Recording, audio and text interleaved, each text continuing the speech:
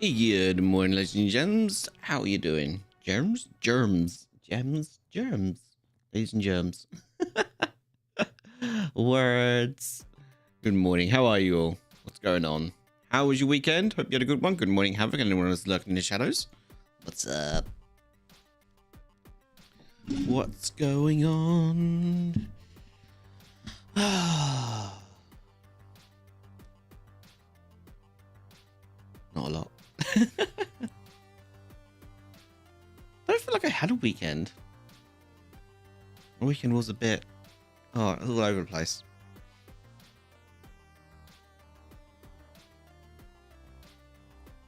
Never mind.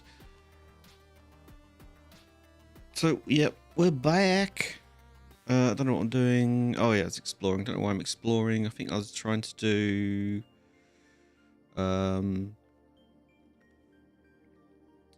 Trying to do these, wasn't I? But... What is what? So, what's this one? This is... Drive to the airplane. Wide flatbed semi-trailer. Deliver to the airport. Oh, okay. Yeah, we'll do that one. I'll accept that one. Global map. That one. I want that one. There we go. And then what truck's that? Is that the Dan? Yeah, it looks like it. Can't really tell. I've got like they're all stacked up on top of each other. I think it's the Dan. Yeah, it is the Dan. In the words of Eddie Vedder, I'm alive. I'm alive. Yeah, I feel that. Drive to the airplane wreck. Okay, we got the wreck down. Oh my god. Things. Even if I go there, how am I gonna find what I'm looking for? Because it says I need a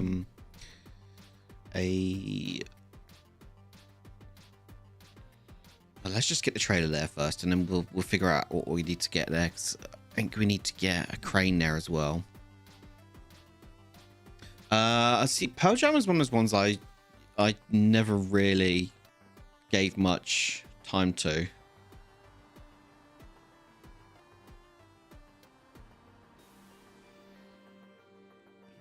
Sense.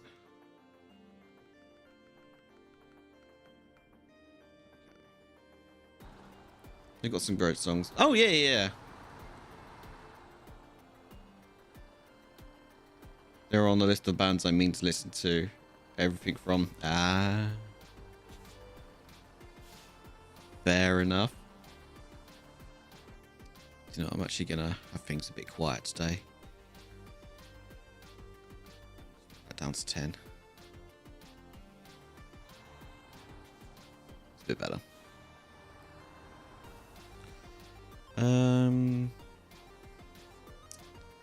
Yeah, you've listened to 48 out of 716. That's a lot of songs.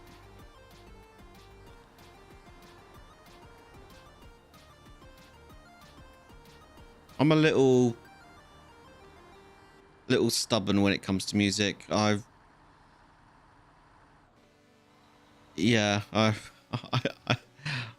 very rarely branch out of what I like.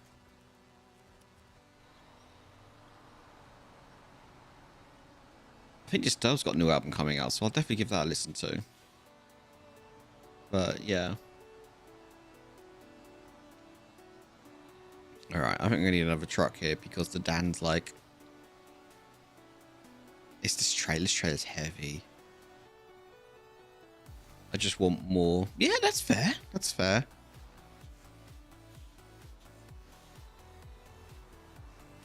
Too much is never enough. Yeah. Okay, I need another truck here because this trailer's heavy. The Dan's struggling. Let me detach the trailer first. Just make sure it is the trailer and not actually the ground. Okay, looks like it is the ground. Alright, the Dan's struggling for some reason. Okay. Alright, let's just just get a winch on that tree and just see if we can get some momentum going. There we go.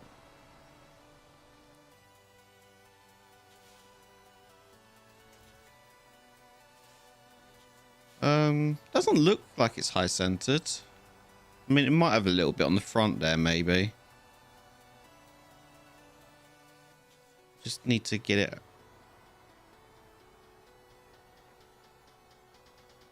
past the tree, and then I can... Skid plate probably got caught on something. Yeah, it looked like it did. There's a little bit of a high bit there that our wheel's just going over. Yeah, okay, yeah, it was that. Okay, there we go. Once we actually got our wheel over there, we got some momentum, and now we're actually dragging the... Okay, yeah, the Dan's fine. It's now dragging the other trailer, so... Damn skid plate.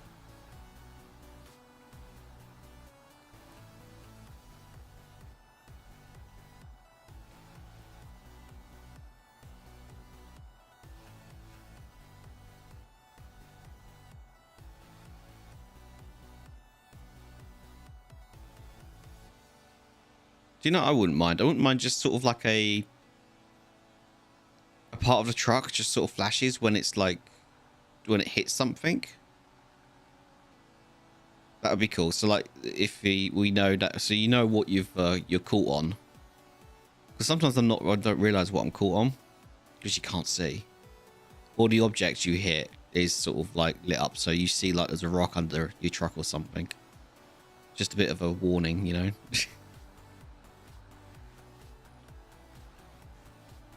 That would be nice. I want a walk the obstacle mode. What is... oh, right. So you get out, you know, like, yeah. So if you're unsure, you just get out and walk it. Because sometimes you can't always see stuff from your cab or your car, yeah. See, that kind of thing is something that a lot of people don't even do. Or even know that you should do it. Like if you see a road that you're not too sure, get out and walk it.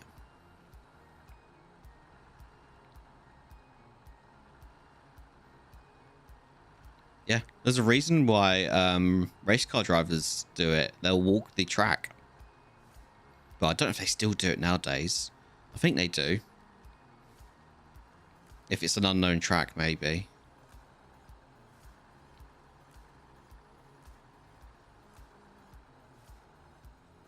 I know it was something that they used to do quite a lot back in the day. I don't know if they still do or not.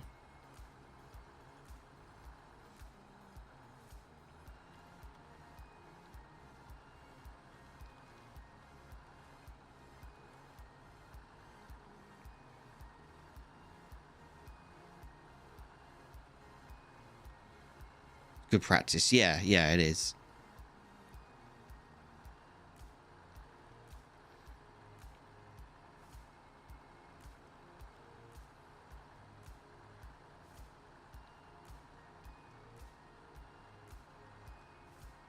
I mean, that's not kind of like something that people do here in the UK, because I feel like, you know, our roads aren't, well, the majority of our, probably have to say, probably 90% of our roads are paved. There's not a lot of our roads that aren't paved and whatnot.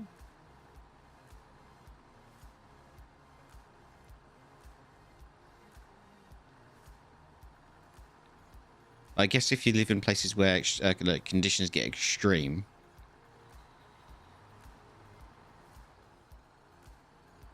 then you kind of want to, really, don't you? Like, in really low temperatures. Where am I going? I'm going the absolute wrong way.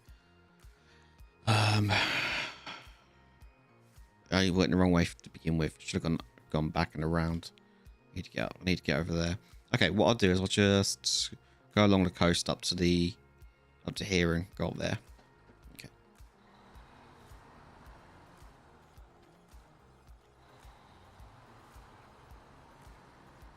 It's like once upon a time people thought that our faces would melt if we went 30 miles per hour. I mean, you've seen that clip of Jeremy Clarkson in the... What was he in? Was it a rhyme back? I can't remember what it was in. You know what I'm talking about though? It's like the really low down open car. It's like a kit car. His face just looks like it is melting, but it's not.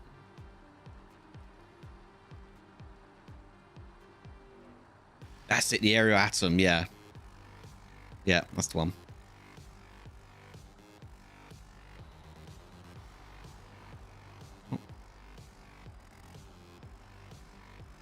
Oh. That's just a bloody big rock.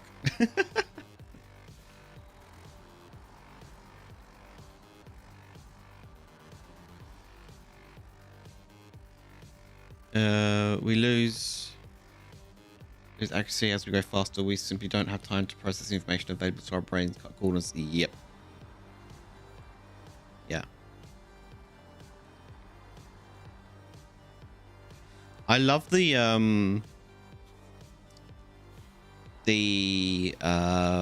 what do you call it? The little trick that skiers and rally drivers use to stop them from hitting like trees and poles, but they don't look at them. Because for whatever reason, if you look at something, you're more inclined to sort of steer towards it. You look past them.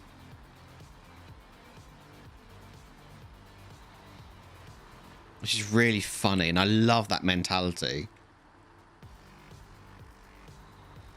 That's why they're able to go so fast past them.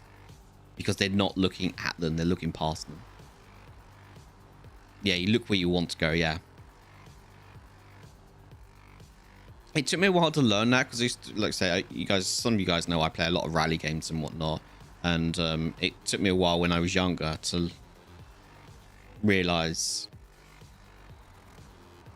Even when riding a bike as well, because I love going fast down, like doing downhill on my bike. And sometimes I would, like when I was younger, sometimes I would like unintentionally hit a tree. Like, not intentionally though. Like, why did I hit that? Like, why? Not as in like hit it to the point where I've come off, but as in like hit it as like clipped it kind of thing. Like, I've got the trailer stuck. Lots of obstacles in life too, yeah.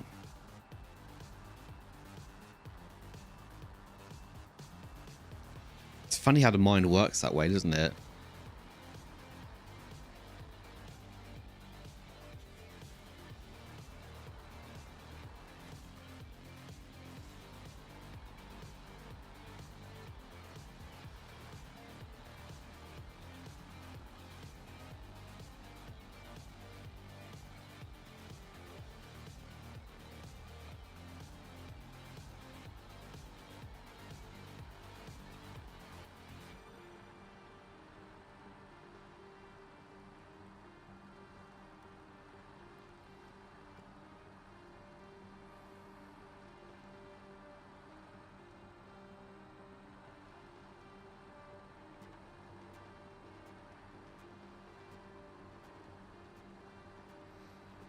But in other news, how was your weekend? Did you have a good one?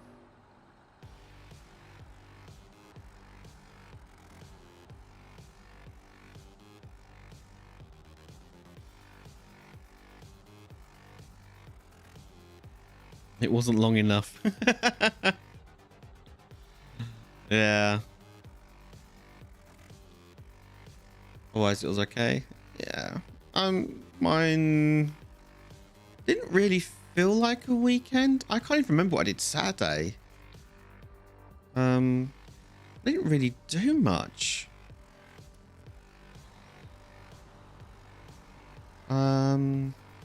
Oh, Saturday I went up to the hardware. We got a little hardware store near us because I went out shooting. Went out shooting on Friday evening, and for whatever reason the bolts on my scope come loose, and I lost one of them. So I had to go to the hardware store Saturday morning and see if I can get some not so much replacement ones, but the something that will just like hold it for now. Just got a couple of butterfly, not bolts, nuts, butterfly nuts, just to secure it for now until I can get something a bit more permanent at a later date. I may even get a new scope, to be honest, because I was doing some. That's what I actually did. I was reading up on like scopes and whatnot over the week on Saturday, and I was wondering why I was like, why am I so inaccurate with my scope? Because my scope is like about 25 years old, so it doesn't actually have any of like it doesn't have a parallax. Is it parallax? Which what that does is the lenses in them, doesn't matter like where your eye's positioned from looking down the scope, the crosshair will stay the same, doesn't move. But a non-parallax scope, it will move.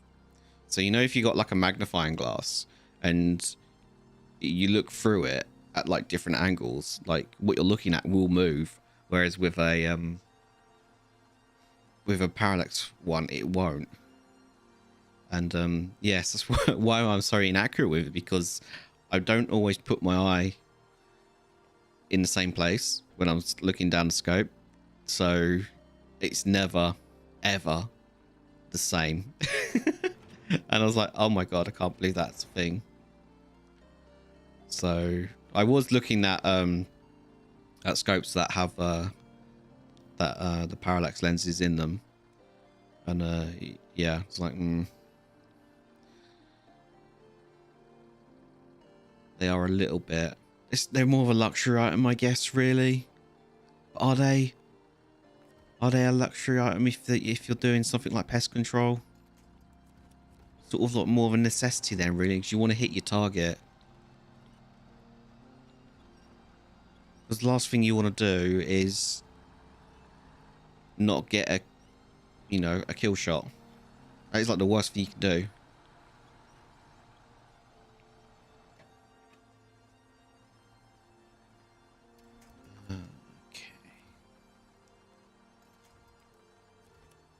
Unfortunately, those kind of scopes are a little bit.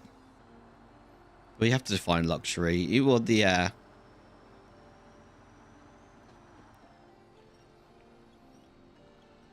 I get that past that tree? I mean, to me, it's not a luxury. It's more of a necessity, so I don't actually miss and don't get that kill shot.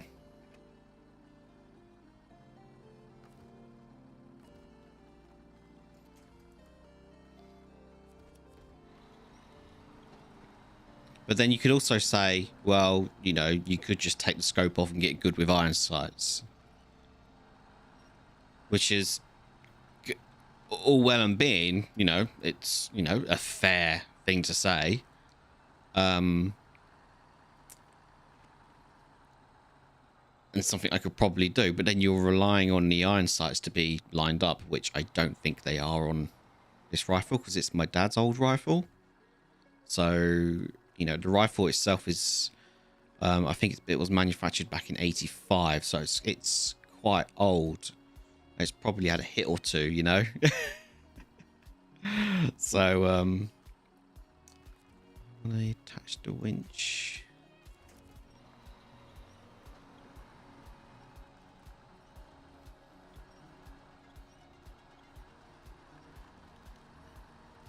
Luxury is a tool commodity that is there for enjoyment or quality of life.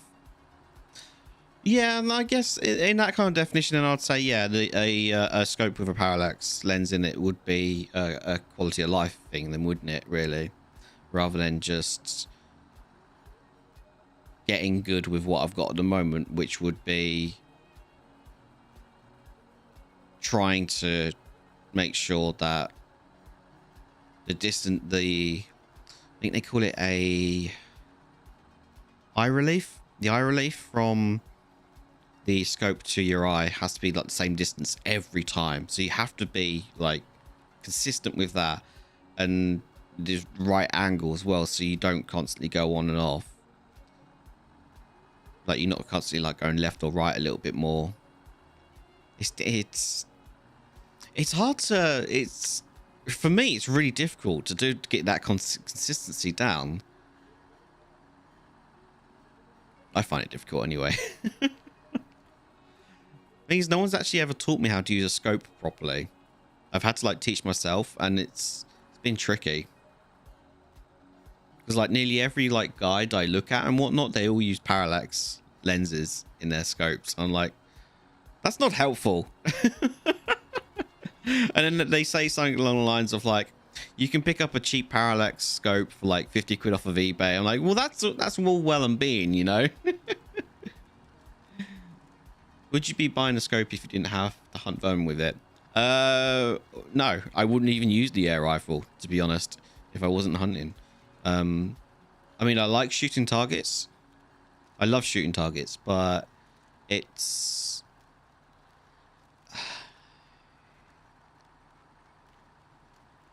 not my number one hobby, you see. That makes sense. So it's not a luxury, I guess. Where's the road? Oh, I'm gonna go this way. Oh wait, no, I went that way before, didn't I? Then there's a really big drop. Let's not go that way.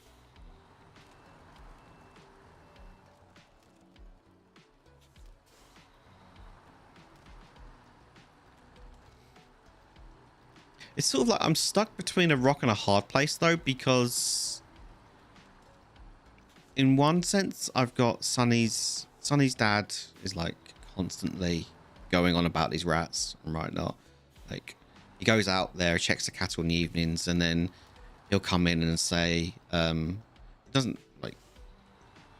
he doesn't say it to be annoying or anything like that, because I know how annoyed he gets at the rats and whatnot. And he'll come in and say, your mate was out there again last night.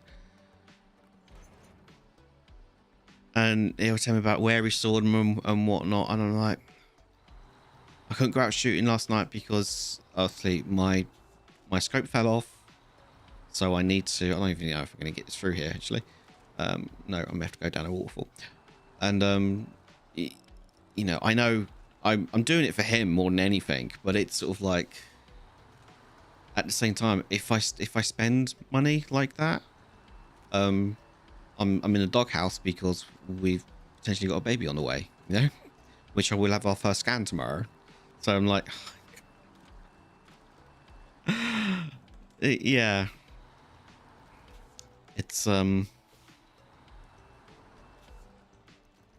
not been easy.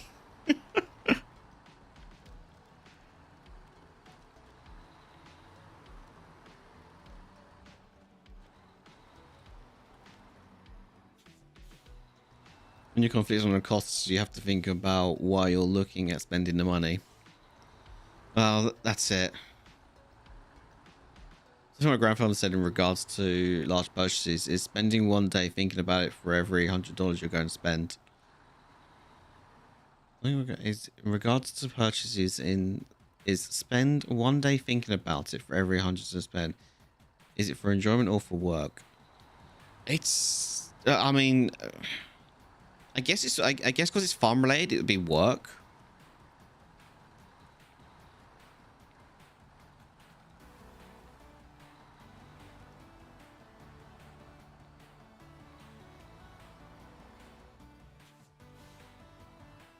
Huh.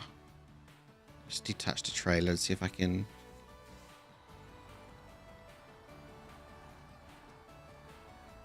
There we go.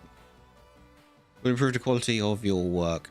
Well, it won't improve my quality of work because it's not for myself. It's for Sonny's dad, which would then improve his mood because he gets really down about the rats.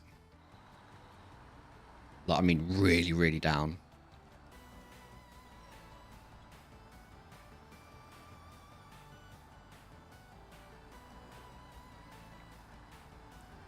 That's it. That's my that's kind of like my motto when it comes to purchases.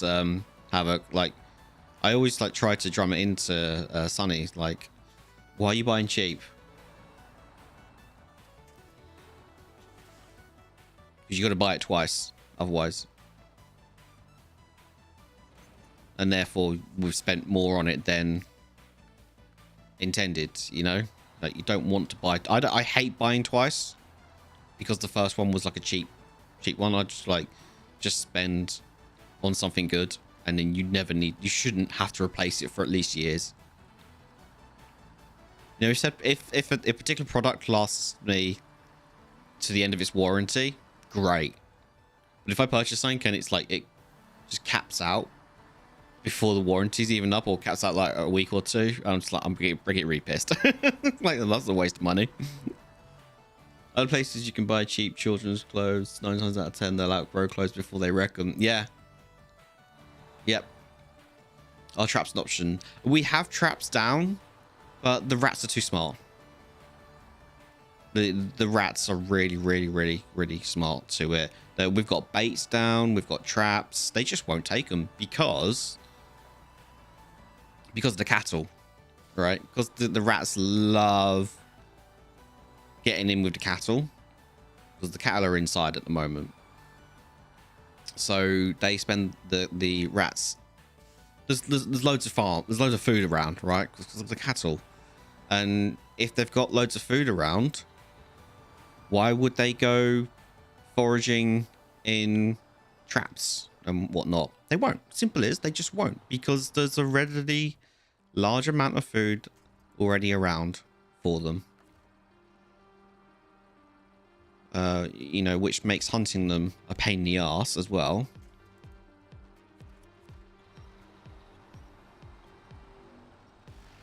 Because I can't shoot. I mean, I could. If I was confident enough to shoot in with the cattle, I would. But the problem is with that is if you get...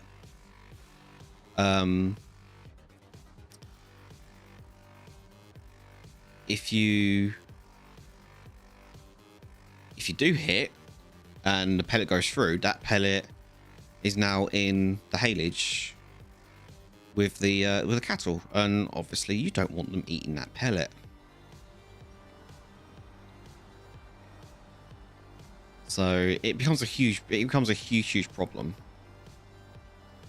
So the only option I've got is I sit and wait for them. But the thing is, if I sit and wait, there's no guarantee they're even going to come across my path, because I know all their paths now. They come from behind the barn, they come from the side of the barn, they come from inside the barn. So I know all their runways, so I can like try and preemptively get there before them. But they don't always take that same route, you know. So, and I have to be at least 20 meters away from them, otherwise they'll spot me, which sucks. Need to borrow some Jack Russells. Well, that's what Sonny's dad keeps saying. He used to have a Jack Russell who would control the rat population, but there's no one around us who has a Jack Russell. So yeah. Tools, always buy the best you can afford. Oh, yeah, oh, definitely with tools. Definitely, yeah. 100% agree with that. How you doing, Flock? Good to see you. Yeah, if we had a Jack Russell, that'd be fucking amazing.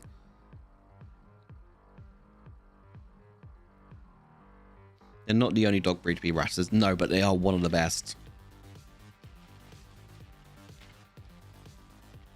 The problem is, because we live in a place... I don't know, you guys know much about Essex here in the UK. There's a lot of people around here who have very useless dogs. When I say useless dogs, none of them are working dogs. Seamus with the 16 raid. Thank you. How are you? You know a little about Essex. Hey, Lord Venus. Hey, Seamus. Anybody else is lurking? Shadow, how are you? Good to see you, my good friends.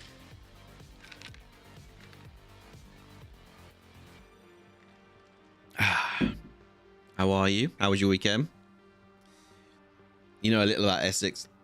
Yeah, Essex. People tend to have like really, I call them pointless dogs because they don't do much apart from yap. I hate a yappy dog. I love a working dog. been gentrified. I'm not quite sure what that word means. It's there's so many people here that have like what do you call them, like just little yappy dogs, really. All dogs are wonderful.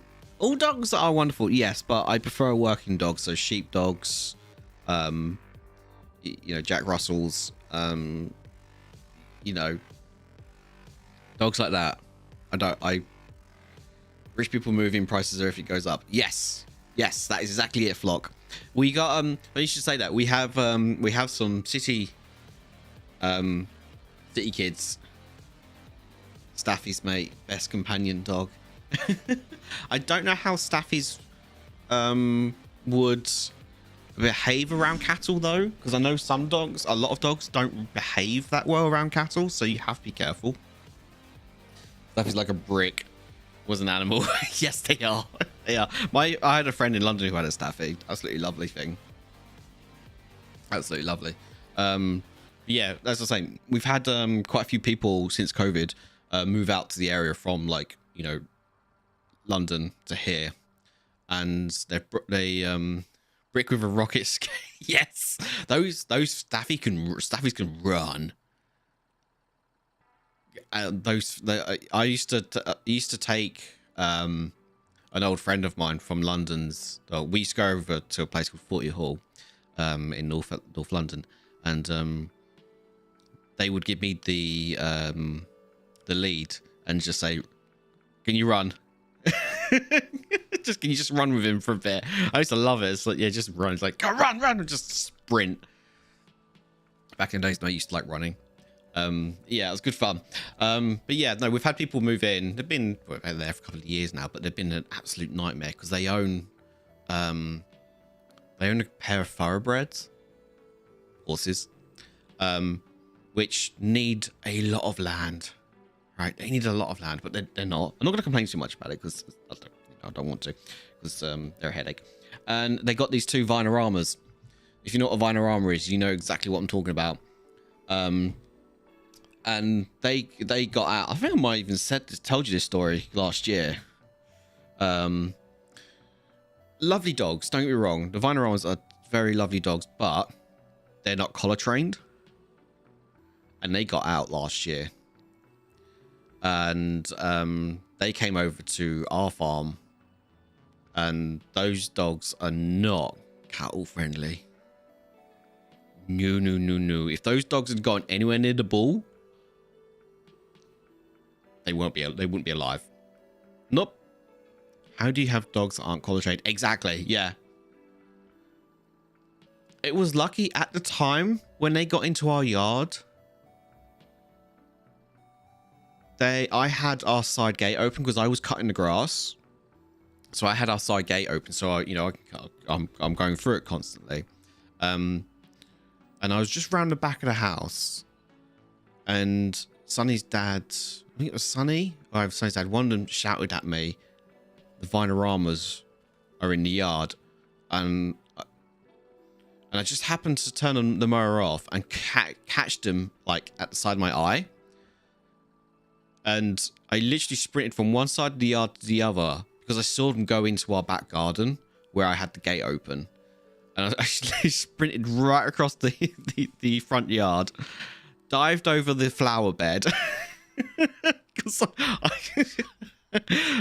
I needed a way to scare these dogs to not make them come back towards me. I wanted to scare them so they stayed in the garden. Because once they were in the garden, that was it. They weren't getting out. So I had to scare them away from the gate. So I literally just charged it and dived over the flower bed, kept running till I got to the gate and slammed the gate. I look back at it and just laugh. But I'm glad I did it, because if I hadn't have done it, those two would have got they would have got to where the cattle were. But once I had the gate closed, I paused for just to like compose myself. I paused for a couple of minutes, and then they came over to me. Like, they were super, super friendly. And I managed to get the older one. I think the older one was about maybe a year or so. I I managed to get hold of him and get a collar on him, and he was absolutely fine. Although he had never had a collar on, he was absolutely fine with it. But the younger one just would not, for the love of, just would not stay still. I mean, it fought. Like, we got a collar in it in the end, but it was fighting, and we had to like. Luckily, we have like a Wendy house, so we shut them both in the Wendy house, and called the owners, and yeah. It's not the dog's fault. I will stress it was not the dog's fault. They're like that. It's the owners, right? And these are the kind of people who have like, they just don't care. They don't care. They've got horses that they use on paths that are not bridle paths. These are walk paths. There's no bridle paths around us. They're all footpaths and farm fields. And for the first couple of months, the wife was tearing up footpaths on her horse and going around saying that the owners of the fields said they had permission to do it, when we knew the owners of the fields would never in a million years let anyone ride a horse on the public footpaths on a farm field. So yeah. She got into a lot of shit for that, but that's the kind of mentality of people around here, you know. So nobody owns Jack Russells around here. They yeah. How you doing, Seamus? Sorry, dudes. How was your stream? Hope you had a good one. Sorry you'd come into a bit of a rant. We was talking about the ratting because we've got a bit of a rat problem in the area, and we was talking about that Jack Russells would have been ideal, but no one here owns one. Right, I need to come over here and get a. Hey, we appreciate the rants. How you doing, Lord Venus? Jack Russells would tell you, yeah. Careful, you're gonna turn into an old farmer talking like that. Do you know what? I think too late, Havoc, to be honest. Which is not a bad thing, because when I'm not streaming, I try to help out on the farm as much as I can. Because there's not a lot else for me to do. And, you know, they need that. Sonny's parents need the help, you know. So I try to help out where I can. I know I'm more along the lines their tech guy. Because I you know, I manage their CCTV and whatnot and their internet and stuff. But you know, they need help with other stuff too. The international, has that got? Okay. But yeah, since being here, it's been a massive eye opener, definitely. Like city boy to farm life, it's been a massive eye opener. I think my parents have become to more appreciate what farmers do as well, because back in the day, you know, my parents, my dad, was very much so, you know, oh, farmers complain about this, that, and that, and whatnot, what they got to complain about. But since, you know, my dad actually getting to know Sonny's parents and whatnot, he's become much more sympathetic to, you know, everything that goes on. And just because most farms in the UK are asset rich, they're not cash rich.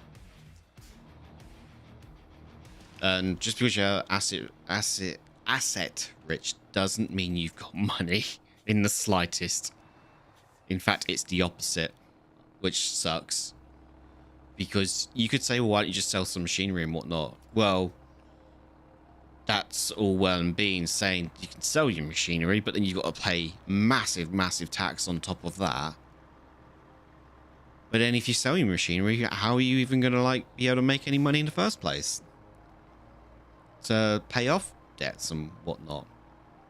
You know, it's very much catch-22. It's not easy in the slightest. It's one of the reasons why, you know, farmers are making a big fuss about the inheritance tax thing, because if a farm and land is worth millions, There's no way you're going to get anything back from once you pay the inheritance tax. You're not going to. It's not going to be worth much at all. So let's say for example, Sonny's parents, give the farm to Sonny when they retire or whatever happens. Right? There is no way in a million years that after the inheritance tax has been paid, that Sonny will be able to run the farm efficiently at all after paying the inheritance tax. They have to sell everything. At which point you're getting taxed on top of that as well. And I've somehow... Only I can do that. Oh dear.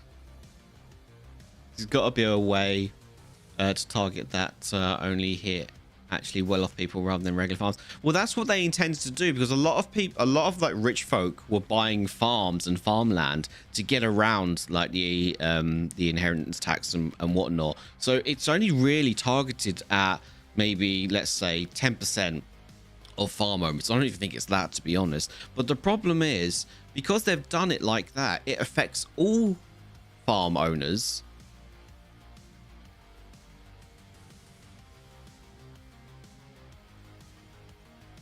In a really stupid way. It doesn't make sense.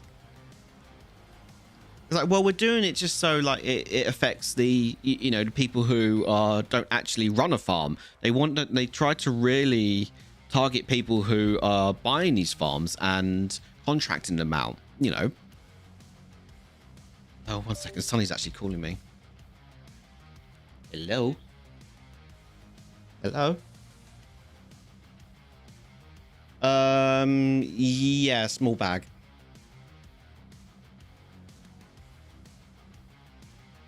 That was quick. Yeah, so instead of sort of like targeting, like doing like pinpoint targeting, they've thrown like a big massive net out and hit everybody with it. So young people who are trying to get into farming, who are taking over from their parents and so on and so forth, are just not going to be able to do it, unfortunately, because the tax they're going to have to pay just won't. There won't be anything left for them to do it. They'll have to sell machinery. They'll have to sell land, and once they've done that, it's just there's nothing left. So how do you get a younger generation back into farming? You can't. They've screwed it. Unless there's a reverse on what they've done, there is no way. I've got myself stuck and I really can't bother to. I actually need the this one. There's no way for them to recover from it.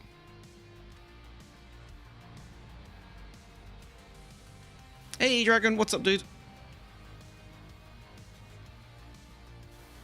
And it's one of the main reasons why, I mean, it hasn't come into effect just yet. I think it's next year. I think those changes come into effect, or at some point towards the end of this year. I can't honestly tell you, but it's why there's been a massive jump in, unfortunately, hate to say this, but there's been a massive increase in farmer/agricultural suicides, because there's nothing they can do. They feel there's nothing they can do to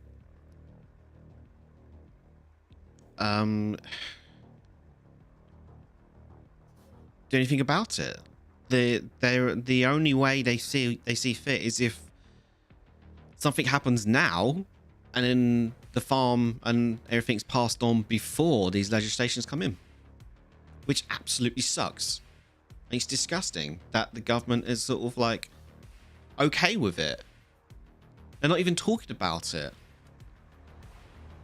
It's just it's disgusting. And all Sonny's parents are like, our only option, bar that one, is to outlive this government and hope the next one that gets in reverses the changes. So we've got to wait 5 years in hope that these changes, these you know, these legislations are reversed. But the problem is, a lot of the older generation of farmers feel they don't have 5 years in them. And this is why they're taking matters into their own hands. And it's just, it's so wrong that nothing is being done to stop this. Maybe I'm cynical, but I can't help but wonder if folk who don't want their rich mates taxed were like, okay, we're going to do this really badly on purpose. I'm surprised. The UK government don't seem to care about where our food comes from. They really don't. They forget that the farmers are the one that are producing the food and whatnot and putting food on the table. But all the government wants to do is import it all. That's all they want to do. They just want to import it all. They don't care about where it comes from, like having British beef or, you know, British fruit and veg and milling wheat and all that.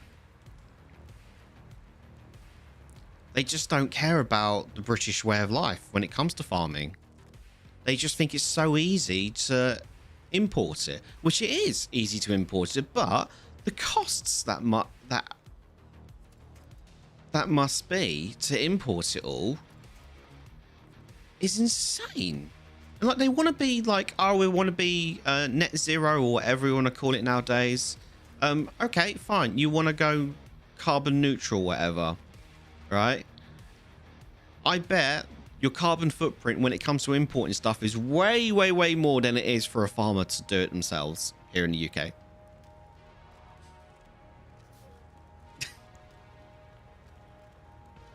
I mean, you've only got to look at, is it soybean? Soybean farming? They literally cut down forests to do it. Like, right, how is that economical? How is that even great for our... It's just, it just boggles my mind. That this is the mentality that the government has. Just, yeah.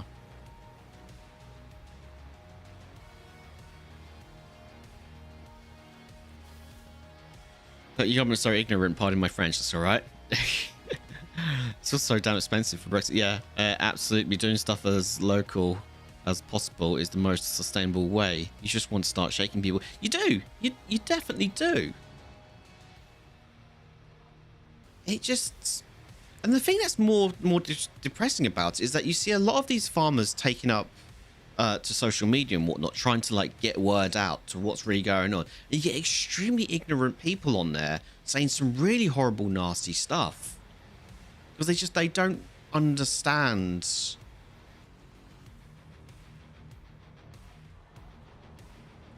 where stuff. You see stupid comments like, "Oh, if farmers disappear, well, that's fine. I'll get my food from the supermarket. That's fine." Where the hell do you think your food comes from?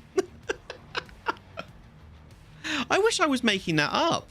Sonny had to show me that a couple of weeks ago because it was just like, "Oh, I'll just get my food from the supermarket." Where do you think they get their food from?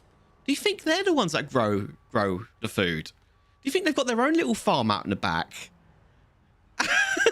It's just like, you are kidding me. I'm like, I think to myself, are people really that? I don't want to say ignorant and stupid because it sounds really mean, but do they really believe that? Getting stuck here. It appears magically in the store, Zerg. Oh, sorry. Yeah, okay. Yeah.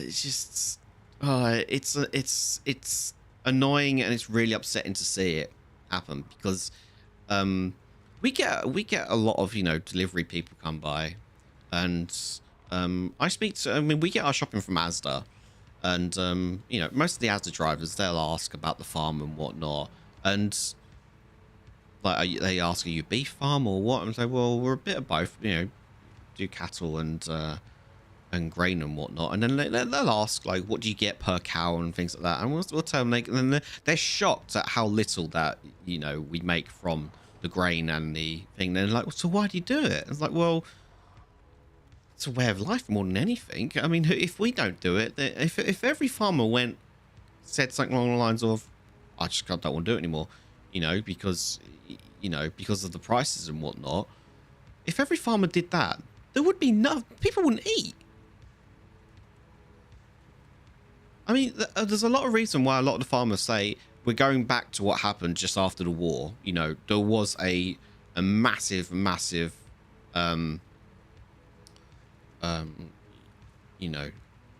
shortage on farm products, that the government pumped so much money back into agriculture and whatnot that the UK was able to recover from it.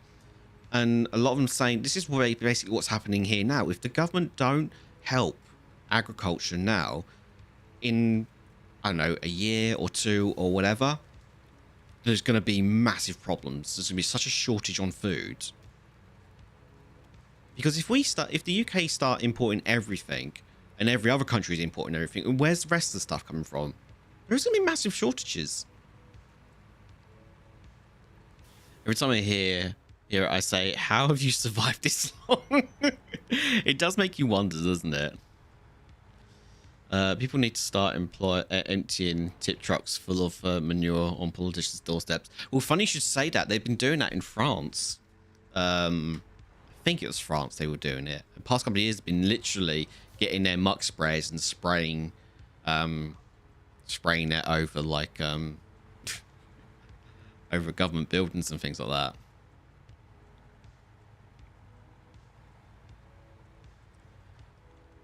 I mean, COVID didn't help either, because I think to spray for fertilizers here in the UK, they're heavily regulated fertilizers here in the UK.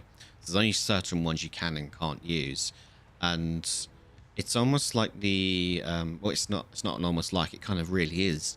The fertilizer companies, they set the price. And because of what happened with COVID and the start of the Ukraine war, they tripled their prices. So let's say, for example, I'm not going to tell you the real figures, but I'll give you a ballpark. So to do, I think Sonny's dad said it was about 35 to 40k. Yeah, 30 to 45. Let's say 30,000 to 40,000 for fertilizer costs before COVID and the Russian-Ukraine war started, right? Before that, this farm was in was making a profit, but because of those, and import costs went up through the roof and whatnot, it is now triple that. And because it's triple that, it's the farm's been in the red since, because we need those fertilizers, and because we need it, you've got to pay the price. Yeah, and the farm hasn't recovered since, because the cost of the fertilizer does not, the cost of the grain and whatnot does not outweigh what we get for the grain.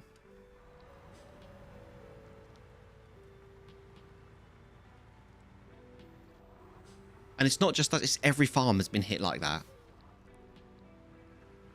Every farm in the UK has been hit with that.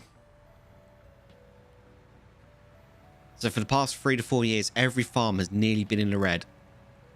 Unless, like, family farms have been in the red. The only farms that aren't in the red are ones that are contracting.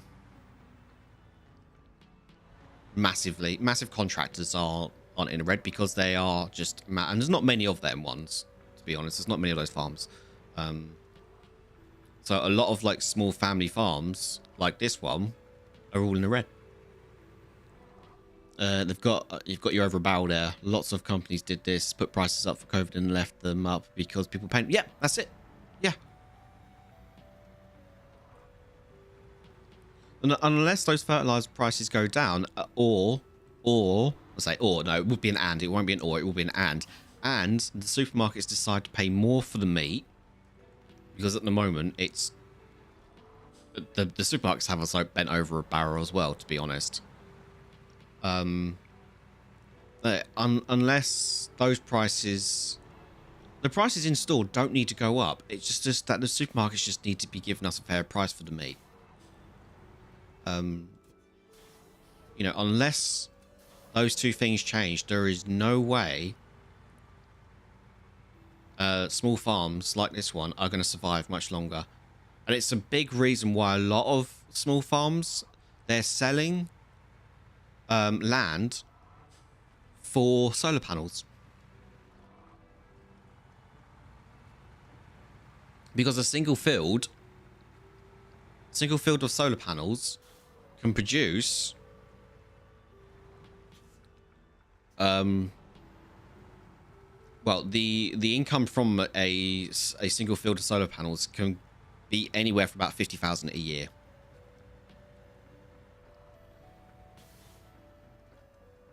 Yeah. That's a lot. That is steady income, you know? The fact that they are turning to that, to energy, rather than... It's stupid that we can get more money by selling a field to a energy company, and then... Well, not selling them, but renting a field to an energy company, and then paying you, like, say, 50,000 a year for them to rent it from you and put solar panels on it. It's far more profitable than it is to actually grow grain. That's how crap it is. It's ridiculous. And the thing is, these aren't this isn't even like something they want to do. This is something that they feel they have to do to stay afloat, you know? It's stupid. It's just like... It's ridiculous that the fact that the government's quite happily for you to rent your field that should be producing crops for the nation. Like, oh no, it's fine, you know, you know, you do that, you just give us energy, that's fine. We'll pay you for that. So you'll pay us to produce energy for the grid, but you won't help us produce food for the nation. Right, now I'm not too sure about you guys, but I'm definitely sure you can't survive on power alone. Because last time I checked, we weren't androids.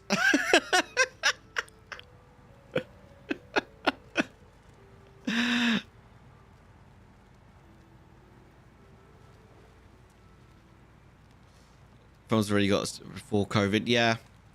And you don't even have to label. What other choice is there? There just isn't one. The only other choice is to sell the field to a development company. Which at that point they're just going to whack homes on there, which is great for, you know, places that just don't have the infrastructure for it. I mean, where we are, they want to put a couple of other fields across from the village have sold to developments who are going to now put like homes and whatnot on there. This small village all it's got is one school, one doctor's, and one post office. Oh, and sorry, and 3 pubs.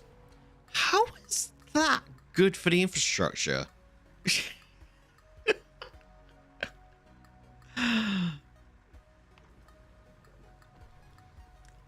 They don't. They just want the money, don't they? They don't care about... They just don't... I just don't get where their mentality is apart from putting money in their own pockets.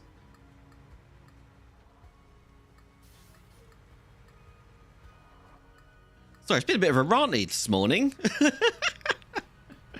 I love how we were talking about ratting and whatnot, and we somehow got onto that.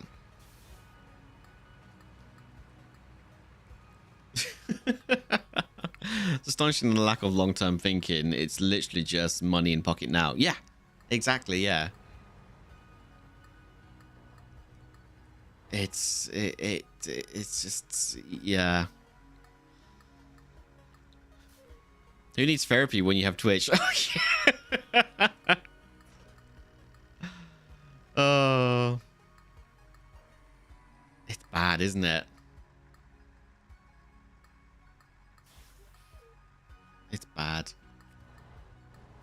Seamus, if you're still there, dude, I do apologize.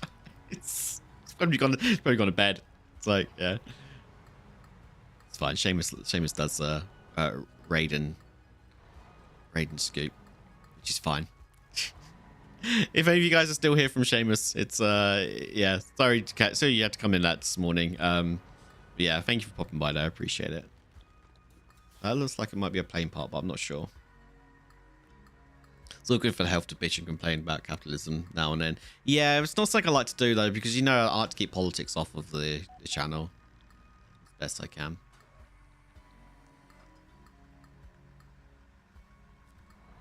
Try to keep it. Oh wow, it's actually, that is a big plane. Only thing is they have you produce power for them and they sell it to you for insane prices. Yeah, the only way you can actually get away with it, like get around it, is if you have your own solar panels on your own house and you sell back to them. That's the only way you can do it.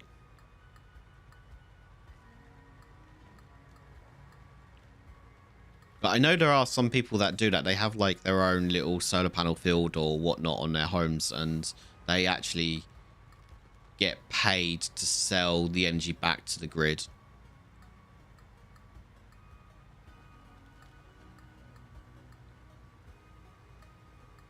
Which I think is a great idea. I think it should be something we should all be doing.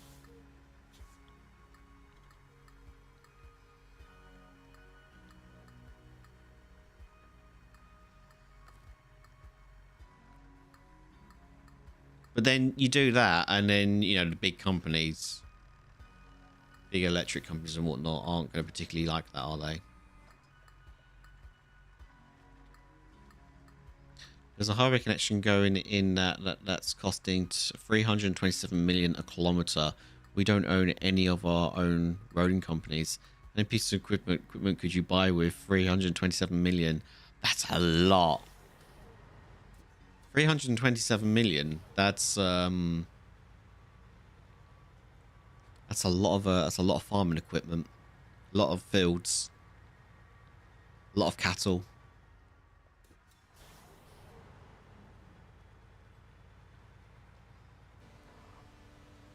Thing is, you've got to be careful keeping cattle though, because you get a lot of like these like net neutral. I'm going to talk about this. And it's probably going to trigger some people. The whole cattle / methane net zero crap. It's just,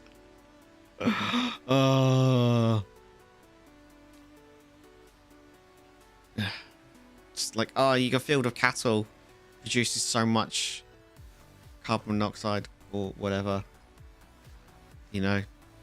So where are you gonna get your meat from then? Right? Okay. You do realize that when idiots from our country and other countries all fly over in their fancy jets to these conferences for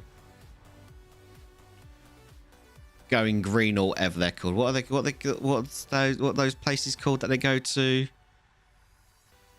talk about carbon footprints and whatnot?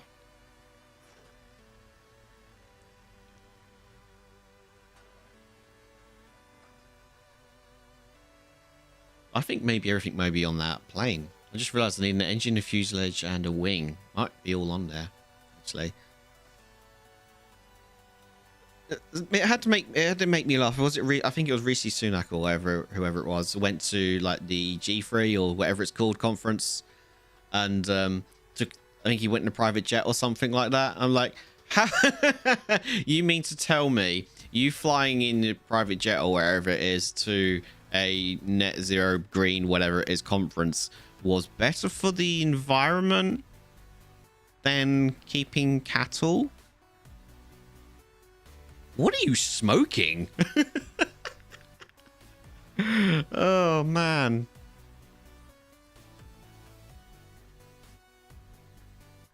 But it's on a jet on hydrogen. Like, as soon as the private jets go, I'll go anywhere by foot.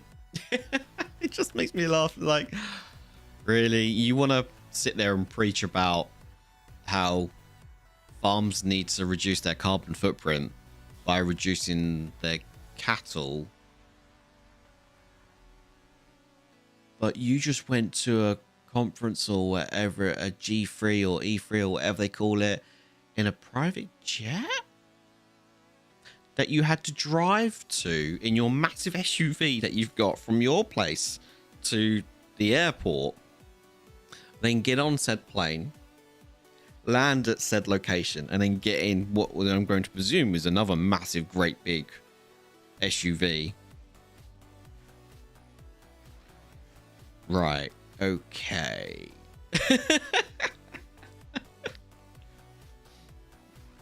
Private jets to a net zero conference is so on the nose. I'm like, I know, it's great, isn't it? I mean, what do you even say to that apart from facepalm? They do. They do. They are a walking, talking, hypocritical parody of themselves, aren't they? So, Mr. Prime Minister of the UK, how are you reducing your carbon footprint? Well, we've managed to, you know, cut our meat production by 3/4. So our farms are producing less carbon. Okay, so how are you guys doing for your meat then? Oh, we get it imported. So how does that get into the country? Well, you know, farms from other countries, you know, they put their meat on a lorry, which then said lorry goes to said, you know, port, and then that gets loaded onto a, you know, big ship / tanker, that then ferries it across to our ferry ports, and then we have you know, lorries that collect that and then bring that to our distribution warehouses, which then goes on lorries again to go to our supermarkets. And yeah. It's like, how is that better than having cattle? Because the cattle don't produce as much, you know, our cattle aren't farting all the time, producing lots of methane. Right. But let's just say, for sake, you had cattle. What is the process of them getting to the supermarkets?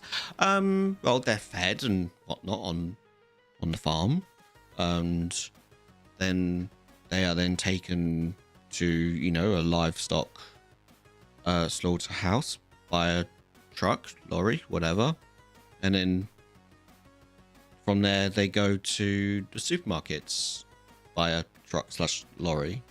So no massive ships involved in that process. No. Okay, good to know. Food for thought.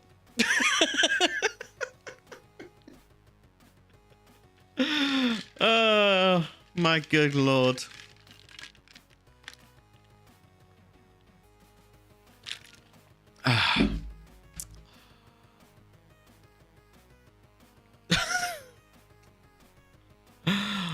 I wish we were messing about. I really do. I really wish this whole conversation was a joke.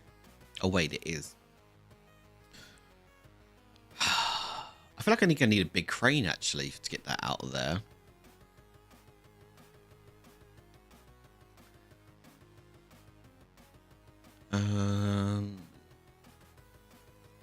Western. Do I put a crane on you, or do we go?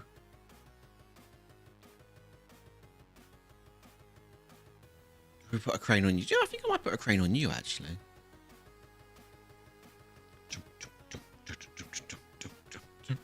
In other news, how was everyone's weekend? You guys have a good one? I hope you had a good one. Yeah, we're just gonna put a massive crane on the back of this. There we go. That should be.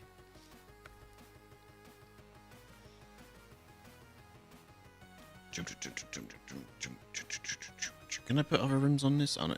All right. That's.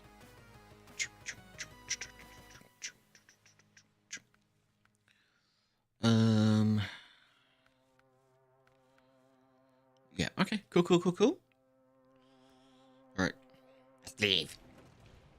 I found a digital painting app. I click with, so that's exciting. Oh, nice. What's it called?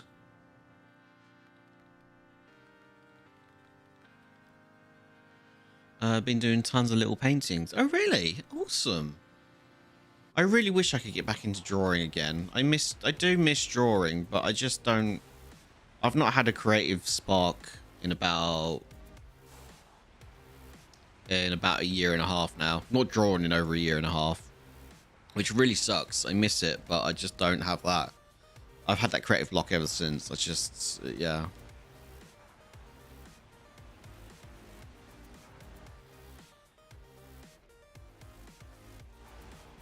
Heavy paint with caps. Let's have a look. See if I can find it. What store is it on?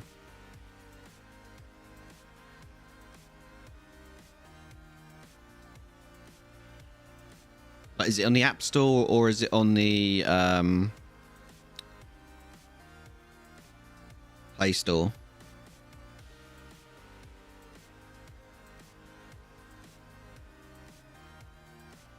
I've forgotten how to use my phone. I'm just pressing all the buttons. Like, where's the Play Store? Man, I'm getting old. Heavy paint. Let's have a look. See if it's HEAVYPAINT. Heavy paint. Oh yeah, I see. Heavy paint by Heavy Poly.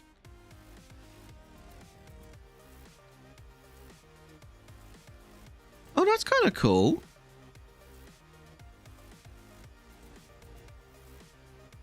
Might install it on my tablet. It could be interesting. I have Clip Studio Paint on my tablet, but yeah, that works quite well.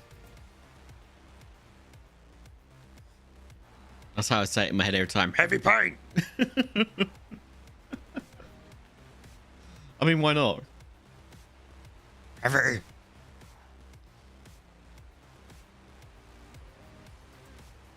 And it gets you right in throwing paint around immediately. I find it quite easy and intuitive. That's nice. I like an app like that. It's just like, here's your paint palette. Here's a brush. Go to town. I mean, don't get me wrong. I love paint. I love apps that have a lot of like tools and whatnot. But sometimes I can find that a little overwhelming. And you're like, eh. Sometimes you just want to put pen to paper or pencil to paper, you know. I mean, even I struggle. I struggle putting pencil to paper at the moment. But yeah, sometimes it is just nice to load up a very, very simplistic. This is your canvas. This is your paintbrush. These are your paints. Have fun. And sometimes it is as simple as selecting, like, you know, what kind of paint you want to use, whether it's oil, watercolor, pastels, acrylics, whatever, you know. And it's just nice, just like, yeah, I want some acrylics. These are your tools. You can have a paintbrush, you can have a chisel, you can have a knife, you know, and that's it. So you can just, yeah, it's have a bit of fun. You're a physical media person at heart. Me too. Me too. So a lot of my drawings I do are traditional media. I only put them in digital form so I can make digital prints of them. So I'll scan them in and then make clean digital versions of them. Because sometimes people prefer to print. I don't have a good scanner that I can scan in my traditional drawings and make them look good. By the time I finish touching them up, I'm like, I might as well just redrew this digitally.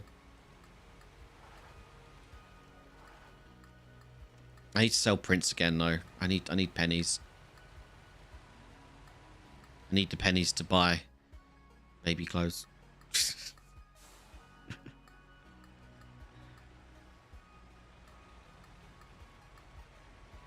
Wait, was it baby clothes I wanted, or was it a new scope for my rifle? One or two.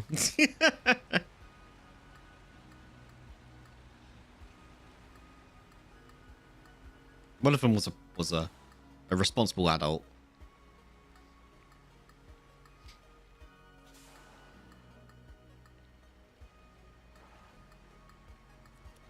Oh. Oh.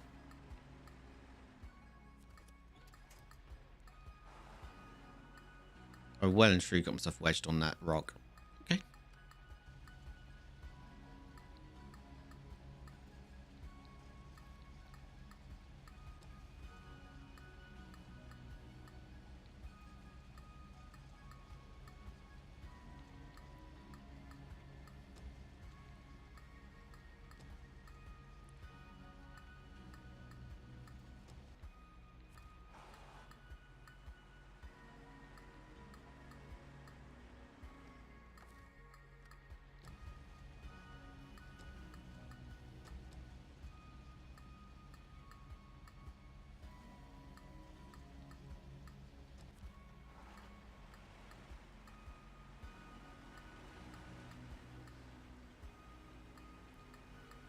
When in doubt.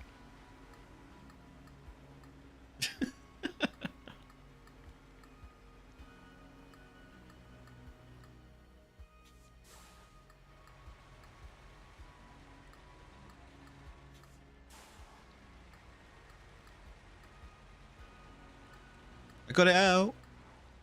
The rock. Here we go.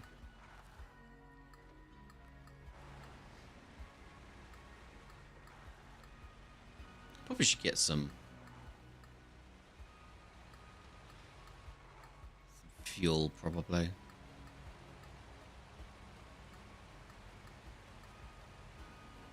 So what's everyone's agenda for the week? You got anything going on? Are you watching any anime? Reading any? Any good movies? Any good TV shows? Not that there's many of those around nowadays. Any good books? Audiobooks?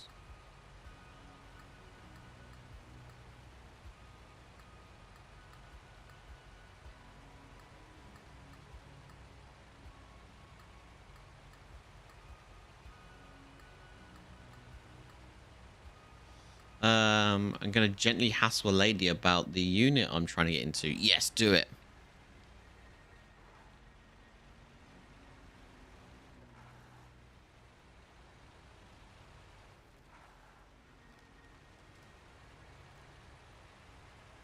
Don't forget to take her out for a drink. Trying to, you know, get her on your side. Could be a coffee. Could be a milkshake.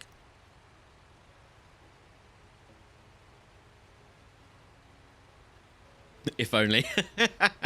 Hey, if you don't ask, you don't know.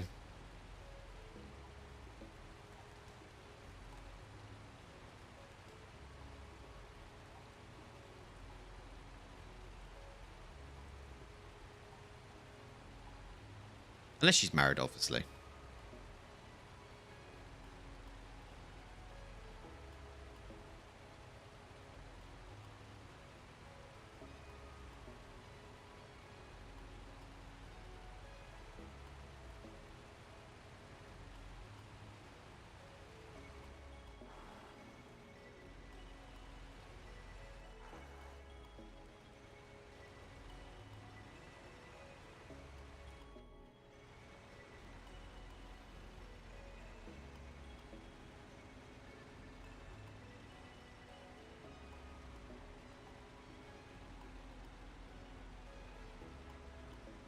I was watching the Nier Automata anime over the weekend.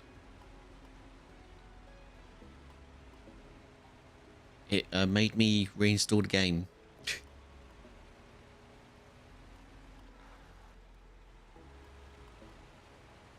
So there might be another Nier Automata, well, Nier Replicant and Nier Automata playthrough again, maybe.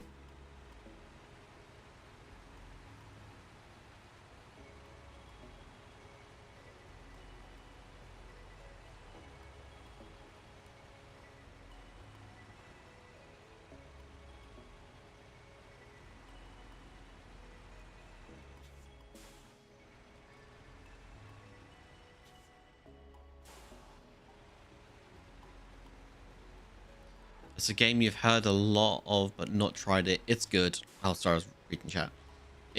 Yeah, it's really, really good. Near Replicant and Automata are just, they're really, really good.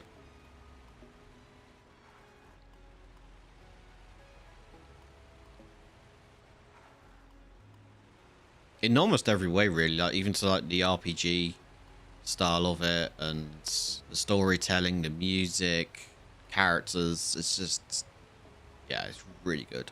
I've never played any of the original Niers, but Replicant, I mean, you don't really need to play them to kind of understand what's going on.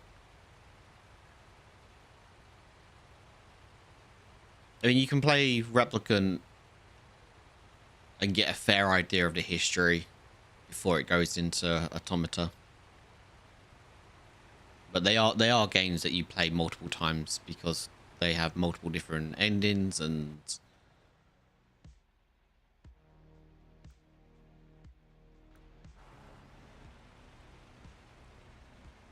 the story continues each time you replay it, which is kind of cool.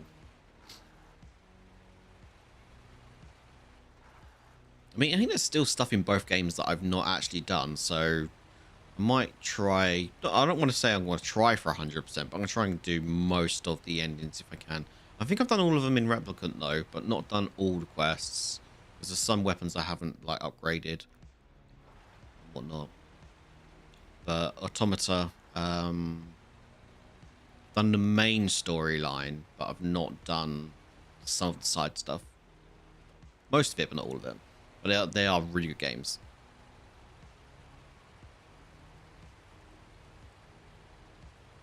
There's definitely games up there that I do recommend. There's not many games I would recommend, but those are up there.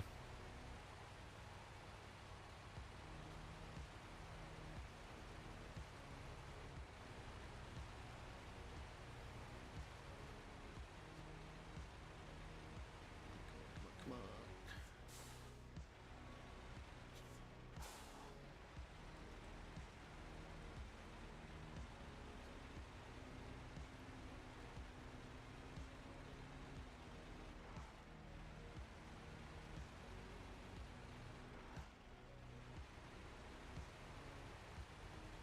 I mean, if you've got a Crunchyroll account, or you know of, you have places where you can watch anime, I would recommend you check out the anime. It's pretty faithful to the game, and in some cases, it actually expands on some of the lore as well, which is kind of cool. So if you have played the game, you'll be like, "Oh, that's cool. I know that. I know that character, whatnot." But if you haven't played the game, it's fine because you can watch the anime and then play the game and then, you know, understand some of the stuff.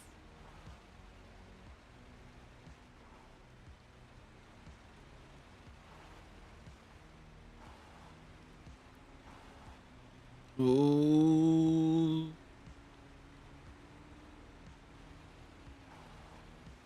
Man, so many rocks.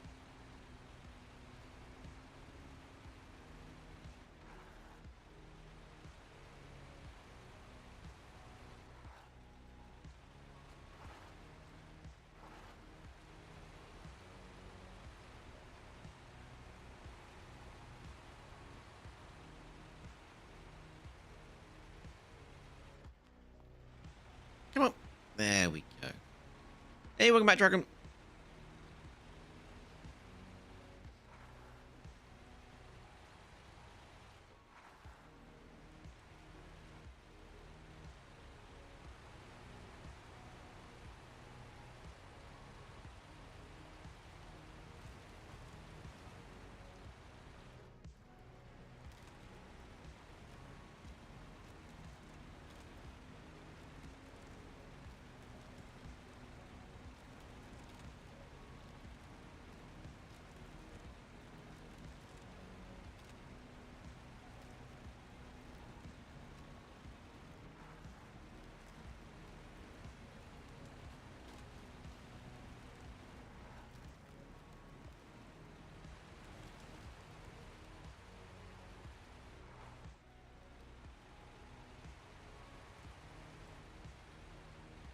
Did you see the game Blueprints came out? Yes, yeah, Mario. I don't know if any of you guys were here. Mario came to the chat last week and just said Blueprints Game of the Year contender. And I was like, Game of the Year already for a game that I've not even heard about. And I was like, sure. I was like giving them, you know. Yeah, I was like, no, I wasn't so much giving him shit, but I was just like saying, can we just like get Game of the Year contenders like the end of the year rather than now? And I did actually look it up, what it was. I'm like, okay, yeah, all right, I'll eat my words. That actually looks pretty damn good. So I did wishlist it. I don't even know where it even came from. It's just sort of it was there.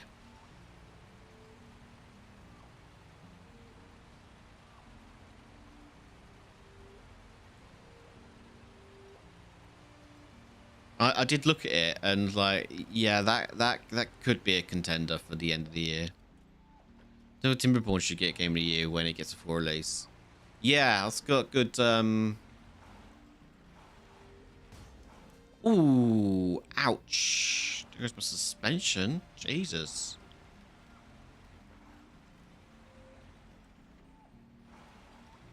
A whack and a half on it.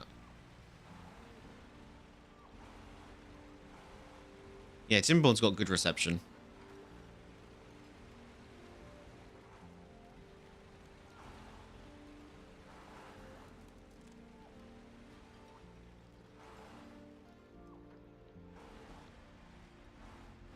Right, so this is going to be my first, like, really big, heavy recovery. Right, anchors. Handbrake. I wonder if I'm even, like, close enough. Yeah.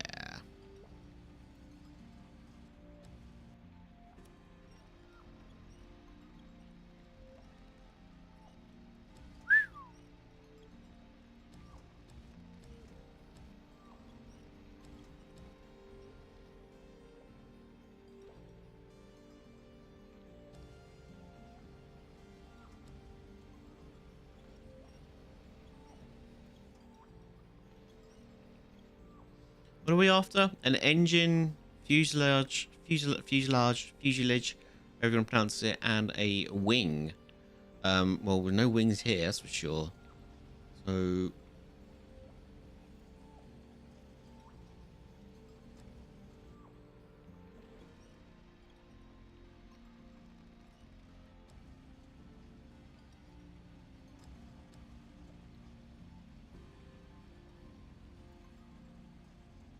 was back wing.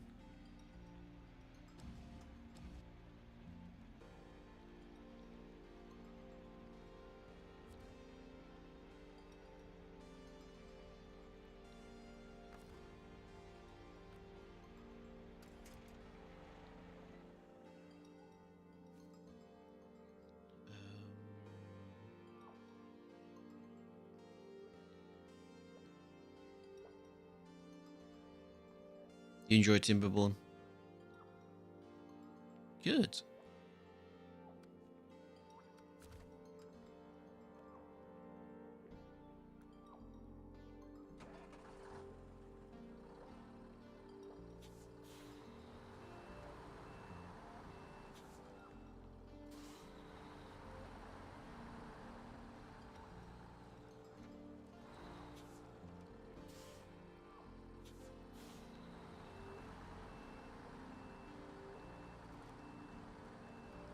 You got 420 hours on it. Nice, don't play it anymore.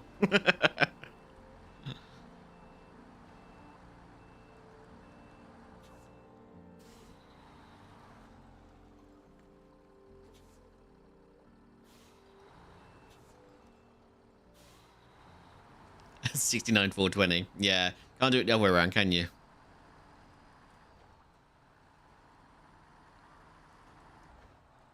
I suppose you could if it was in hours.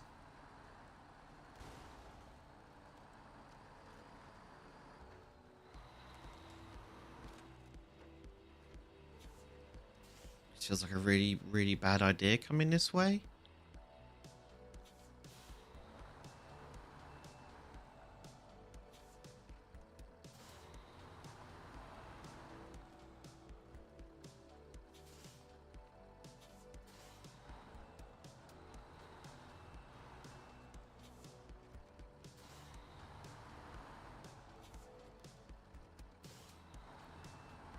Wrong way, you Wally.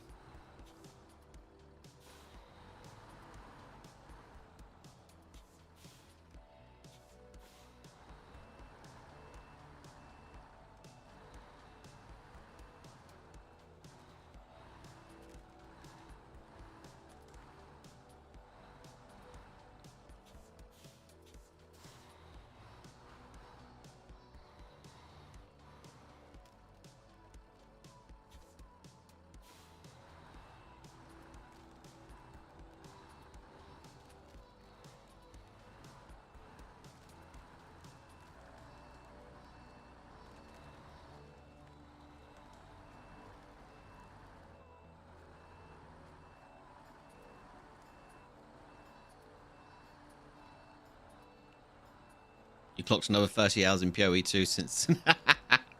Nice. Good. Means you're enjoying it.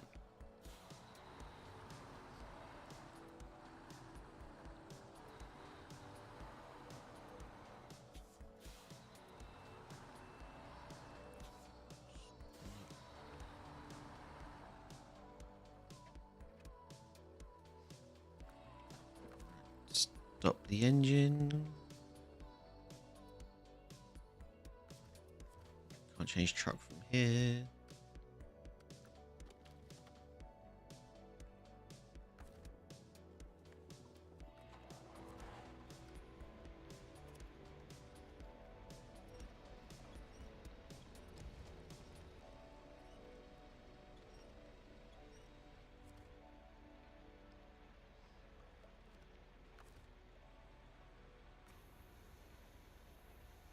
Oh, this is going to be fun.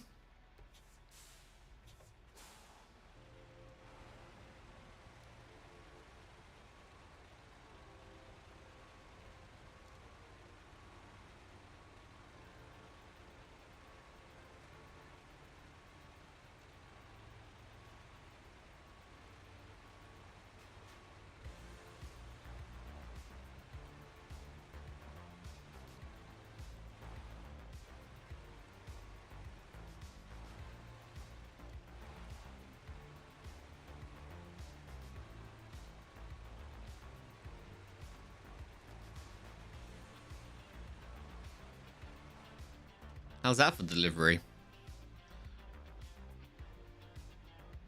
Oh yeah, how was your weekend, dude? I forgot you went away.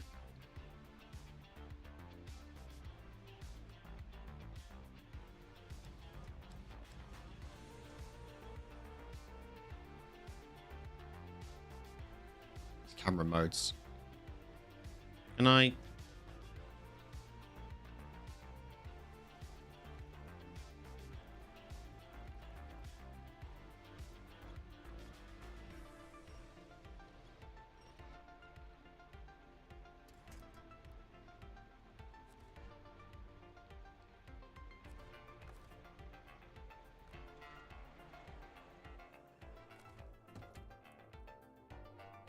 Right, can I...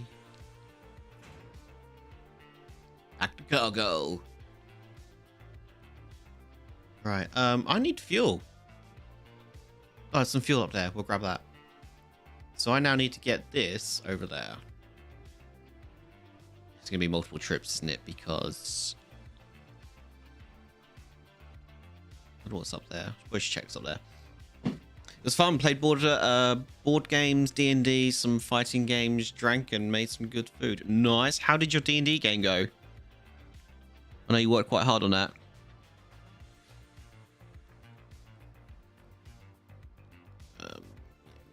Dan, so...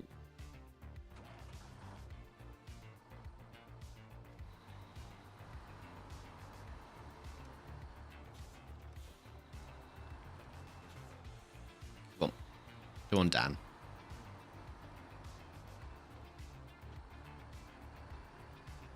Didn't finish the session because we took longer than expected, but we continue it next time. Oh, awesome. Something to look forward to, isn't it?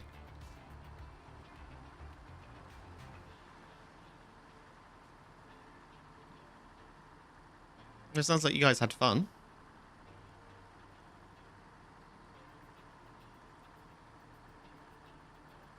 And it was a lot of drinking.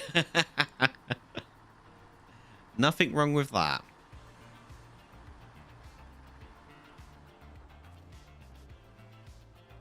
Refuel. Boom. Right, where am I going? I think I should probably... Do I go through the village or back the way I came?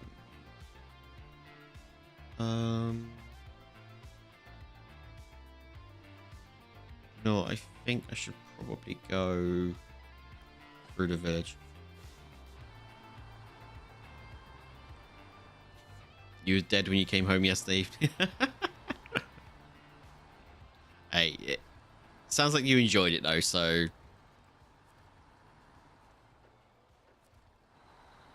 hats off to you. You enjoyed it and had fun. That's what mattered.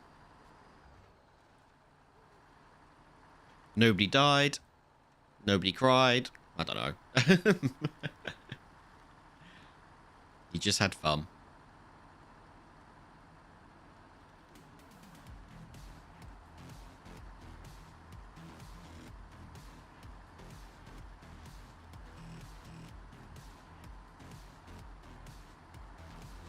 Guess I'm going to try for a couple of days. Nice.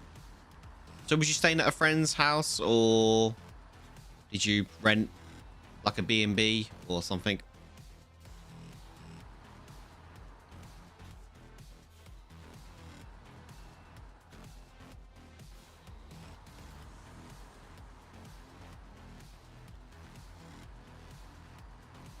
Well, this looks like fun.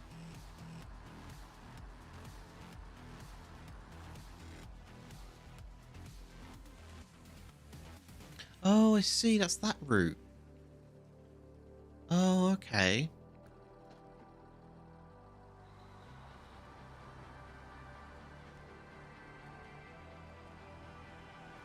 At a vacation house a couple of kilometers from the shore. Oh, nice. Very fancy.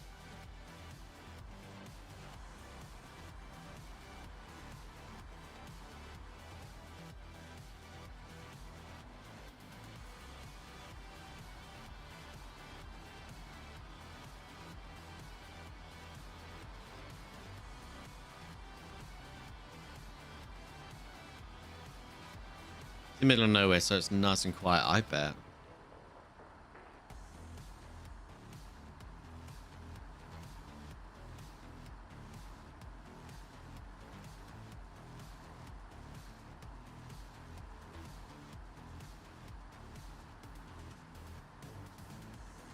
Yeah, good weather too. Also,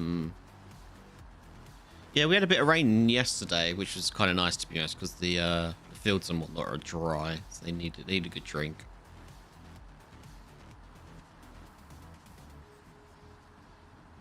Grass needed watering as well, so.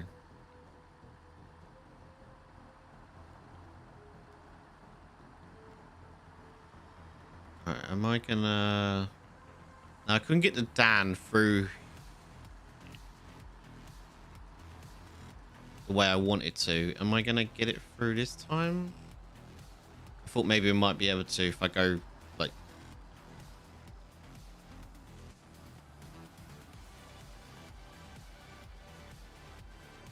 one way over the other. No. Okay, oh, can I get through there, actually?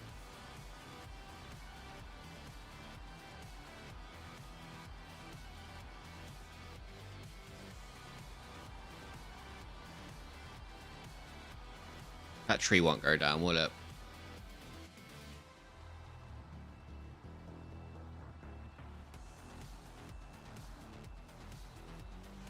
Apparently I'm stuck on it, though. Oh, it's the wing. How the hell did I get that through there? I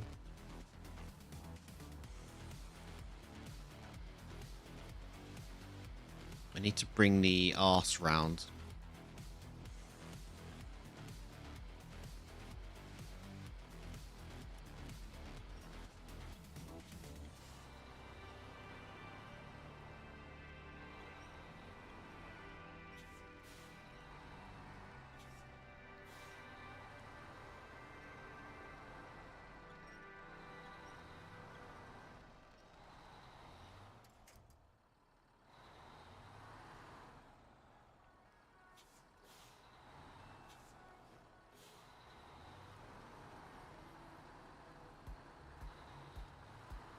Okay, what I'll do is if I do this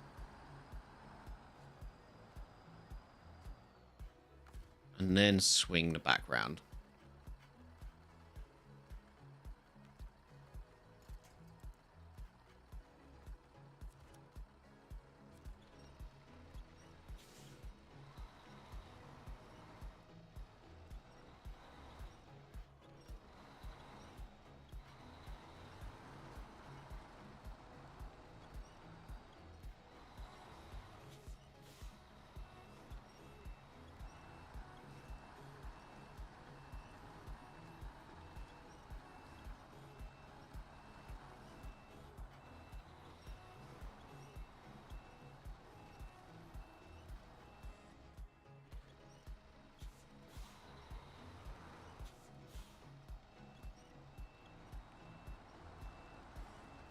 Come on.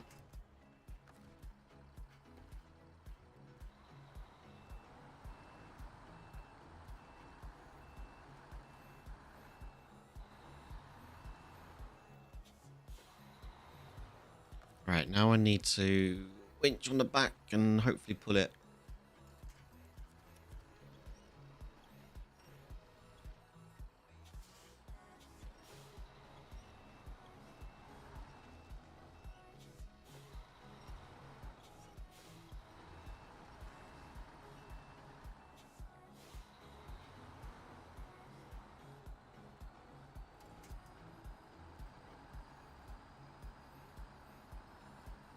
Sure about this idea.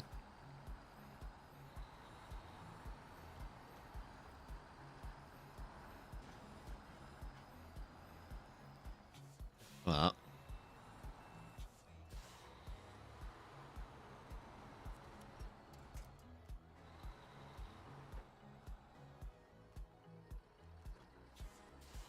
some of the lads started with mimosas for breakfast. Oh my god.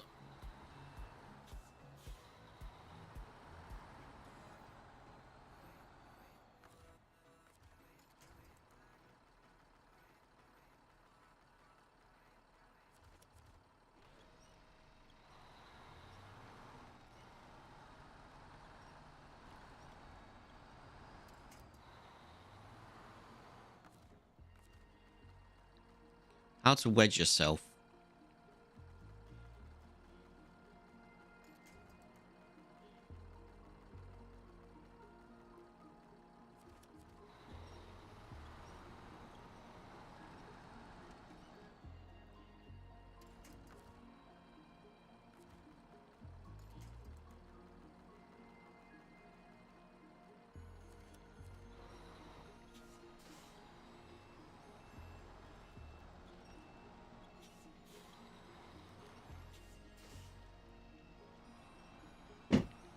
I can't wait for roadcraft. I could cut that tree down.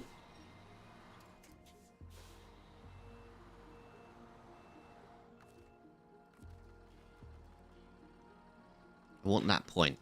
I want that one.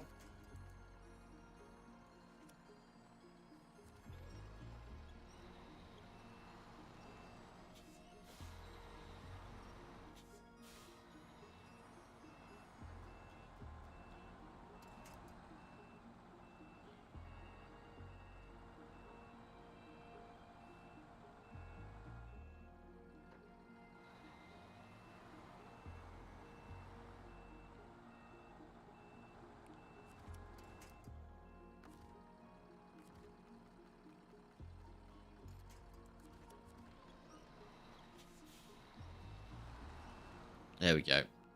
Right, now try and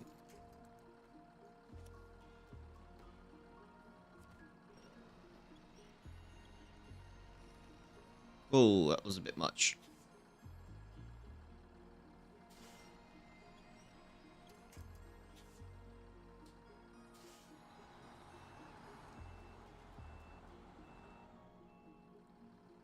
I don't really have anything to winch the back end of me to spin it out. I'm gonna try and winch myself up and over the rocks.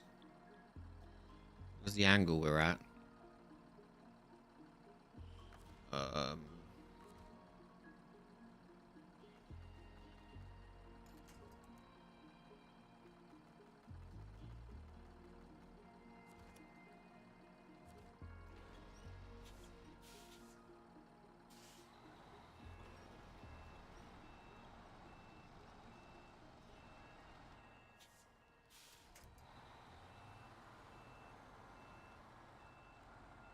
It's like, oh, I hate it when this happens, when you get a tree wedged in places that shouldn't go.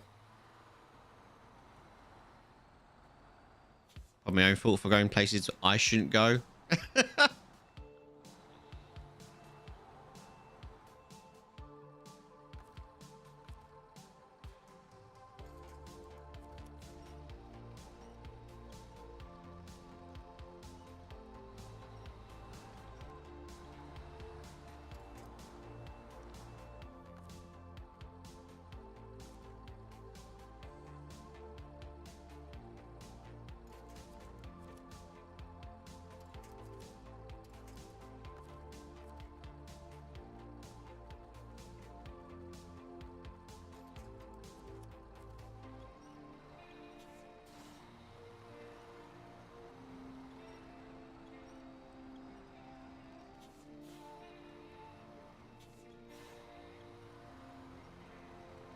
Was catching up with some news and read that a certain individual wants to make the US the crypto capital of the planet.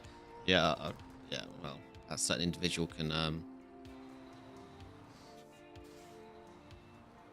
yeah.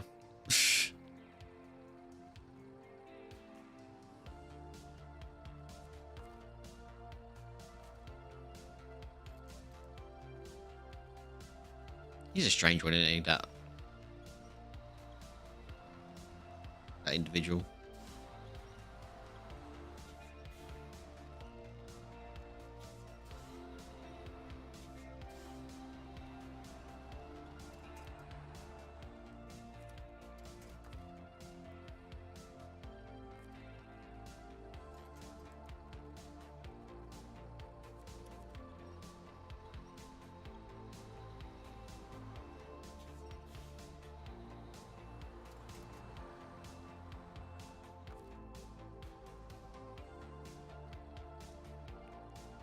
Oh man, how am I gonna get this out now?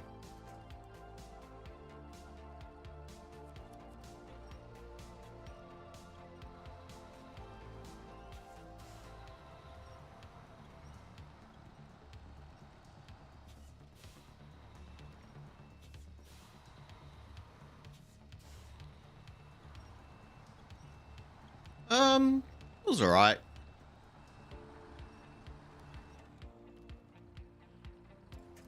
was a weekend.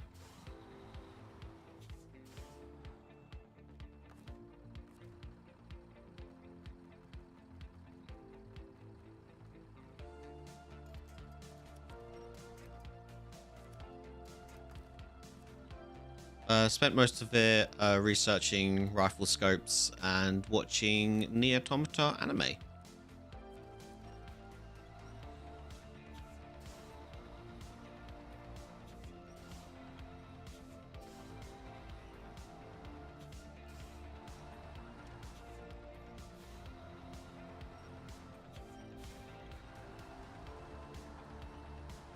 Yep.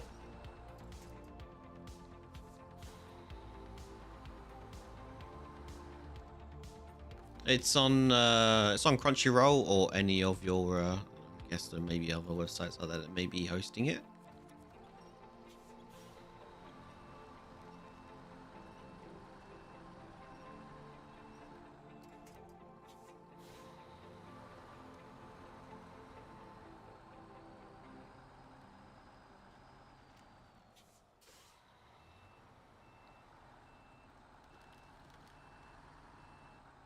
Yeah, it uses it basically follows the story. It's a retelling of the game essentially, adding in extra bits of lore here and there.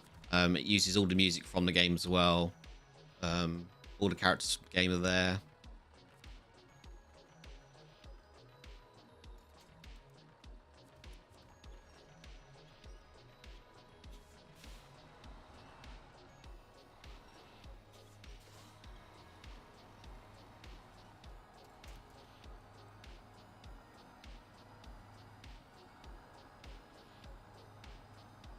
We need to swing that around.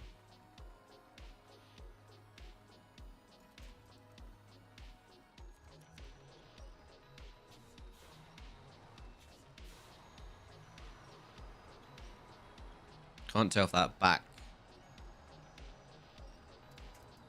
is stuck behind that tree or... Oh yeah, it's stuck in front.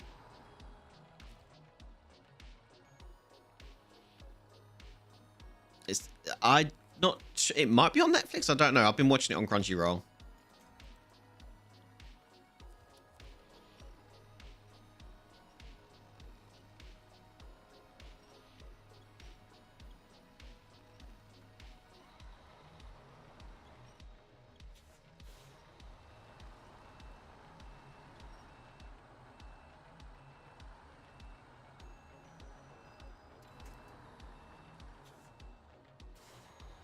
Okay, so I'm not getting through there.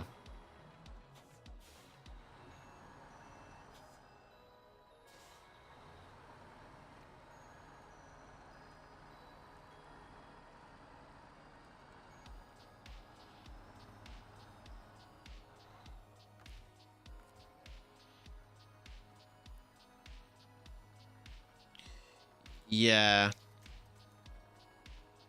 It's not a very nice,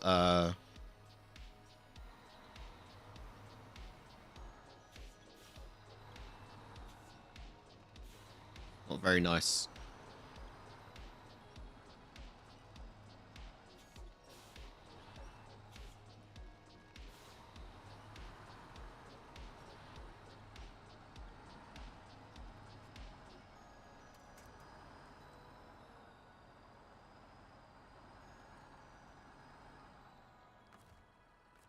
Doesn't help that the,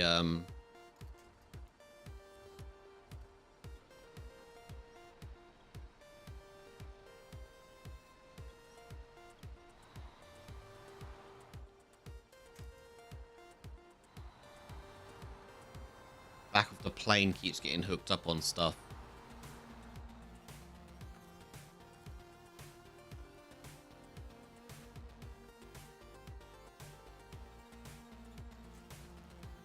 Just keep having to repositioning it.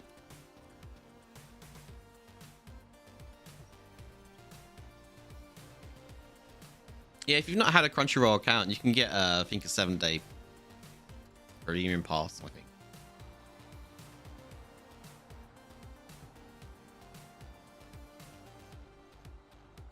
You finished solo leveling last night? Nice. Yeah, I've been rereading that as well.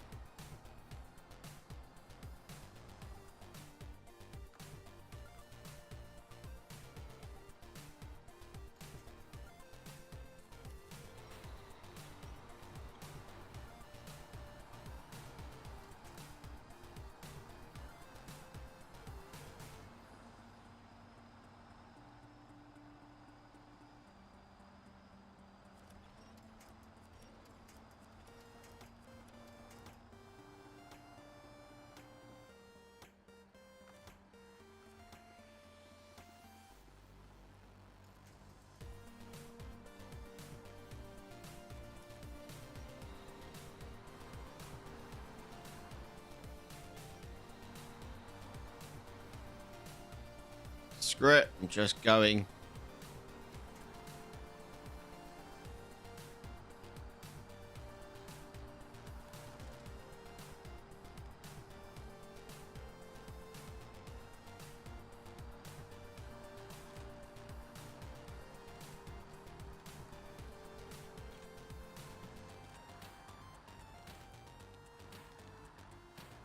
Well, it took me a while, but I got through.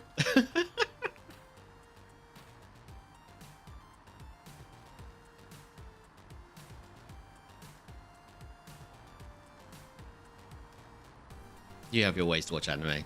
Yeah, go watch the Nier Automata. It's good.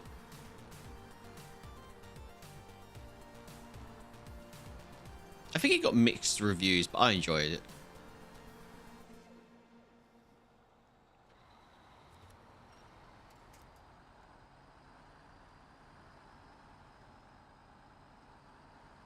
You started the OG of Devil May Cry.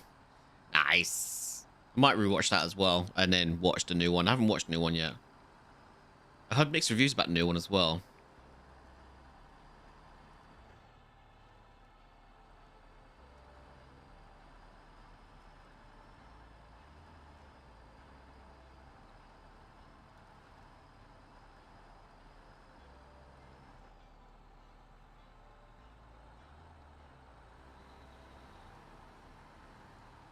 That's fair. At least you enjoyed it.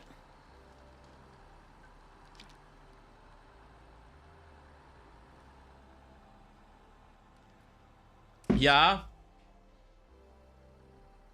Sorry? 1 second, chat. I'll be right back.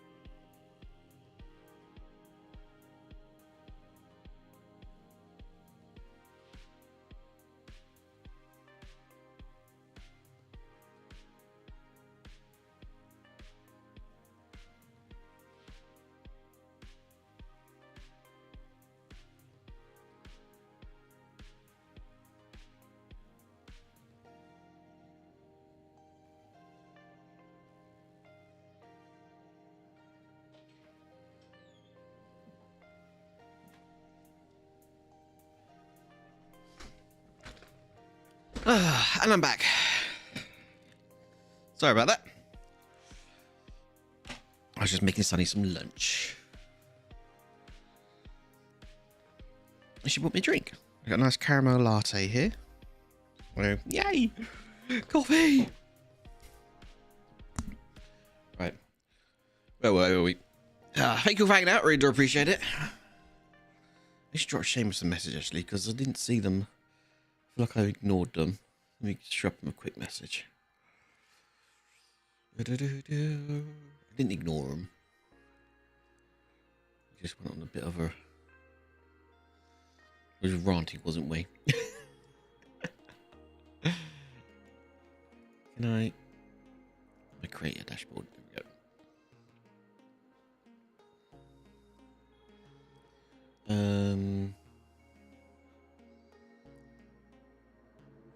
Is it under Stream Tools? Nope. Stream Manager. Yes. Right, where's Seamus? No.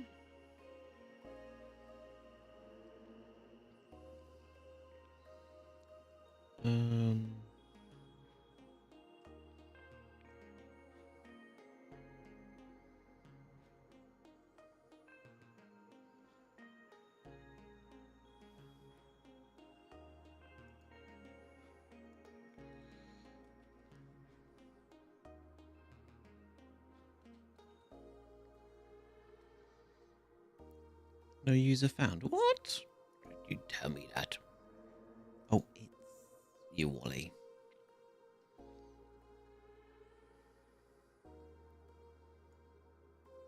Welcome aboard the decks of the UAP Shameless.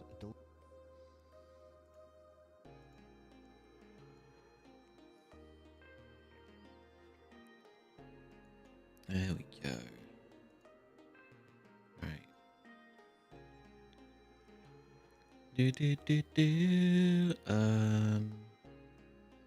Where's my whispers?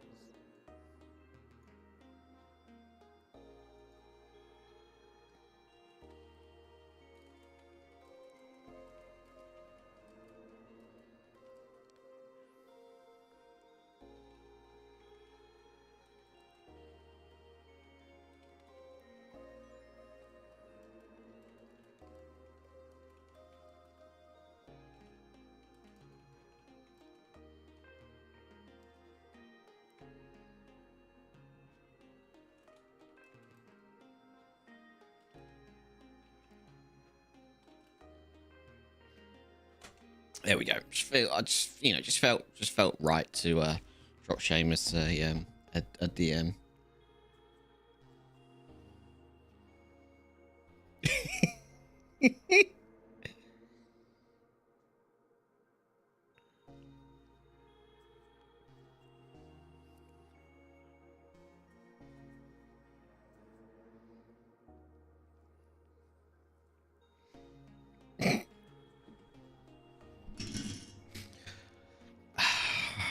Right. There we go.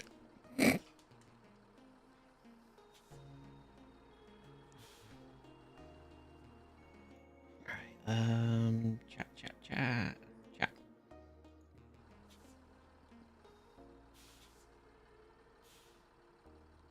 Oh, I'm in Loki. That's why it went reverse.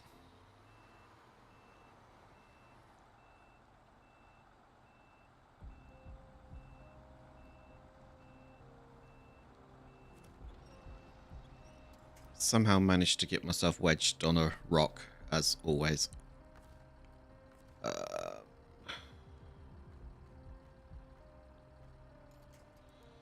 Can we just do this? Yeah. Here we go. Oh, I need to actually get out of there.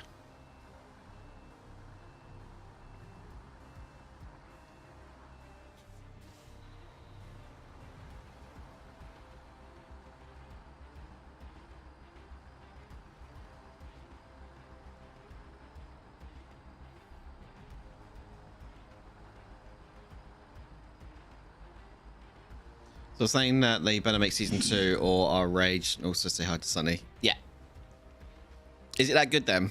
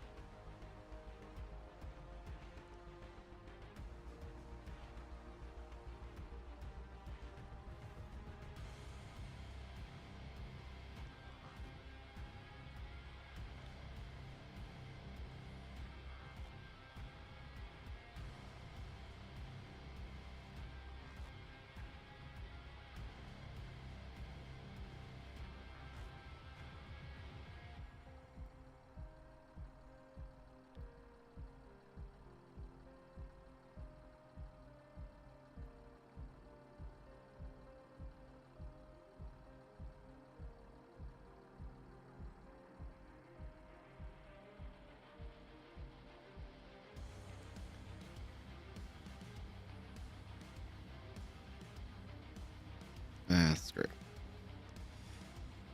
You can't end the season on that teases and not go for season 2 is what I'll say. Hopefully they didn't just do that just to like cancel it.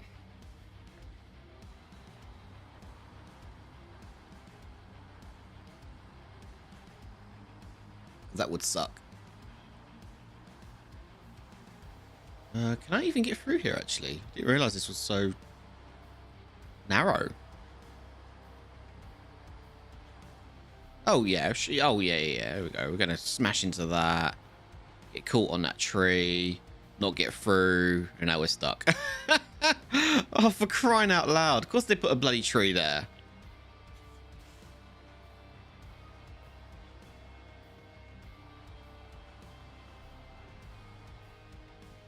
Oh, do you know? I need a drone mode. I want a bit of. Need to survey the area.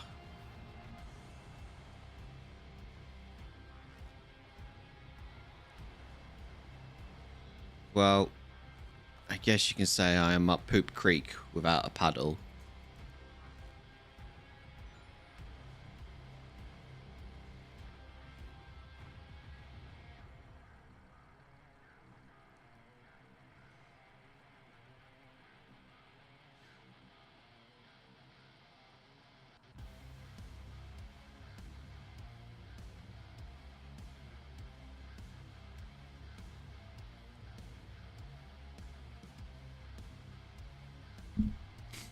That plane is like, I'm crashing again. Yep.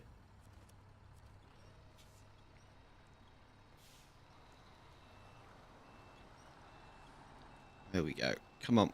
Come on.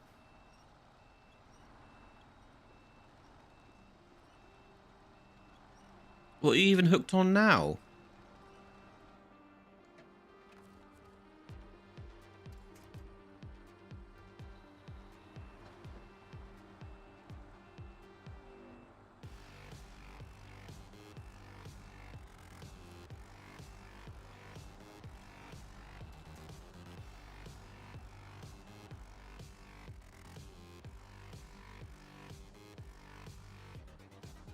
I mean, I think I can see another route down, but I need to get this back up, obviously, so...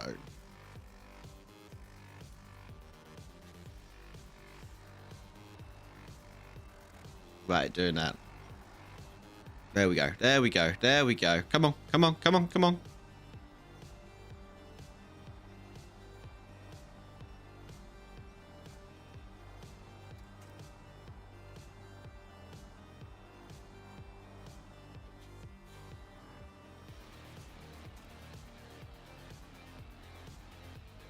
What was the change camera?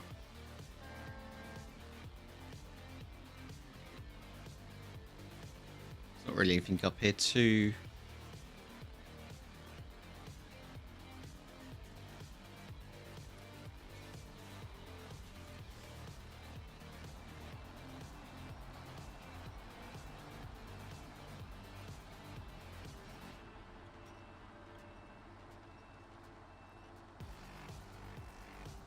I've not been this stuck in quite a while.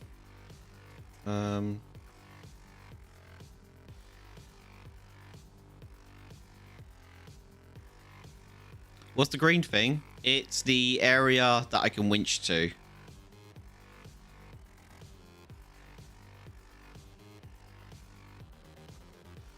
So yeah, I'm trying to use trying to winch onto the front. Just trying to.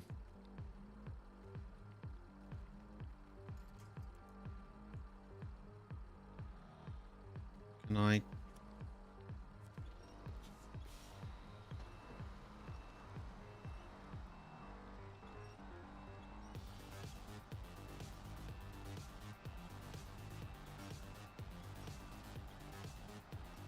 No, I'm going to have to get another truck to get this back out. Yeah, because we just...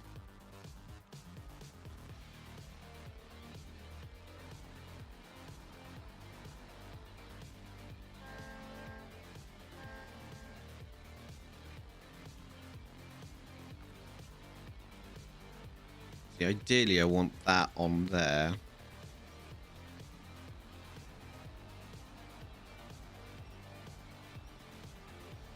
But all it's doing is pulling me around.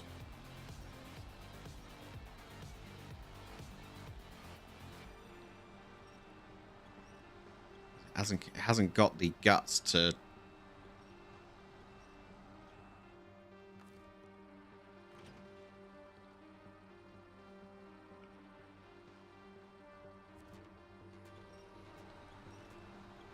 do that with the trailer on the back, but...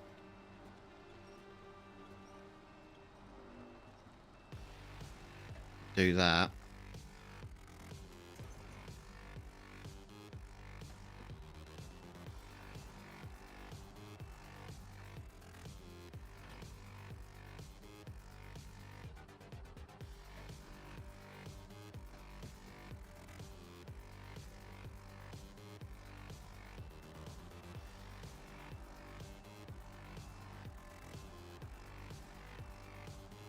This is quite steep.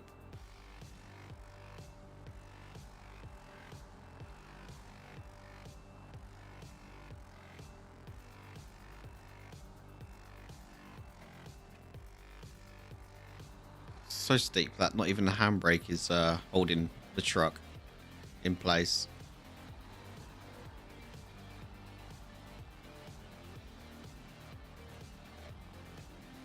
It's like, whee! Gonna run out of fuel at this point.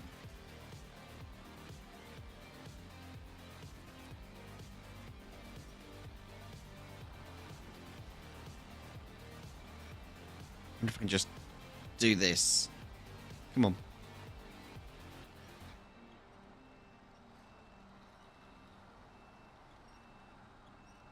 Don't want to tip you over.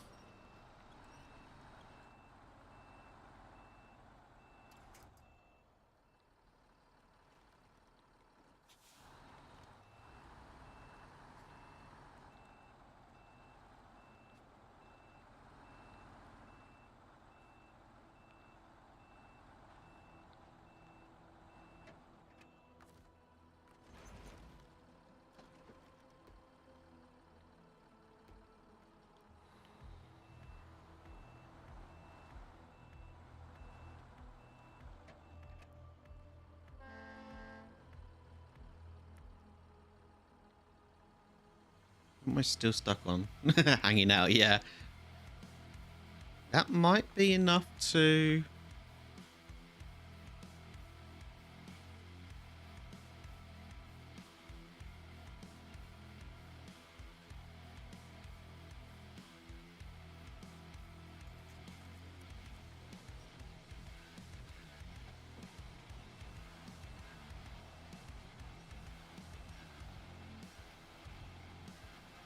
Can't even tell what it's getting hooked on.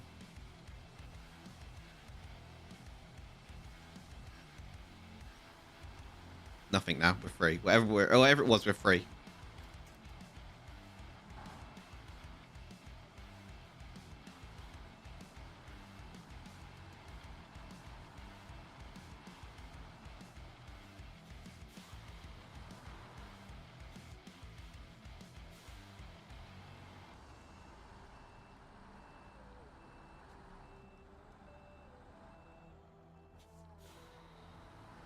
Now I just need to...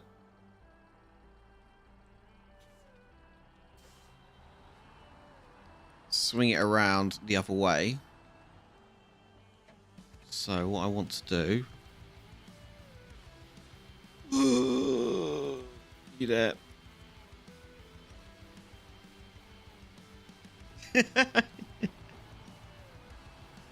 Yeah, we're out.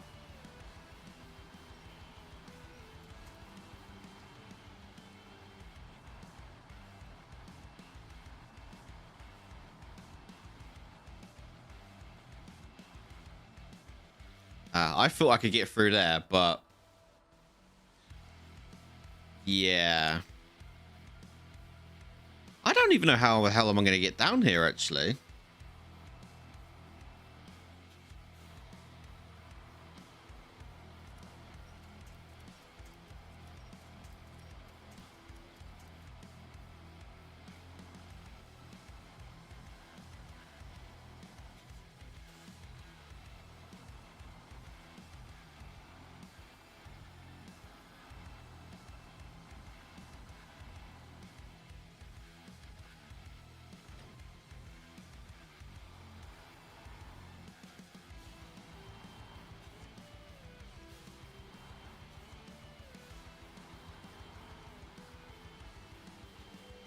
Let's see, I thought I could go through there, but...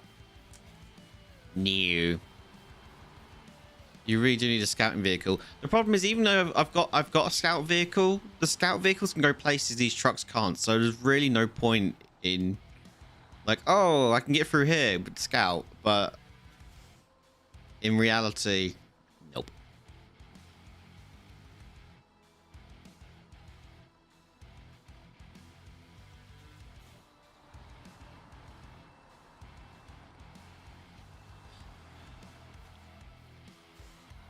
It's what got me stuck in the first place on this map. That I took my scout somewhere, thought I could get something else through there.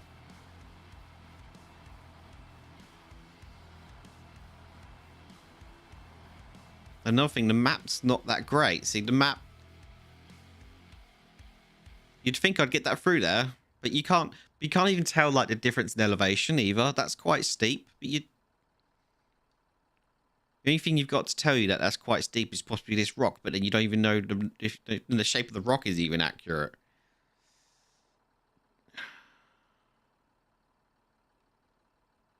My only other option is to back it up all the way back here and then try and get through this little bit of forest and then bring it down here. That's the only other option I've got.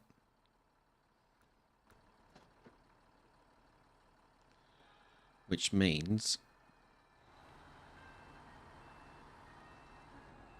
I need to somehow turn it around. I'm going to run out of fuel anyway, so...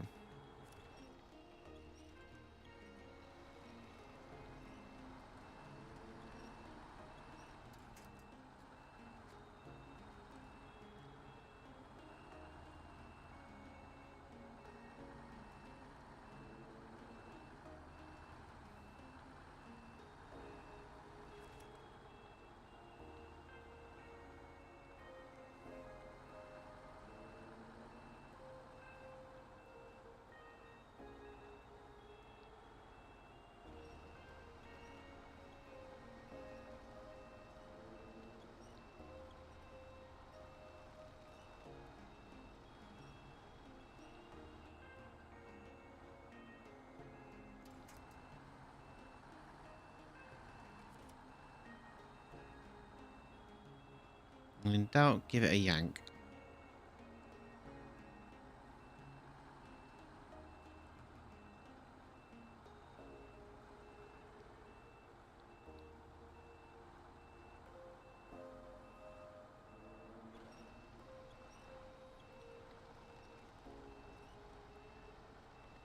Right, that should be enough. Because what I can do is... If I attach myself to it at an angle, I can just drive over these trees. Most of them anyway.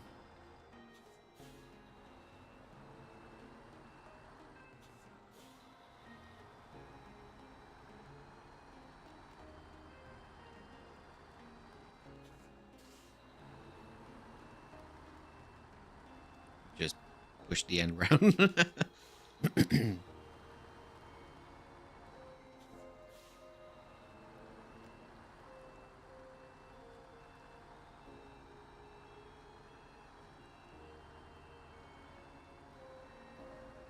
That's what you call flexi exhaust, isn't it?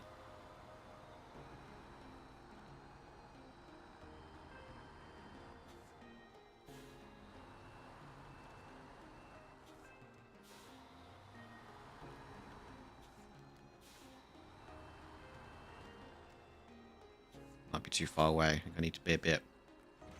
Oh no.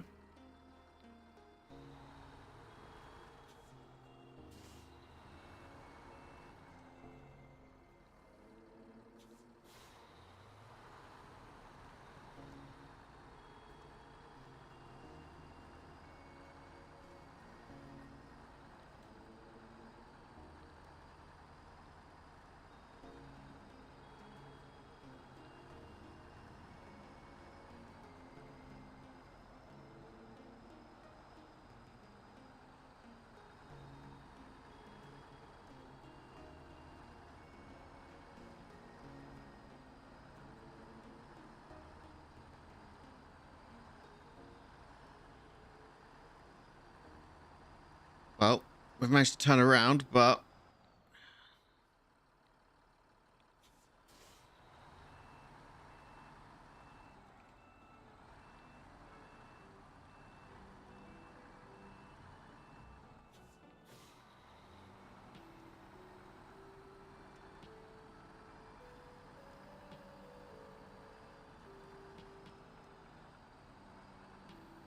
we clear that tree. Just like 5 seconds until the back gets hooked on it.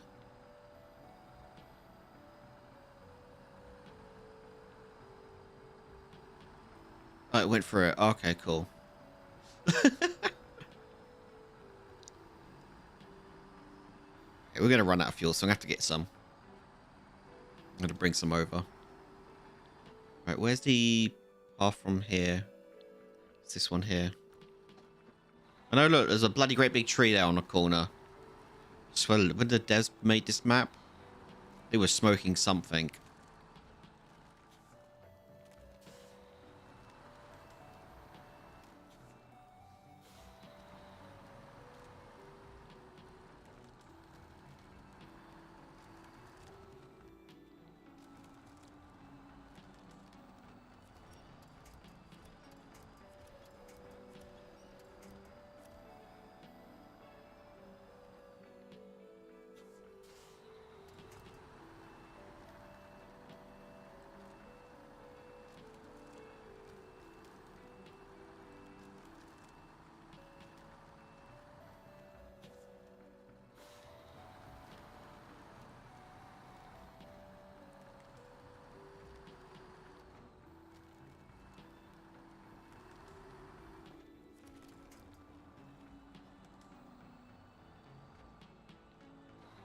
Really? What was stuck on? Another rock?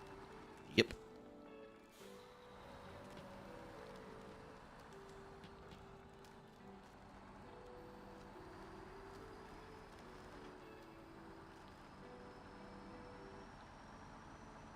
Why is it that side gets hooked and the other side doesn't?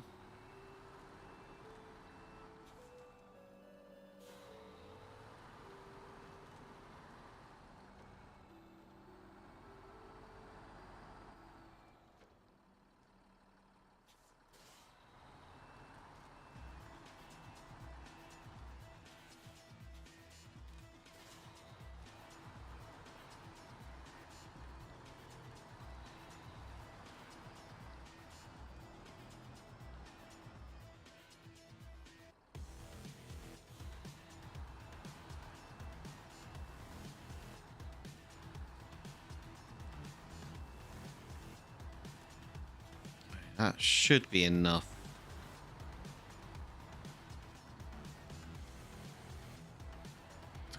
Clear it. Oh.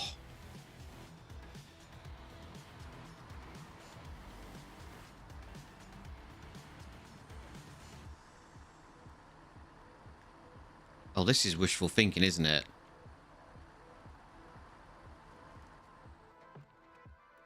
Okay, just keep going forwards. Hope we don't get hooked on anything. Like that. What side are we? Oh my god. Like, what side am I even hooked on? Both.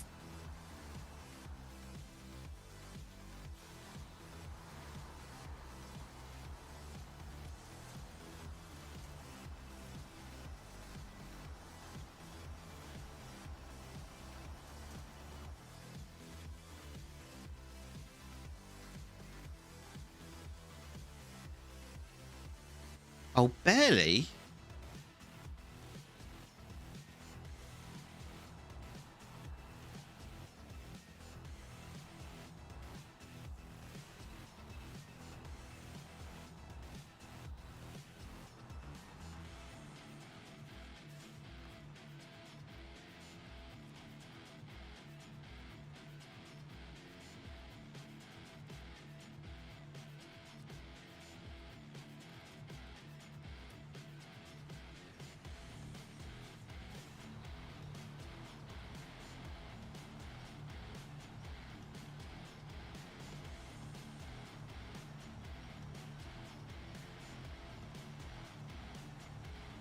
Come on, just pop through. Come on. Oh. It's because I'm out of fuel. God damn it. Wow, we got far, didn't we? Where am I?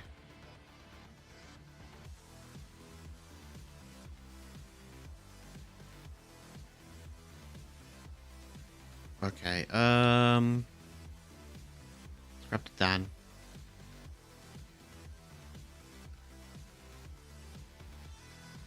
Oh, I'm in the Dan. No, P12, sorry. And while I'm here,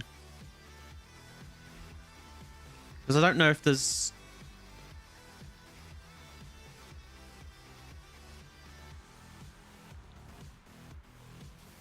more.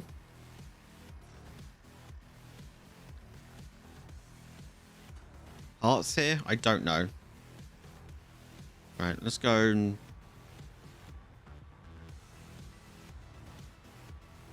see if we can salvage what I've done.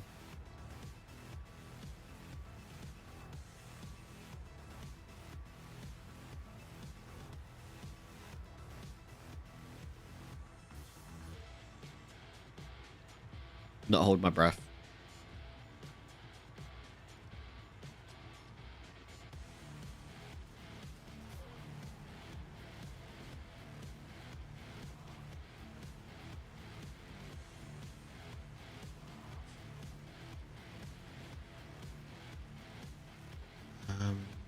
Which way is it? I mean, I could go up the river. It is technically a path.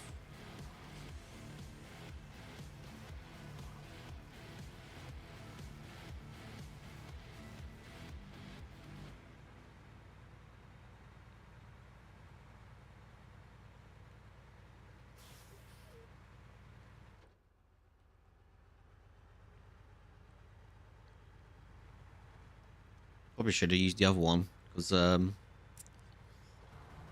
got a crane.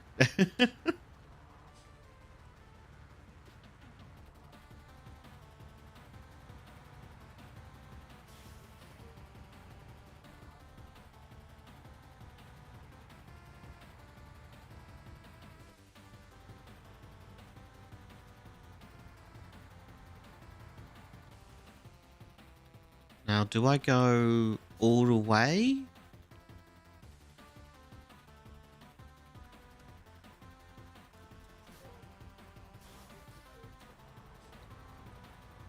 No, what I want to do is I want to grow and grab. I want to grab the fuel trailer.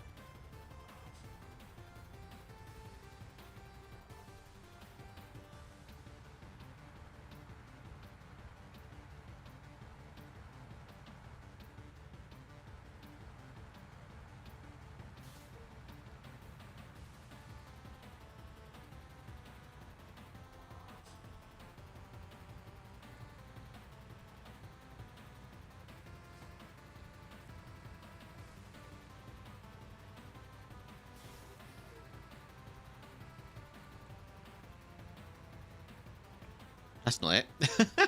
That looks a bit odd. That's not the trailer I'm looking for.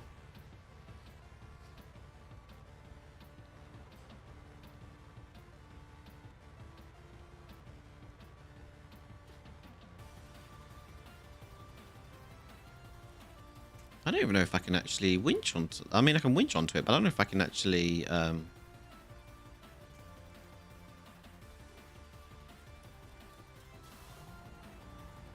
connect it.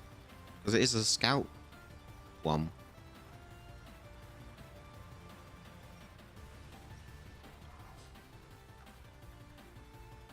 Yeah, I didn't think I could. I will drag it up there, though.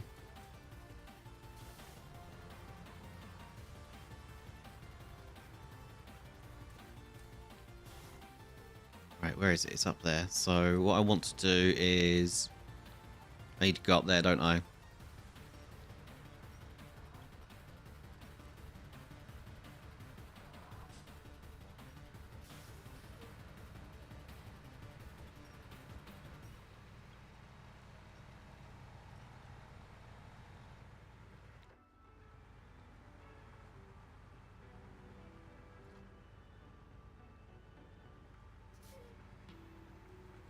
Just to see if this is a viable path. It might be.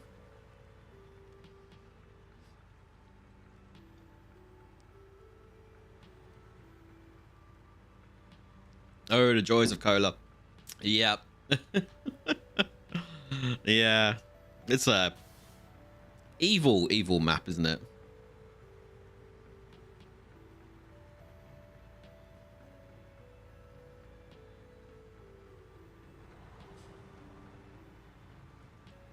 But it is fun. I'm finding it fun.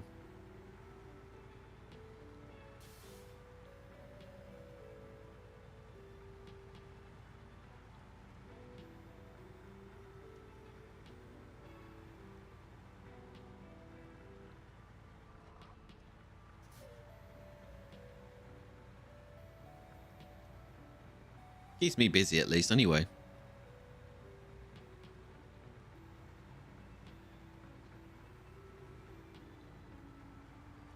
And that's what happens when you take your eyes off the road for a second. What road? Kola and Amar are hell compared to the other regions.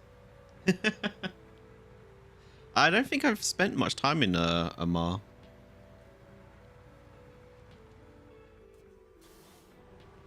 Right, which way does that want to go? I want to go...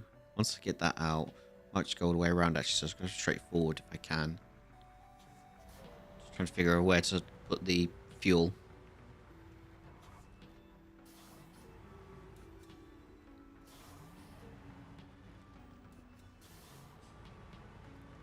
Yay, let's get wedged on trees again. God damn it. How far to game? I don't know if I'm honest. I'm level 26. I play this casually. I pick it up every couple of months just to like chill with and whatnot. So yeah, my progression's not that much, to be fair.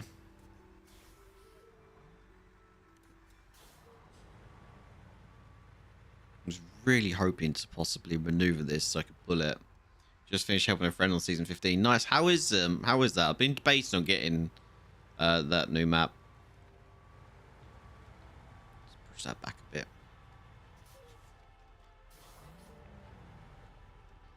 Of course I put the fuel in the wrong bloody place.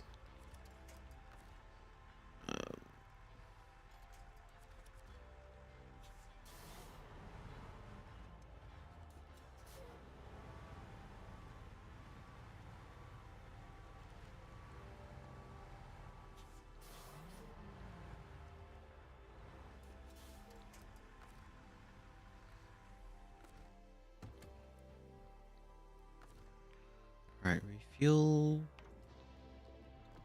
Boom.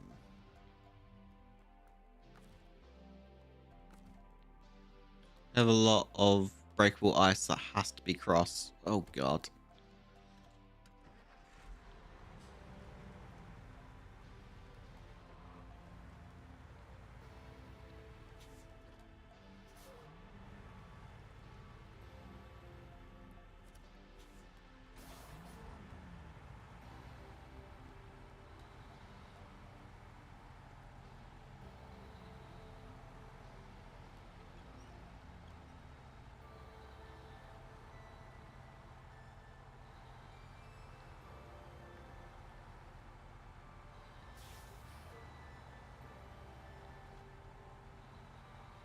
Come on.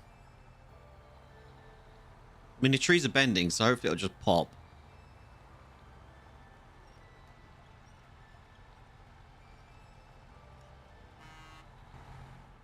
Wrong button.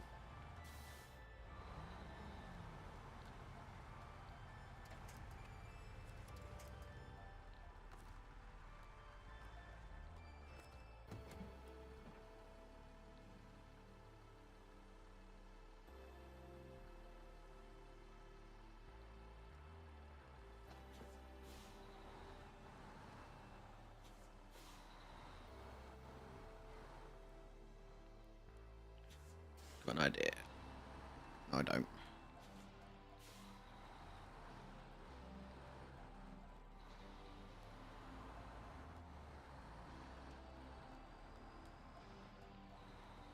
Oh, it's just that tree on the left.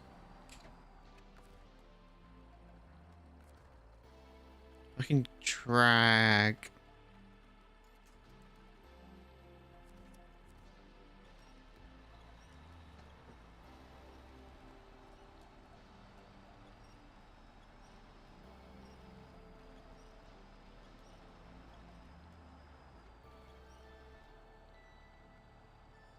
The tree gonna go? Someone get out and get. Someone get out with a chainsaw, please, and just cut that tree down for me.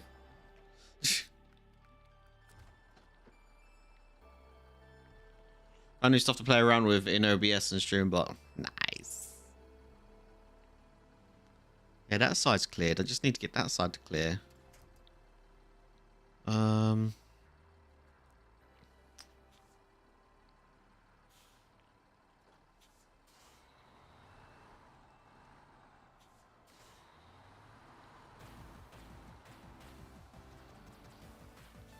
Been trying to clear it at an angle, but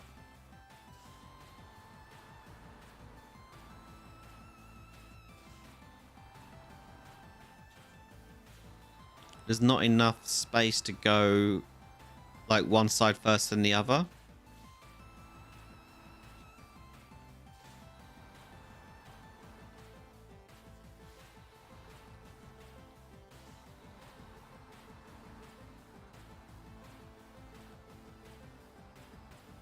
I was really hoping I could.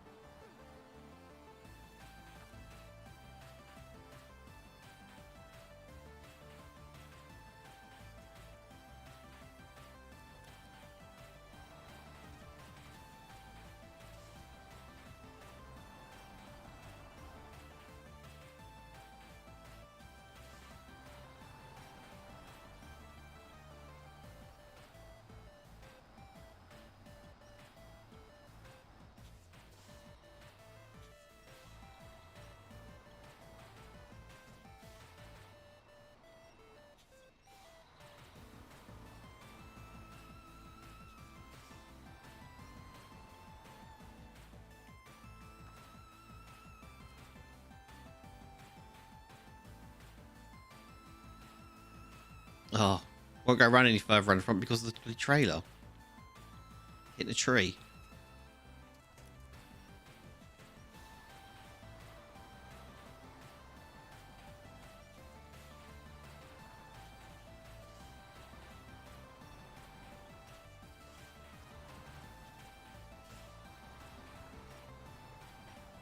Yeah, it ain't gonna fit. Even if I try and go at an angle, I can't really do it at an angle because it's too many trees in the way for the trailer.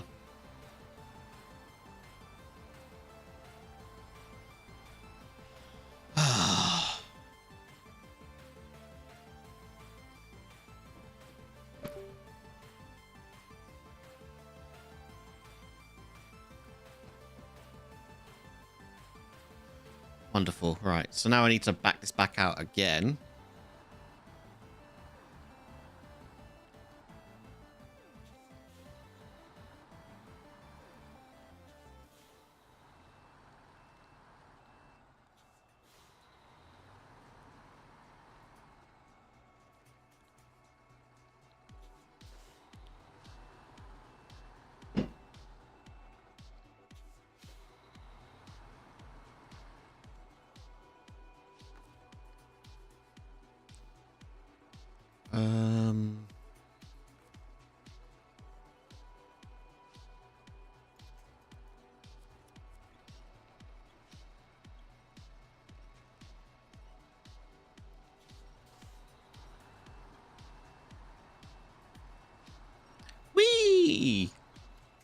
That is not what I wanted.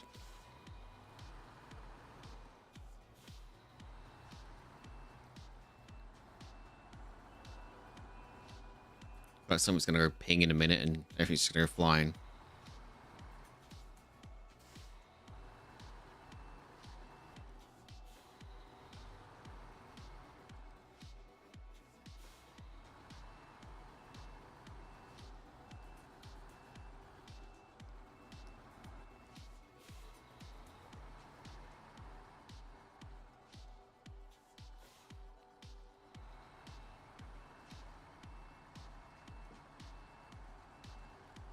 What I don't get, the wings will go through some stuff.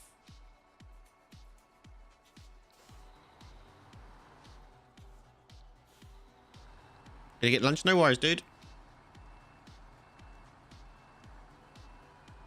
Enjoy your lunch.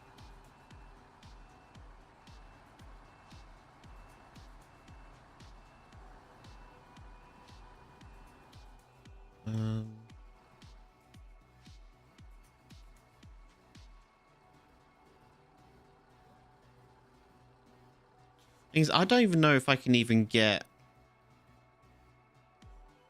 back up here. Because there's no way I'm getting over there. And there's no way I'm getting through here. So my only other option is probably through here, but how? There's no way. It's like a wall of trees there. Unless it's going to go through these trees. I don't know. I'm going to just have to try.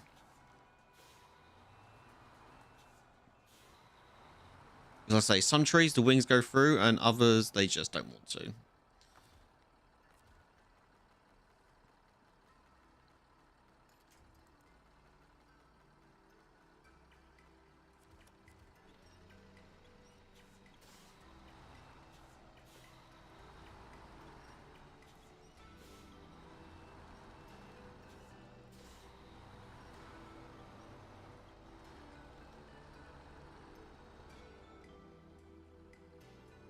I don't even know if I can get... I can't get through here myself.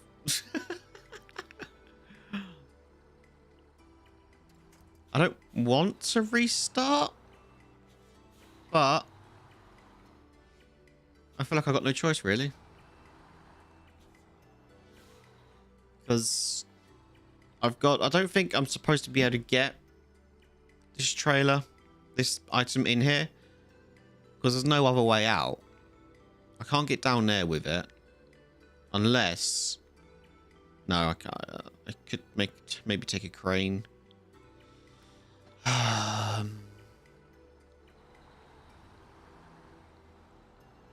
see, I can't even get through here. And now I've wedged myself on a tree.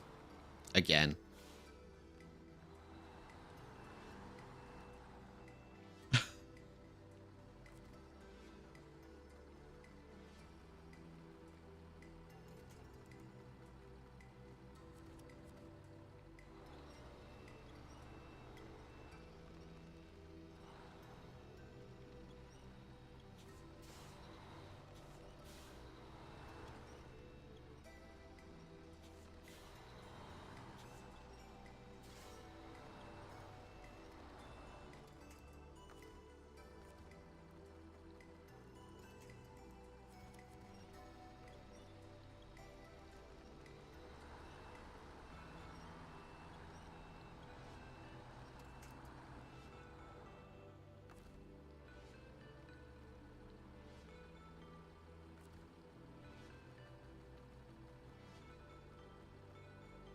Oh, damn it. I was really hoping I can...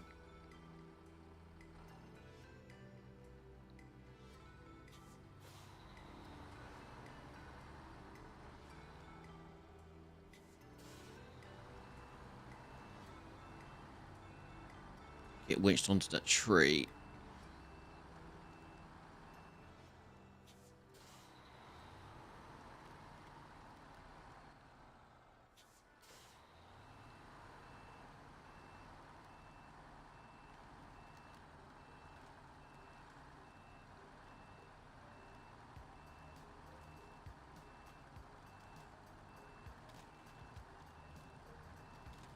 I'm almost sure I cannot get up through this corridor up here. But we'll have a look anyway. Otherwise, I'm going to have to restart it. Which will be a first for me. I've not actually restarted the mission, so I don't know what that will do. In terms of where it will set me.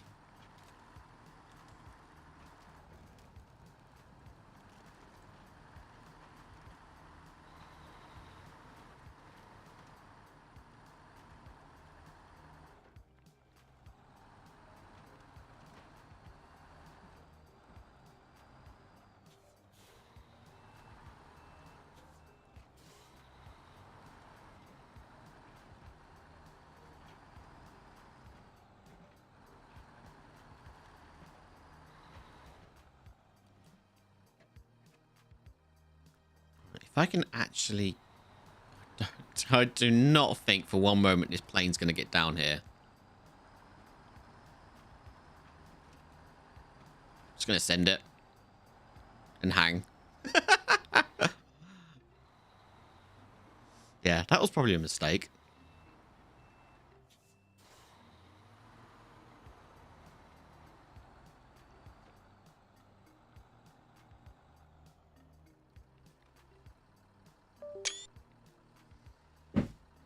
It's a good thumbnail.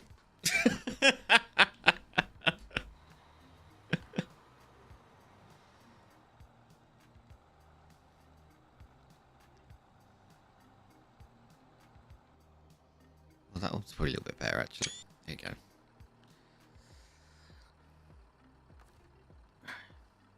Geronimo!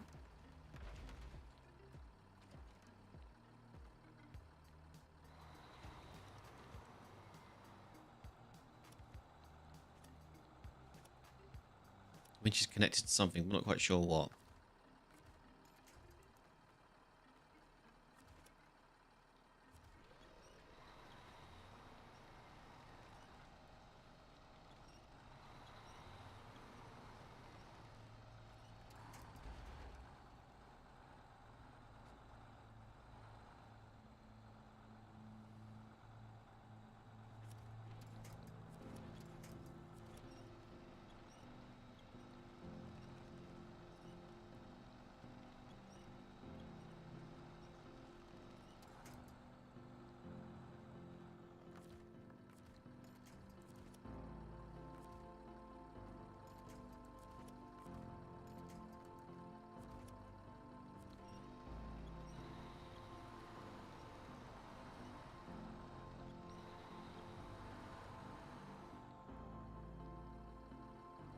Well, that's a sight, isn't it?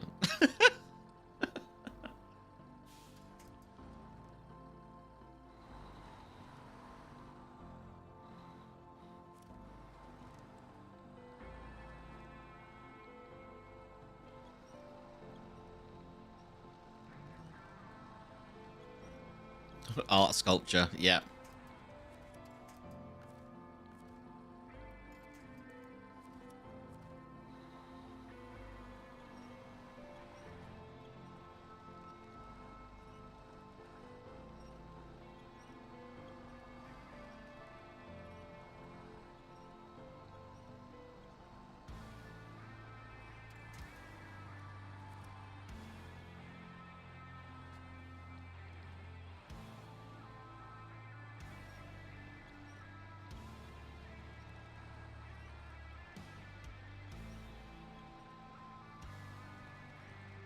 I feel like a cat that's having its some arsehole's pulling its tail.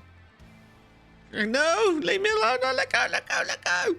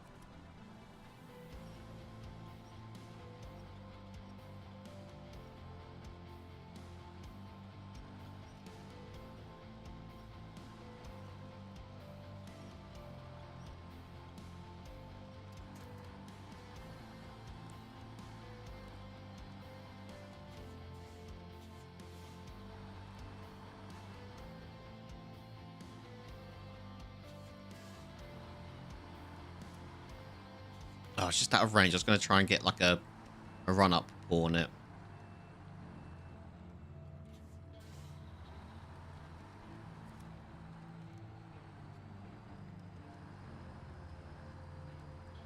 And she's free. Oh, wait. Nope. The wings just hung up.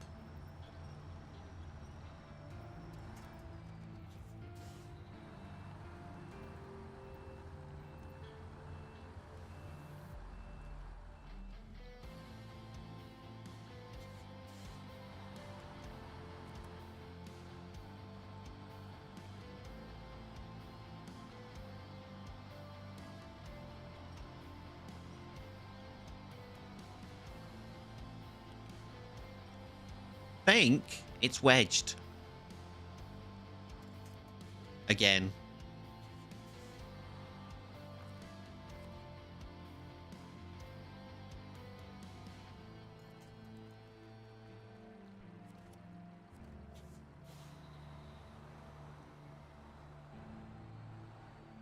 I was wondering if I pull it at an angle.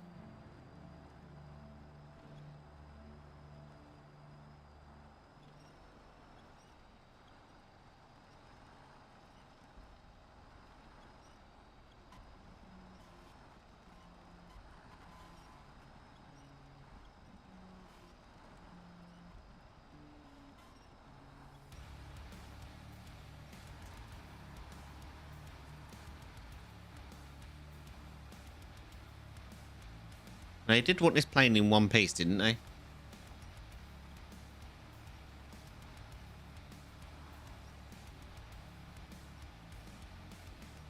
I think I might need a crane, don't you?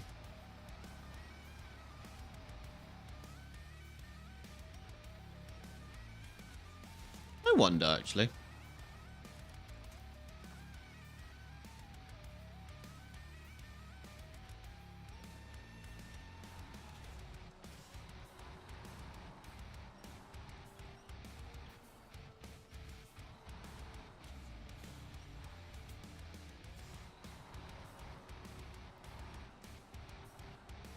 Getting some need a crane vibes.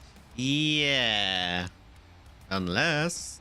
Yeah, I thought it was going to go then. I was like, oh, are we getting something? We're getting lots of movement, but it's just wedged on the wings, though.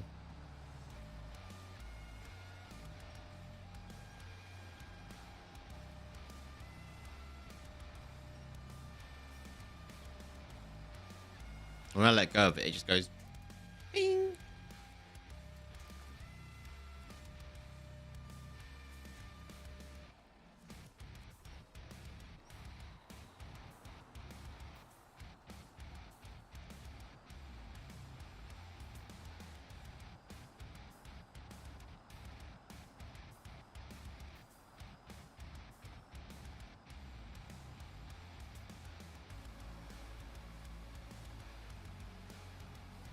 Thing is, I can't even get connected to this to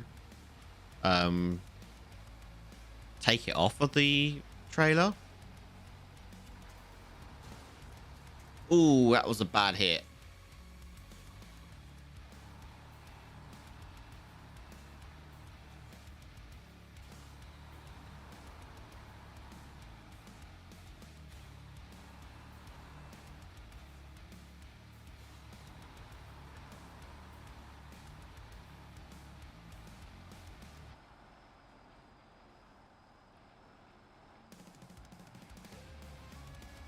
I think...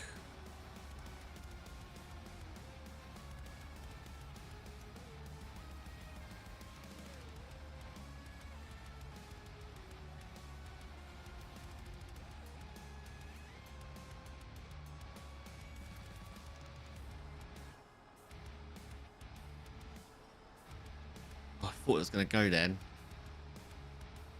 But I keep thinking it's going to go and it just doesn't, does it? It's really wedged on that back wing. The right. My left, it's right.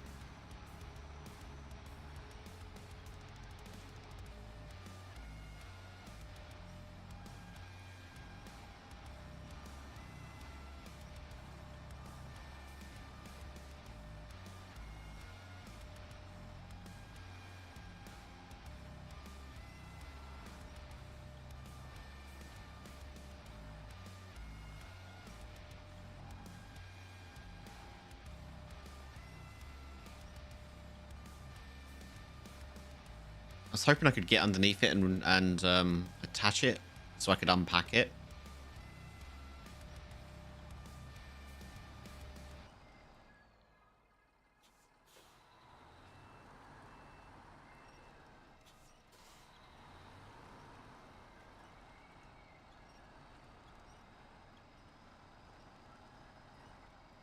I think the only way I'm going to do that is with a crane. Like, if I lift it up and then... I can't even do that because you can't drive another vehicle while you're using a crane to hold something up, which I feel is really silly.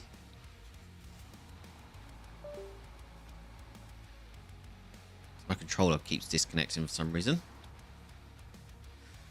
Okay, we're going to have to count our losses on this one and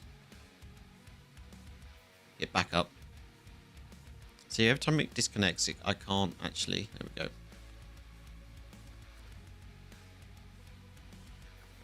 Let's recover.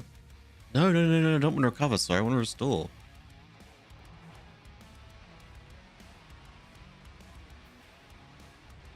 Right, where is that in... Okay. No, yeah. Crane, it's coming.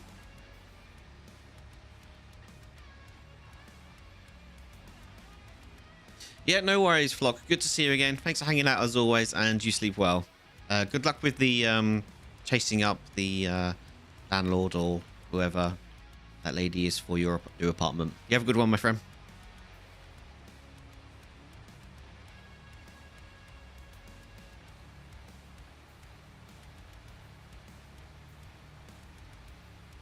Hey, no need to thank me. Thank you for being here.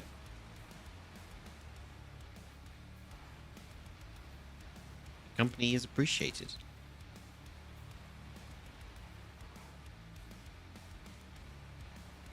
I got a coffee on the an iced coffee on my desk, getting warm. Nom, nom, nom, nom, nom.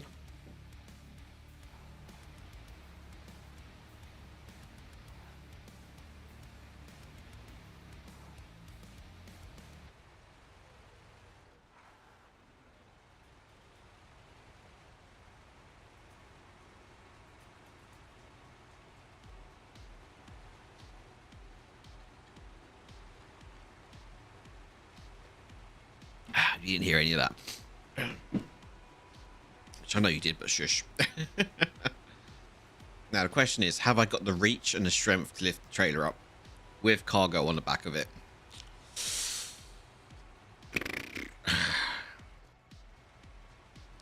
And can I get a secure...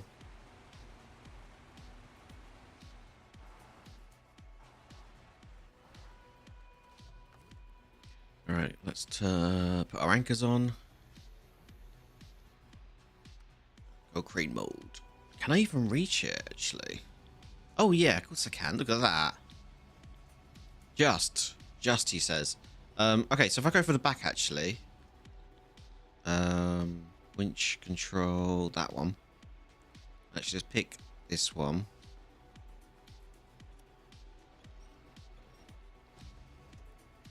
Yeah, this is the problem that I thought I'd have. Look, it's my truck can't take it.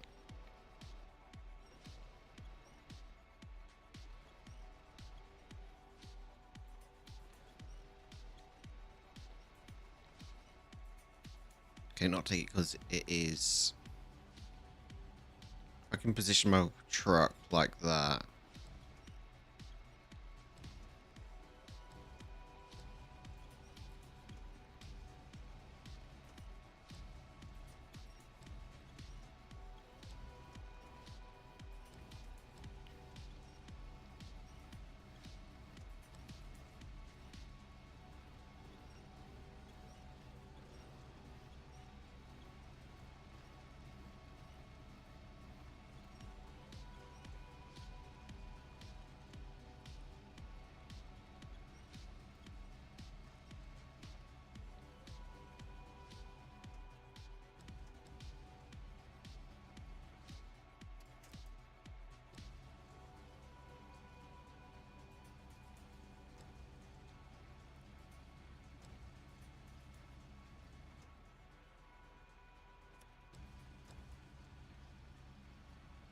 When in doubt.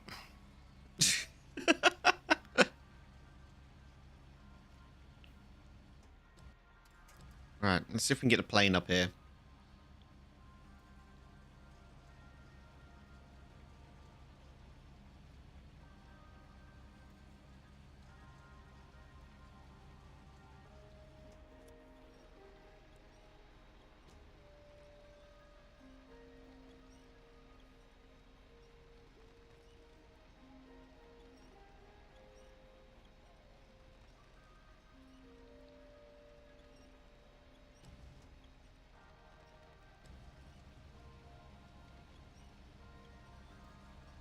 Of course we can.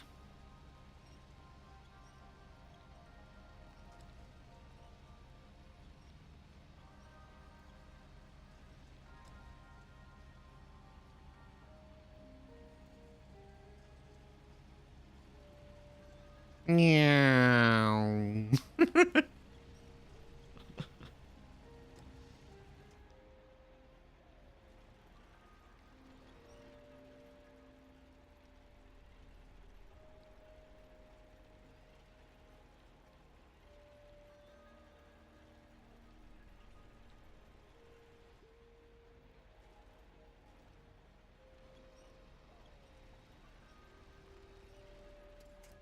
A Lego glove. Can I pull that out?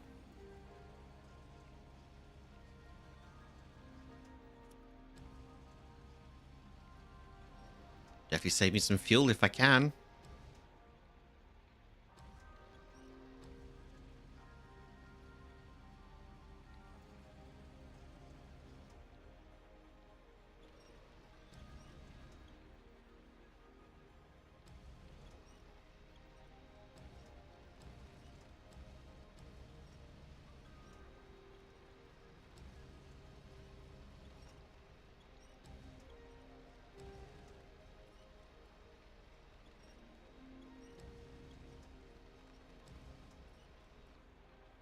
No.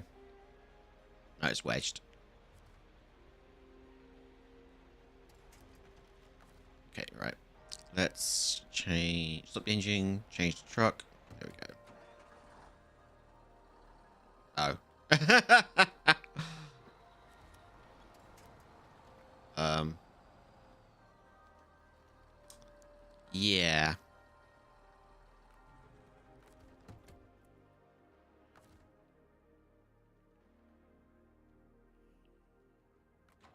That happened.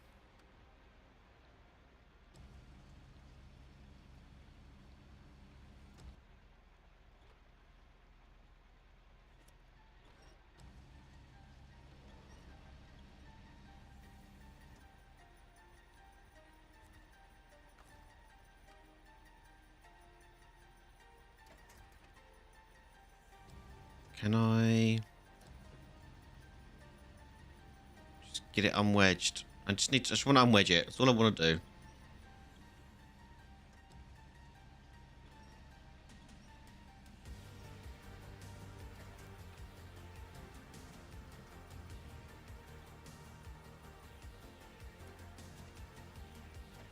Like so.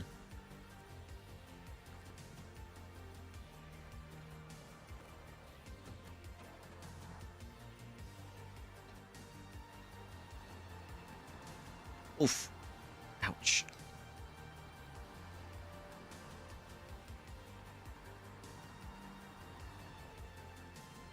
Is there a bit of spot of bother though? Because there's no fuel around, really.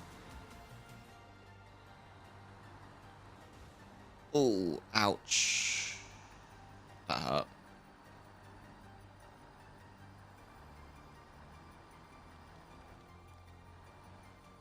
And the question is, do I have enough fuel to even get to the...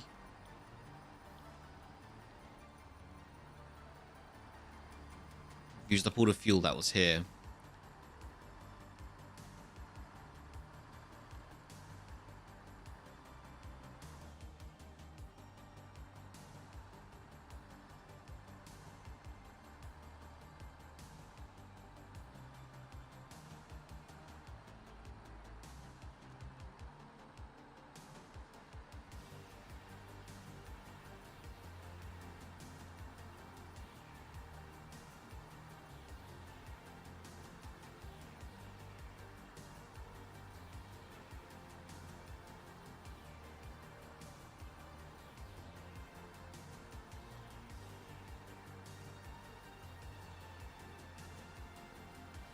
I mean, if push comes to shove, I can drag this back.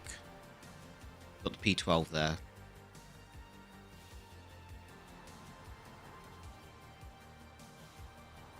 Alright, let's get this hooked up and... touch trailer, pack cargo. Right, where am I going? Actually, it might be enough, actually. Maybe. Maybe not. I just got to get down the hill, haven't I? No, I've got to get down the hill down to there, don't I? So, we'll see. I'm not holding my breath.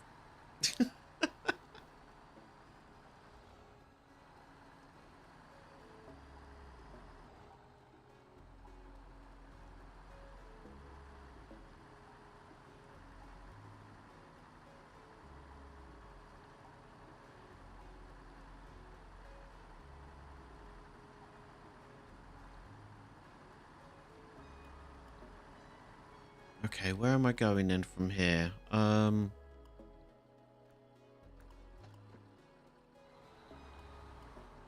this doesn't look great.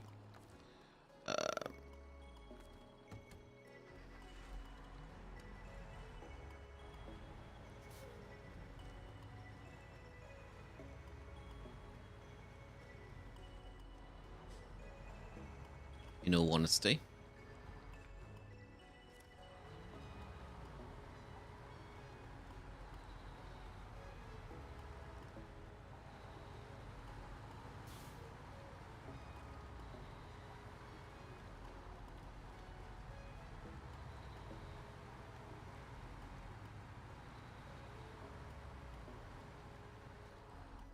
Going down that way.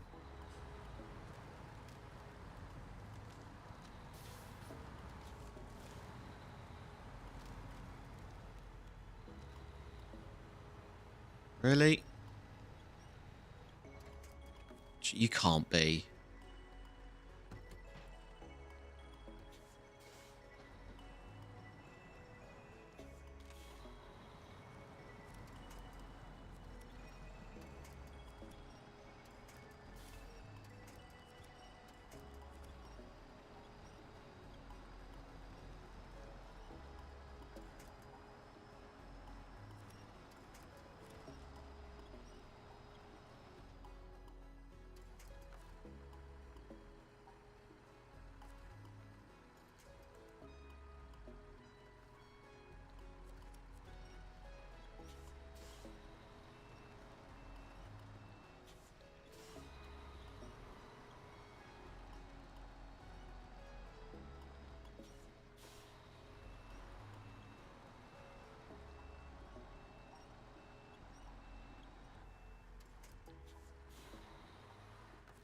Oh, I see. I see. I see. I see. I see.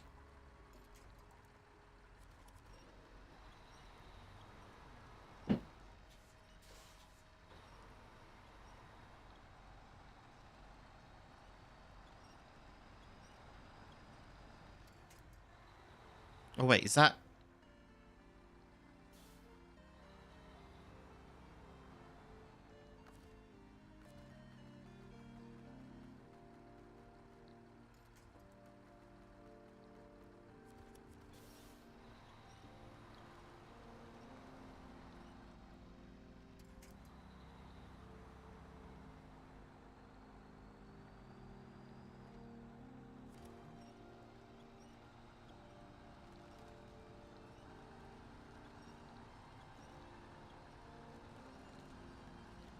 Oh, it'll clip through those quite nicely.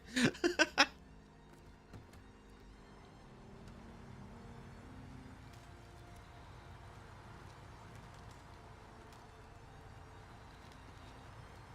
just think it got high centered, didn't it?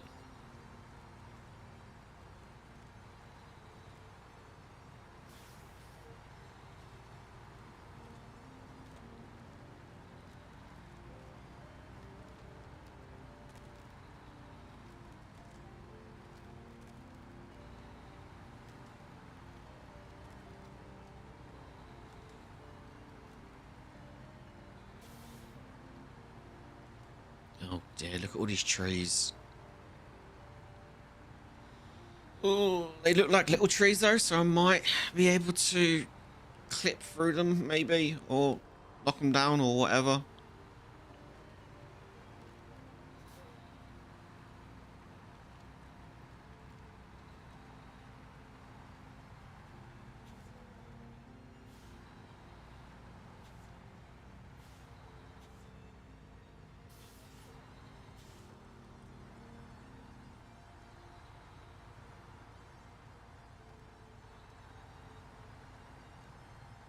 Where am I going? Am I going...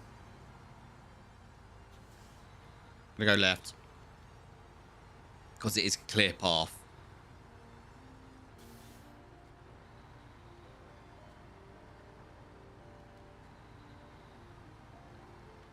And I hope the plane is gonna fit.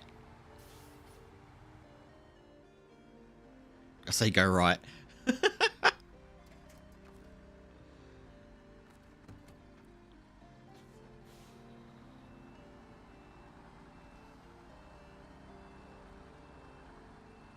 Of course you would.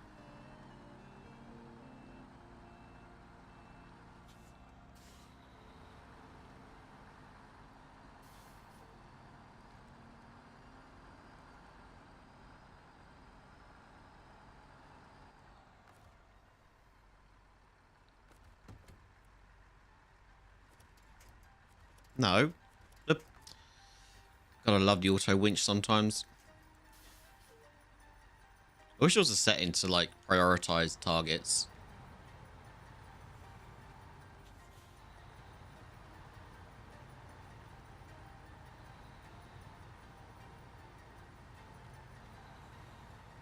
That'd be a cool mod actually. Someone made a mod for like prioritizing targets that you winch onto, depending on distance. That would be cool.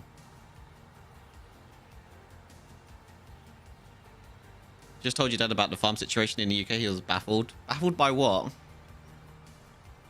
What part of it was he baffled about?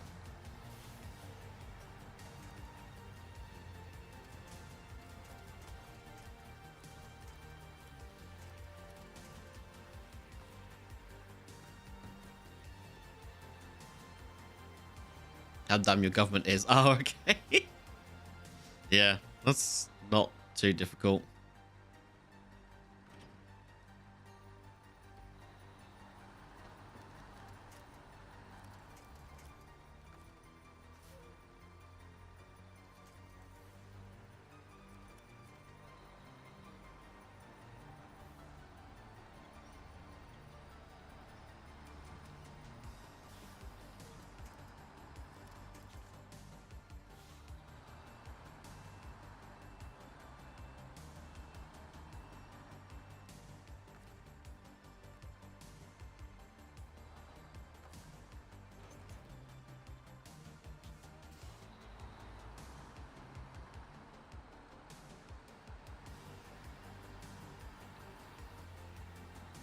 There we go.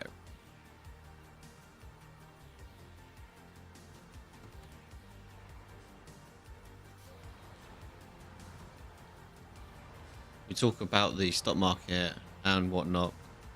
Yeah, so you'd know all about like the how the stock market affects the grain market as well.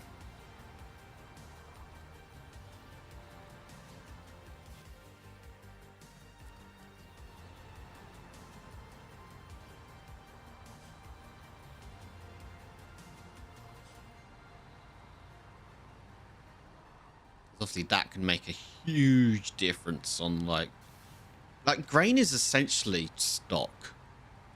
It is like the physical embodiment of the stock market.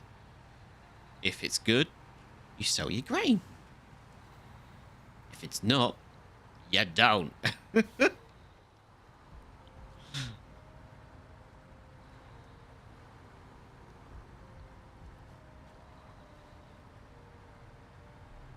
And it's weird that the stock market affects grain so much as well, so easily. Like if stock market's doing really badly, so's the grain, because it is essentially. I mean, the grain itself is its own entity of the stock market, but it is both of them are affected by one another. It's quite interesting to watch.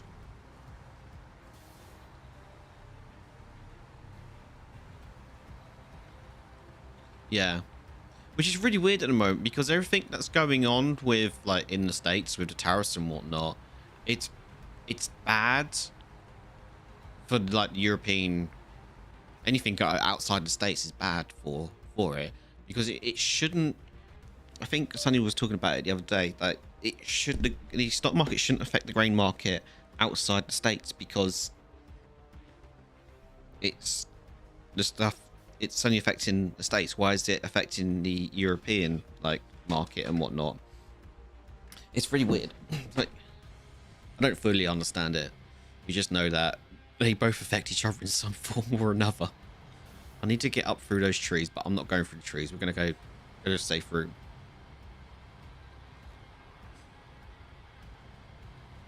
Because it affects world economy. Oh yeah, we get that. It's just it would be so much nicer if it didn't. You know, so like if I know I get it's all to do with trading and whatnot, but just at the moment it'd be really nice if the grain market had its own separate, you know.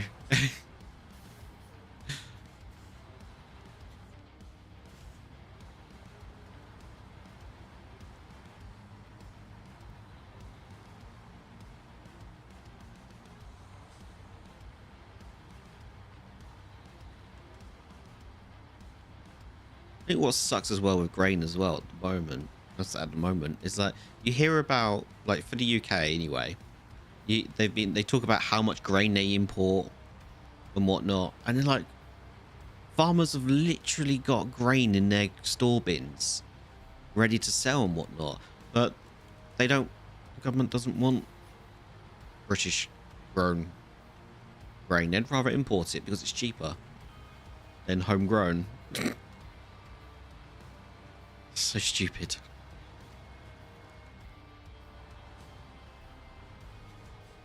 And we know why it's cheaper. Because they can use fertilizers and whatnot that we can't. This is what makes the UK grain so expensive. It's because we have to use regulated fertilizers and whatnot, which themselves cost an arm and a leg. So the grain therefore costs an arm and a leg. But you buy stuff that's outside the UK, they can use. They've got access. I've just broken a wheel on that. Never mind. They've got. Where am I going? Actually, I've gone right past where I wanted to go. I was going to say I don't remember going so far. Damn it.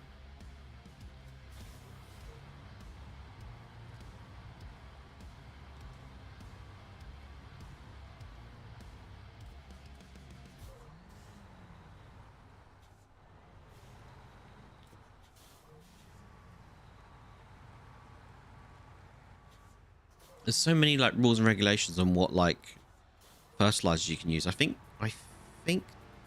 Sonny's dad was saying something like we can only use one. There's only one we can use because the rest of them have got like pesticides and things like that in them that are you know not legal here in the UK for whatever reason or another. But they're fine they're fine everywhere else. So because they're fine everywhere else, it makes their grain cheaper to grow. Therefore, they want that grain, not homegrown stuff. It's really stupid. Really, really stupid.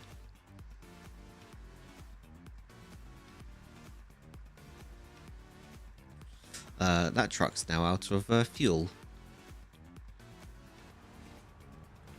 I guess my only other option is probably refuel from this truck.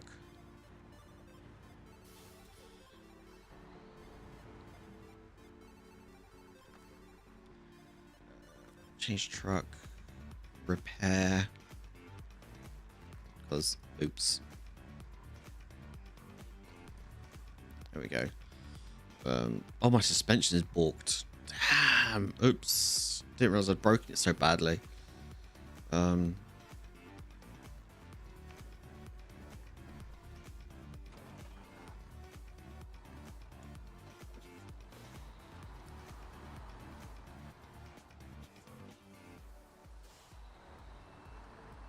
We broke it going over this little river. I didn't need to actually go over because I wasn't paying attention.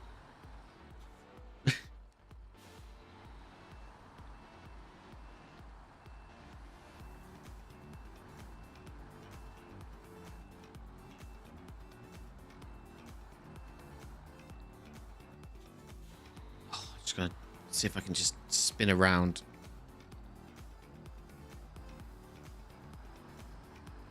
If it's all possible.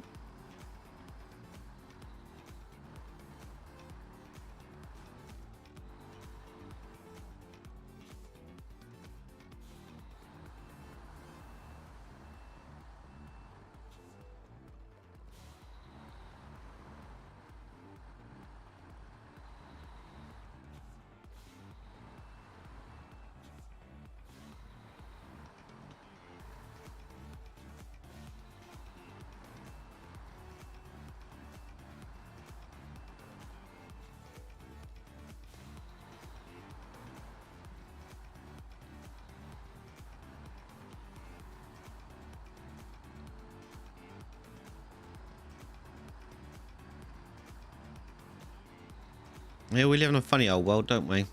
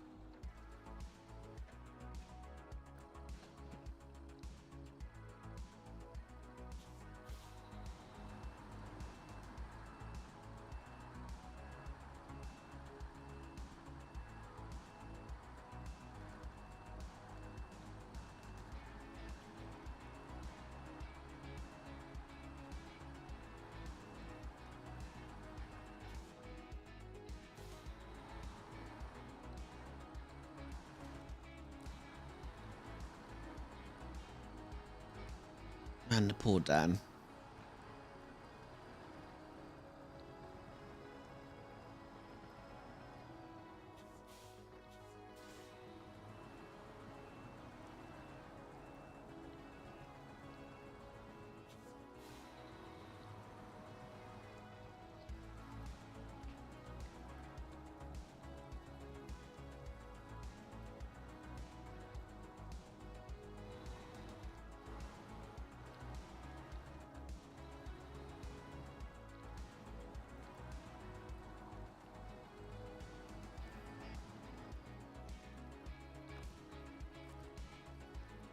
The trailer too. Oh, the truck's too far.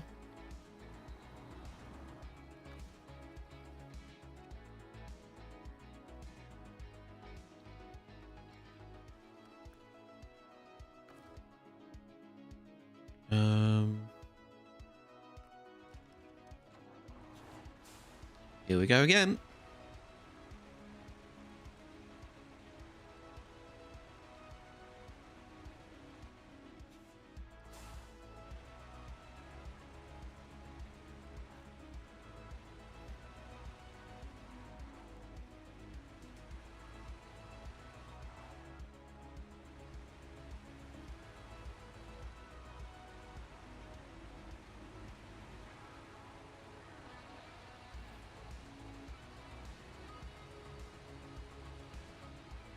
I get up and over these rocks.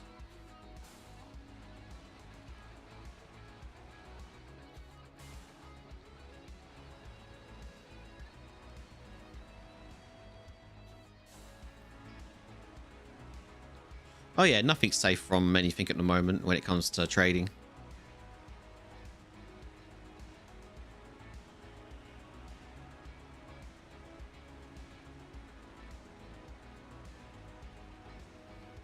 Unfortunately.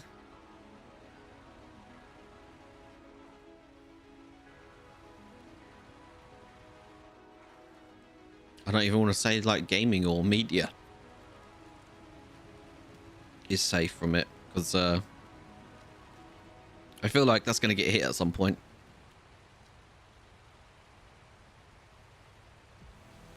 And they call it a entertainment tax or some sort. Anything stable is gold and silver. That doesn't surprise me.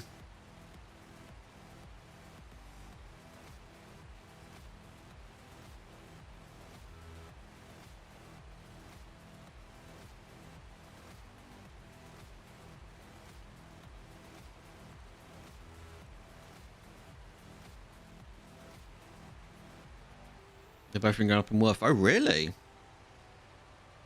I mean, gold's not been that great for years, is it, really? From what I've been led to understand.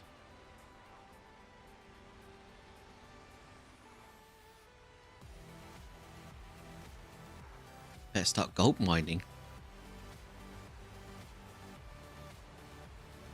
Go pan those rivers.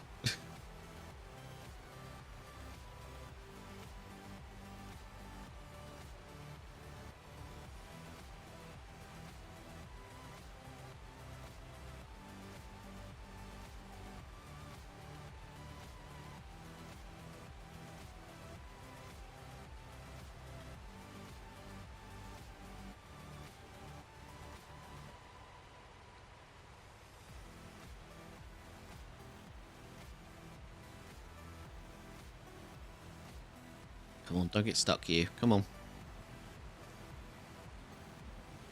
I ain't got the luxury of getting you stuck. Silver has been stable climbing as well. Oh, really? Nice.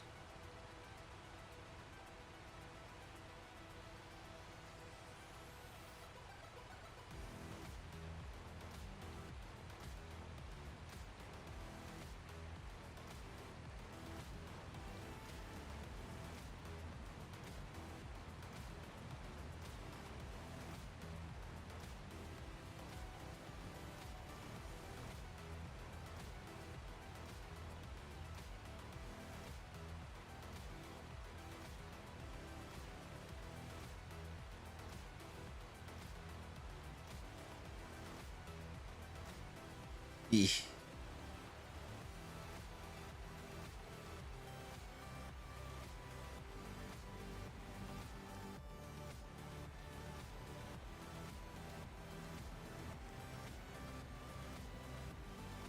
Bouncy, bouncy, bouncy.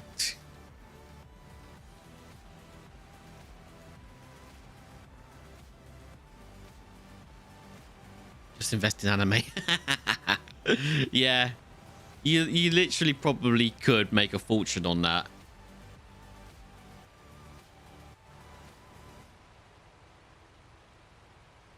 Or a manga. Like, invest in a manga. Because obviously mangas tend to last a bit longer than an anime. I guess it depends on the anime, really, doesn't it? And whether it actually gets, like, whether it goes off really well. Mind you, I think a manga would be better because a manga then could be adapted into an anime.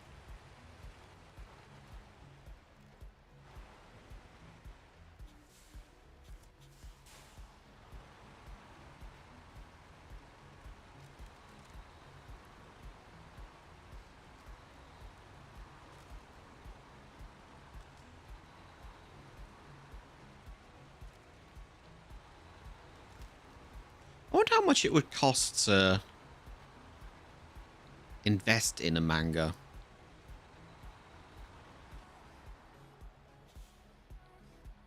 If they mess up the anime, the investment will drop. Yeah, I guess it also depends on the studio as well, isn't it? That you can get to pick it up.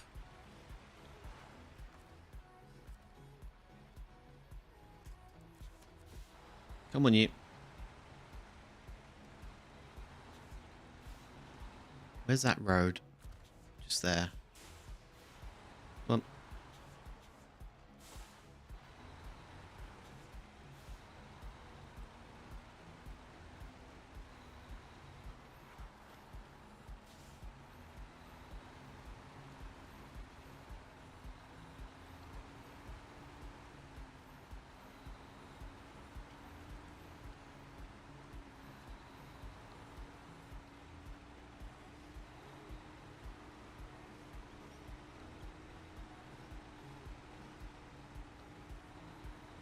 Come on, Dan. Give me a bump. Just need a bump.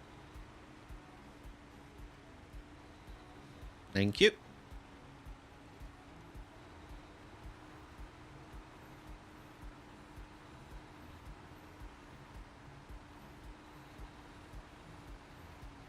That plane's gonna get caught in that bloody tree.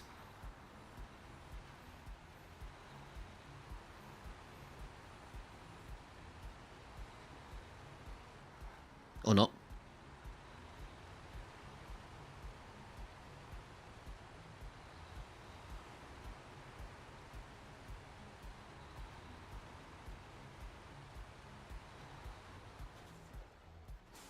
A lot of administrators will fail. Should they go public because they have so much more rules to follow? Yeah.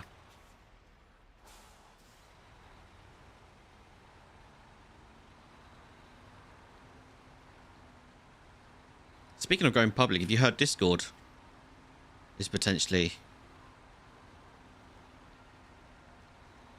looking to go public? Damn it, I knew. Oh, back your ass up over there. And I'm going to go this way and try and pull it round.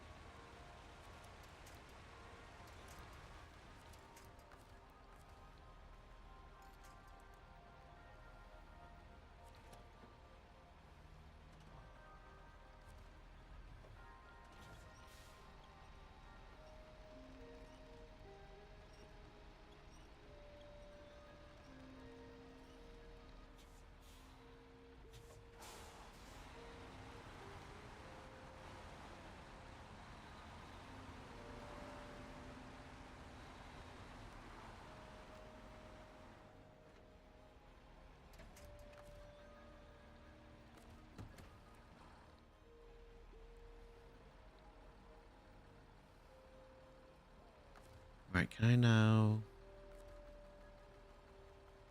just pull that way?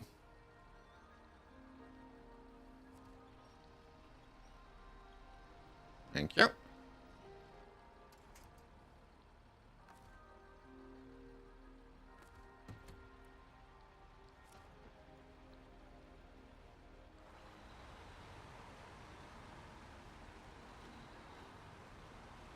Alright, I'm going to go through these trees actually, because I don't think I'm going to get it through that tree and that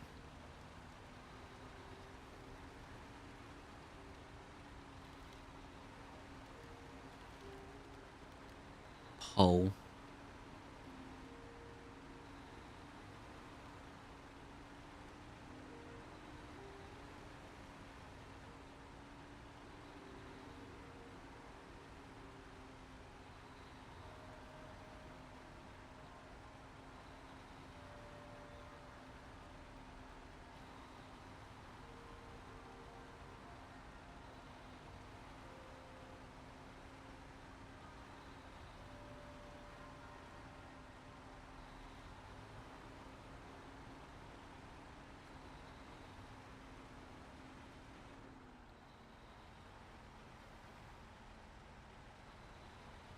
I know it's taking me all stream. It's taking me nearly 4 hours to get this thing.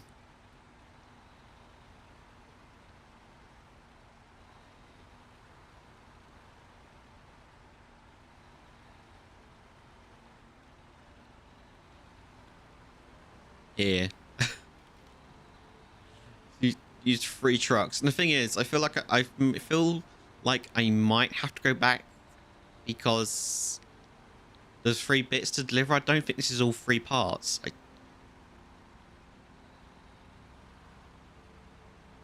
I've got to find the wing and I mean, there's an engine on here, but I don't know if this is classed as all 3 parts. I don't know.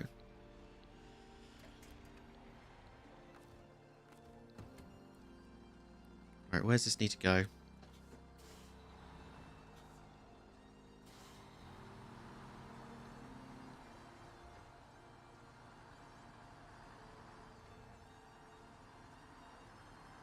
Things I already need to recover the dam because it's got broken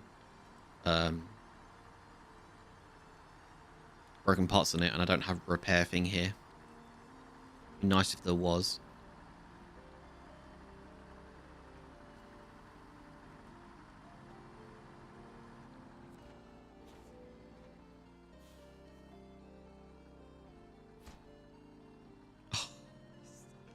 Yeah, that was the fuselage, which I think means the body. So I've still got to get a wing and an engine. Oh man.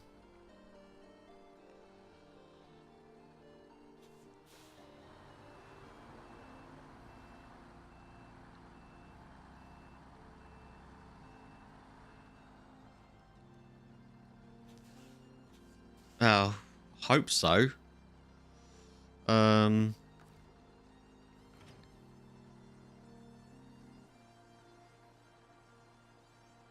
Oh no, poor you.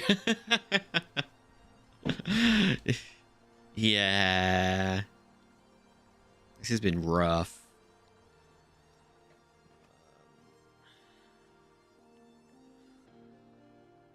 I don't even know where the... I mean, I've scanned around here, but I've not seen... I don't even know where the wing and the engine... Oh, is that the wing there? Is that a wing? That looks like a wing. Or is that an engine? Is that the wing or the engine? I don't know. That could be a wing. I'm alright. I'm okay. Not too bad. It's just taken me 4 hours to get that bloody carcass of a plane out of the river and up here because, yeah, it's been an absolute nightmare getting that out because I kept getting stuck. I got stuck over here because I thought I could get through here. I couldn't, so then I backed it all the way up. I thought I could get through here, but I couldn't. So I had to back it up, and I thought I could get through here, and I couldn't. I got stuck. So at which point I then needed to crane the trailer and the fuselage out, and then drive all the way around, and ran out of fuel, broke my suspension, and yeah, it's been a nightmare, to be honest. But yeah, no, it's fun. I like it. I'm quite happy to do things like that because it's just... It's stuff that I can just chill and chat while just doing things. So yeah, that's cool. Right, so that's the wing or the engine. It looks like the wing with an engine.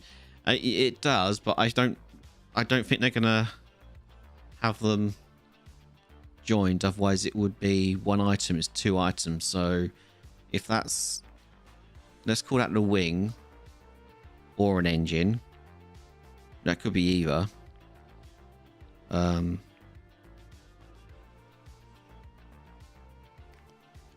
So, I mean, it looks like a wing. It also looks like an engine, which I don't know what else I'm looking for then. Like, am I looking for another wing? Or am I looking for another engine?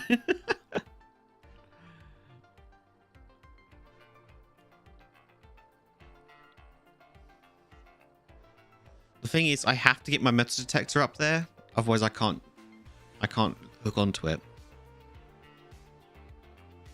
Hey, Anton, what's up? Oh, excuse me.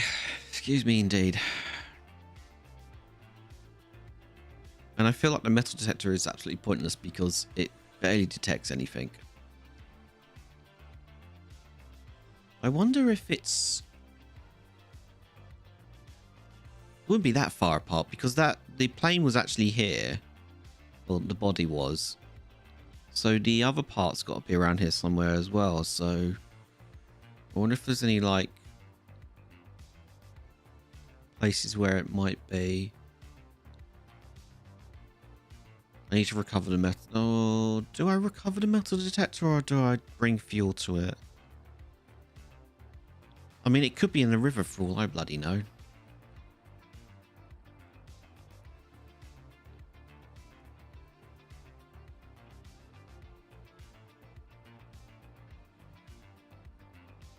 I think the best thing to do is get the metal detector up there, scan, and hopefully it picks that up and something else. But the metal detector's only got a range of like 50 meters, so yeah, that kind of sucks.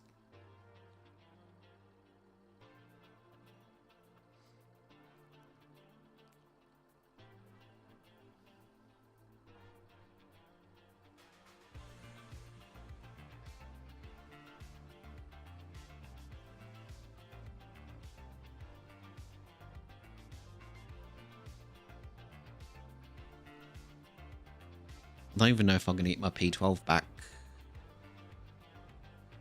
Wait, my P12's back over here, isn't it? With the metal detector, and it's out of fuel, so I might just recover it, to be honest. And then I might bring a fuel trailer and spares along for the ride because issues. I might be able to get the truck up through there though. Maybe. I don't know. Either that or I'll go along the water, along the water edge. Or something like that anyway.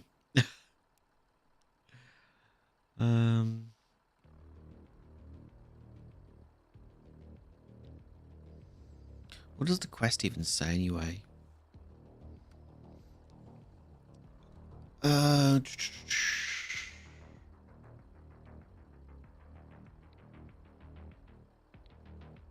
Oh, it's actually giving me the general area of it.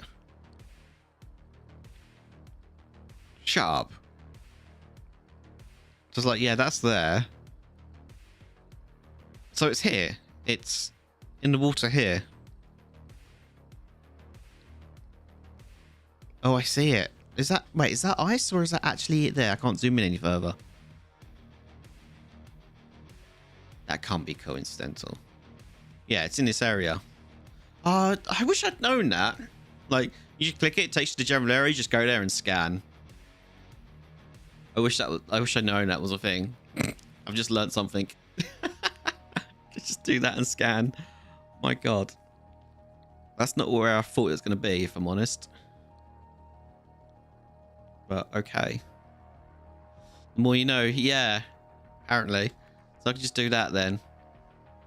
Because that's taking me directly on top of it. So I'm assuming I can't see a wing here.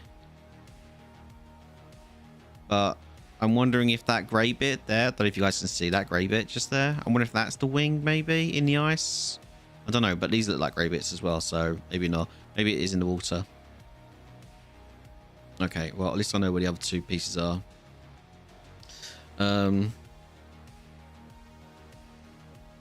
Right. Okay. So, but I've got to scan from anywhere, otherwise I can't hook onto them. So, let's... I've got time to do that. I do. I've got half an hour. So, let's grab the P12. Recover it. Let's just quickly do this. I'm wondering if I leave the garage with that. Oh look, there's fuel there.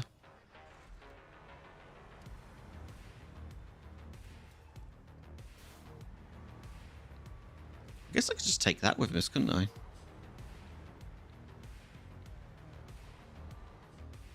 Thank you for hanging out today. I really do appreciate your company support. I hope you're having a great day and enjoying the stream, whether you are watching on YouTube or Twitch.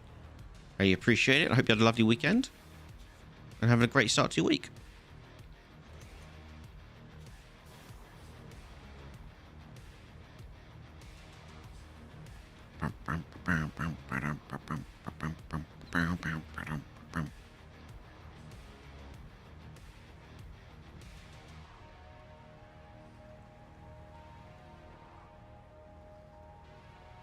Oh, Dragon.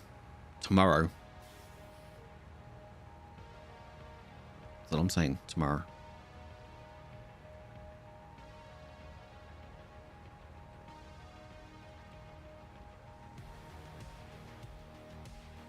Come on. Oh. Wheel drive is off.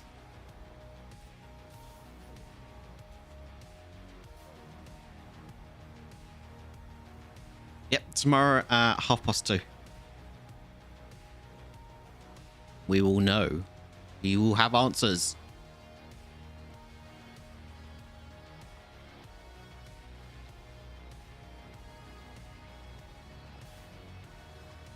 Answers to questions that are unknown.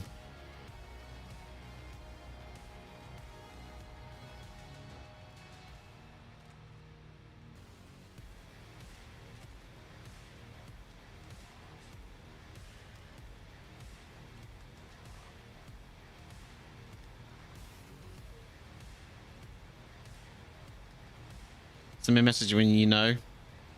If you don't forget. Oh, I'll be messaging quite a few people, so yeah, no, you are on that list of people to message.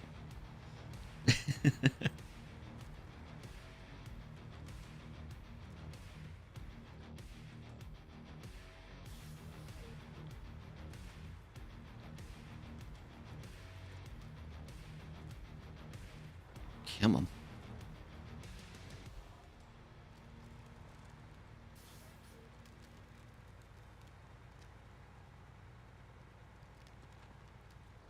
Come on, I got grass to cut. Come on.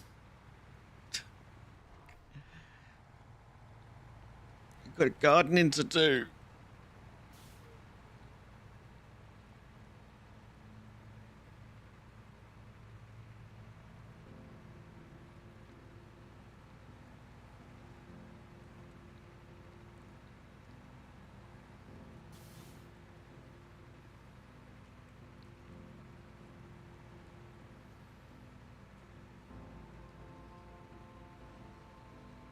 Got to make a wish list as well. There's like so much stuff we need to get.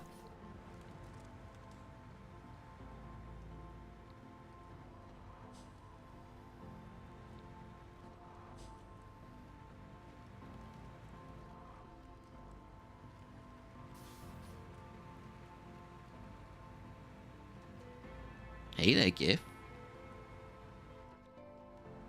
What's up?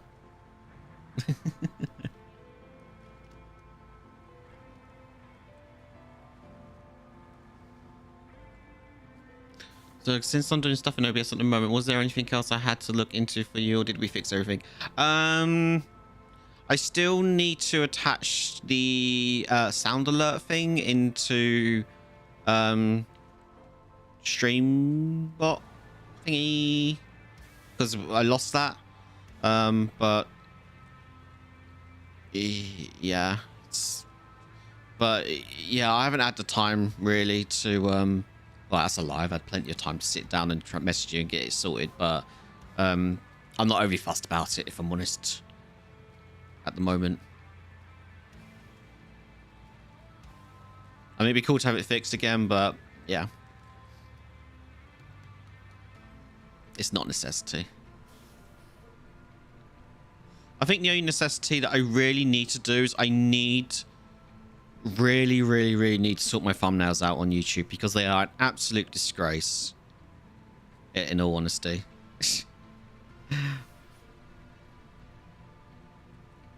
Oh, because I'm just lazy. I'm lazy, and I need to sort them, because I've not had any growth at all on the YouTube side in over a year. That's probably because my thumbnails suck. In fact, it's not probably, that is because my thumbnails suck. Oh no, your thumbnails are fine, mate. But like the rest of them, yeah, I'm obviously doing something wrong, which is obviously most of the time it's thumbnails.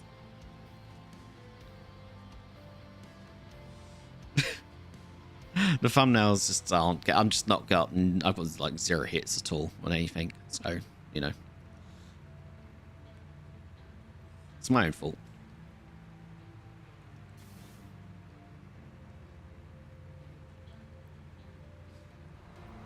I think I just lost motivation for doing it, because I said the problem is that when we first started, and I said to you I was going to do it, I remember saying, like, I'll give myself a year, and if I don't manage to get as many subs or as close to what I've got on my art channel, then I'll probably just like not bother. Which is exactly what happened. Nowhere near what my art channel's got. My art channel's got like 300 and something subs. The gaming one's got 10.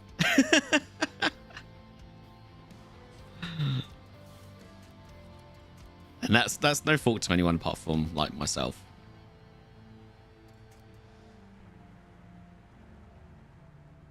You can do better. It's all right, dude. It's okay. It's a lot of work.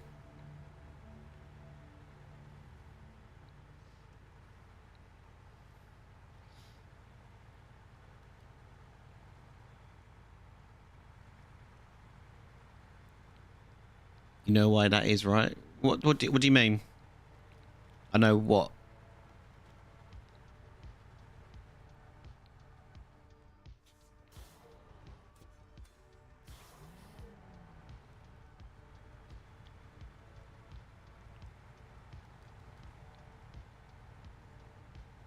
Do I know why I suck? Where do I begin?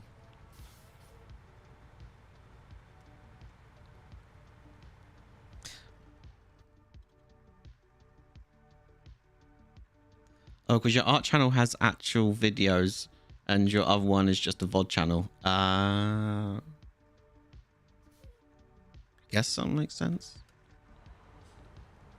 I don't have anything to... I don't really have anything to upload to the YouTube gaming channel. Like I say, it's just all...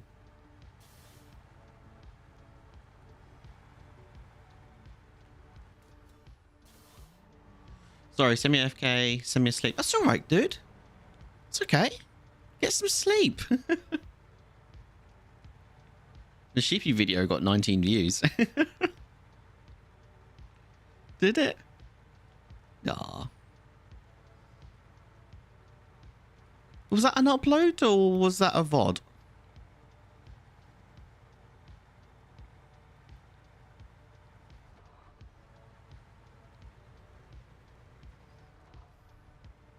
It's an edit I did. Oh, okay. Thank you.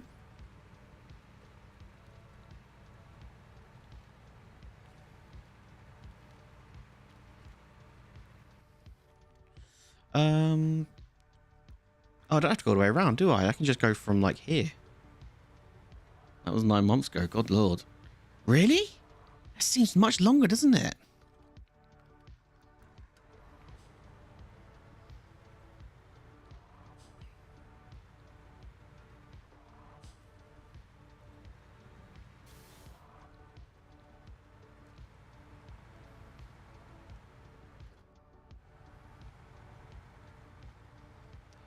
Can I go south from here?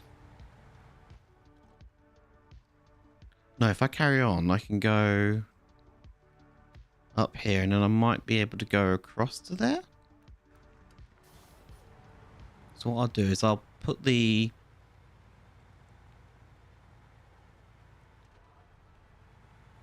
I think there's fuel here already, actually. Sav! Why are you baby raging again? Detached trailer, refuel.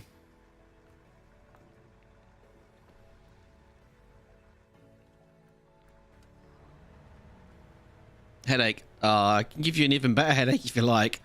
I had an amazing dream last night, Sav, and it had you in it. And it was freaking hilarious. I woke up laughing.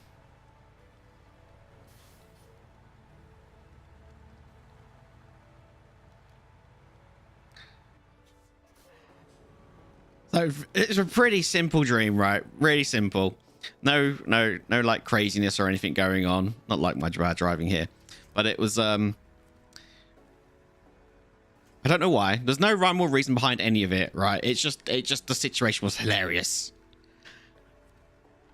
So we're on a train. Me, you, Sonny. And the seats are in 2x2s, so you know, you got two lots of seats on one side, two lots of seats on the other side, and a middle walkway. So me and Sonny sitting together on the left-hand side, and you're sat in front of us on the left-hand side with a spare seat next to you on your right. And guess who gets on the train and sits next to you?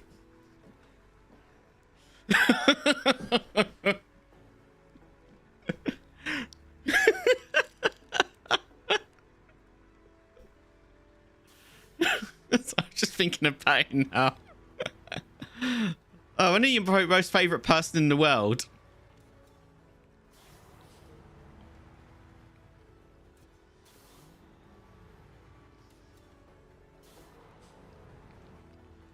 Your orange friend.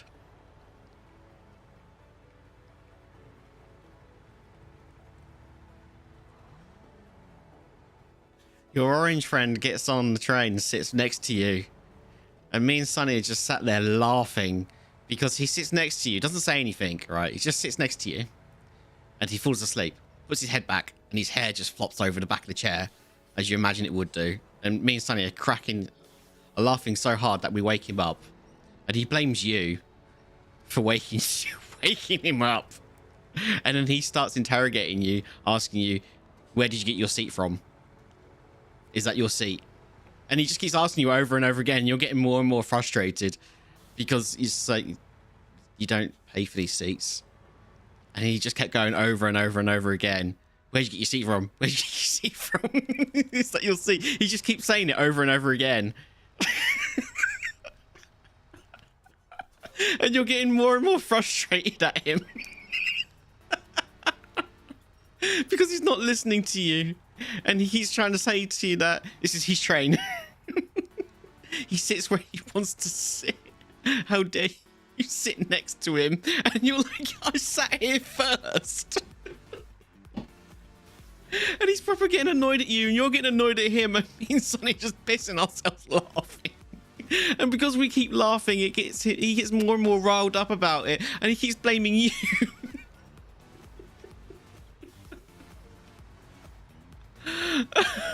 At which point, I wake up pissing myself laughing.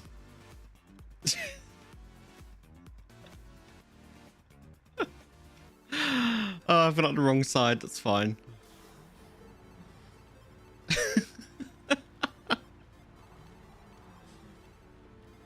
I woke up a bit confused at first, like, why? And then I just burst out laughing, and Sonny's like, what's so funny? So I tell her, and we just both start laughing. And she's like, you gotta tell Sav. It's like, I plan to. This is not something I can keep to myself.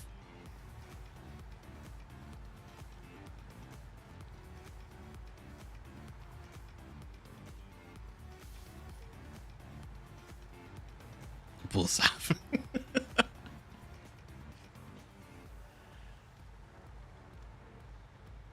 That's too funny. And I haven't had a dream like that in years. I don't even know what triggered it.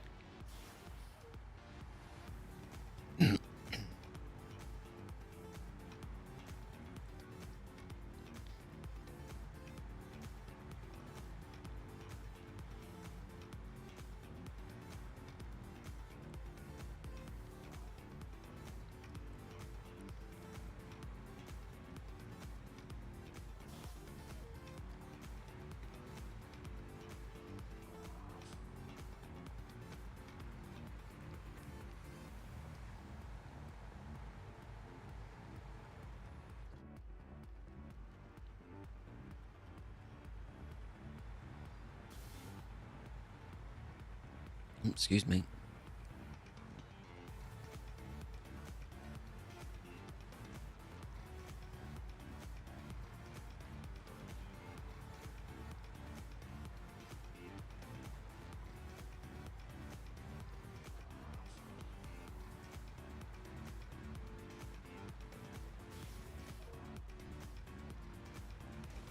Ooh, that was a bad hit.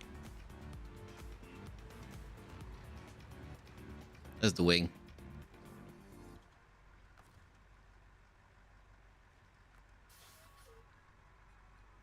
I wonder if I can get down from here and across.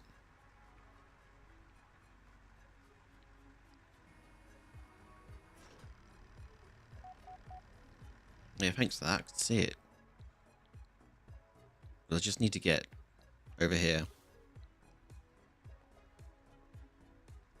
Actually, I'll just back up.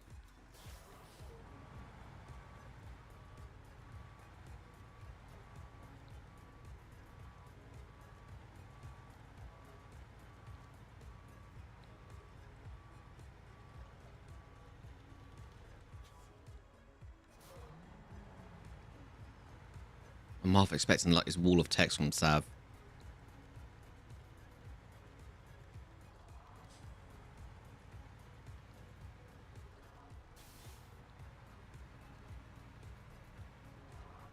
So I now need to get a crane up here and a trailer. There we go. Went to a restaurant with some of your friends yesterday. we walk. We were walking back to our cars and stopped out front and was just talking. A crackhead walked up to us and told us to give him respect and started yelling it. And this kid on a bike went and yelled, "Hey, it's a crackhead. He's hella dumb." We lost it. It's sort of state the obvious, why don't you?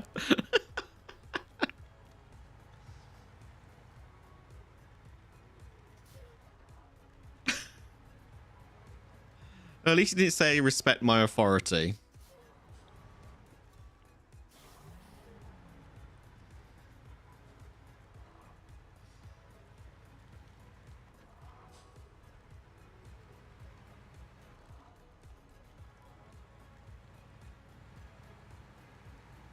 We actually found fourth gear up here. How did we manage that?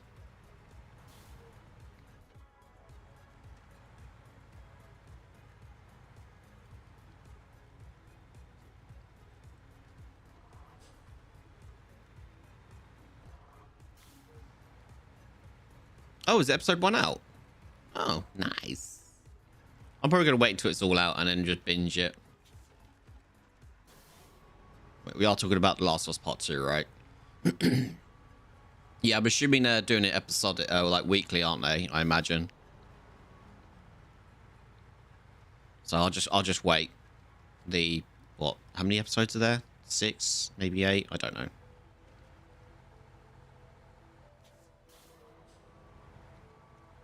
Oh, great. I've now got a tree stuck on me again. There's no way I'm getting out of this because...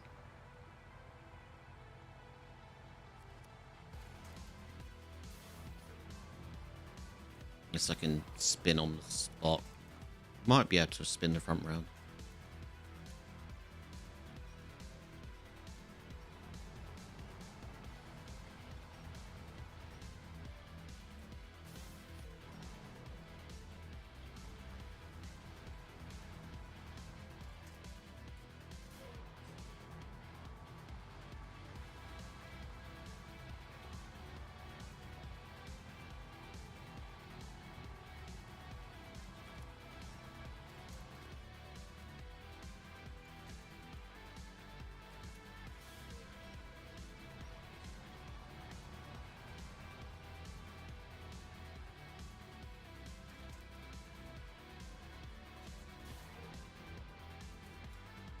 Oh, it keeps slipping back onto it like that.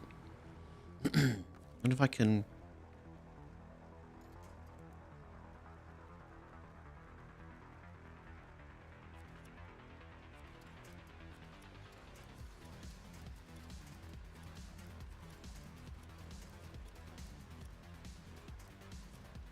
No.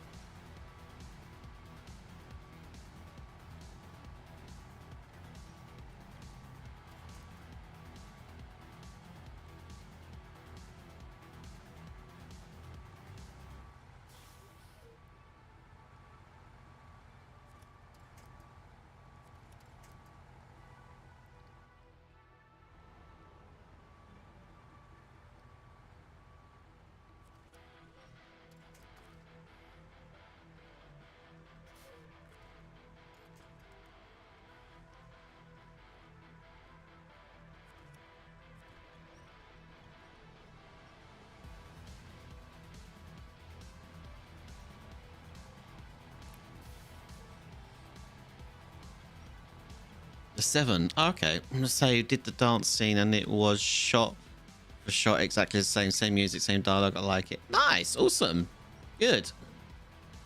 Always nice to hear good things about shows like that.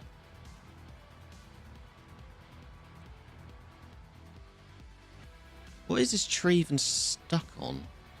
Apart from me, obviously. I wanna just...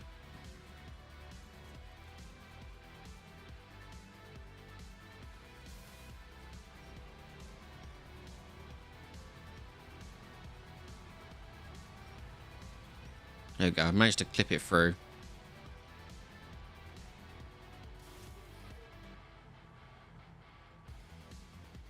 Oh, no. Come on. There we go. There we go.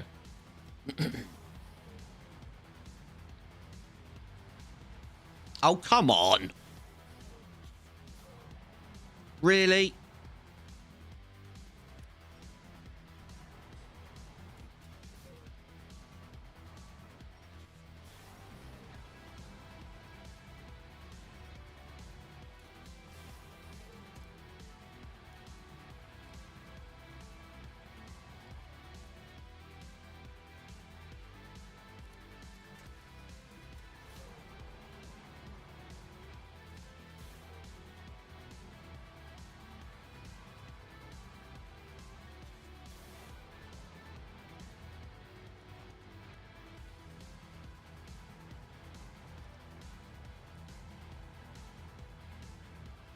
Got it. There we go. Bit of brute forcing, and it went in the end.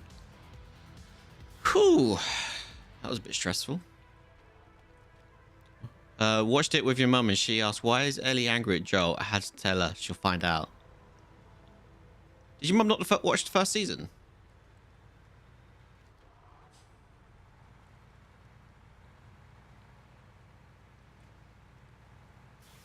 She did.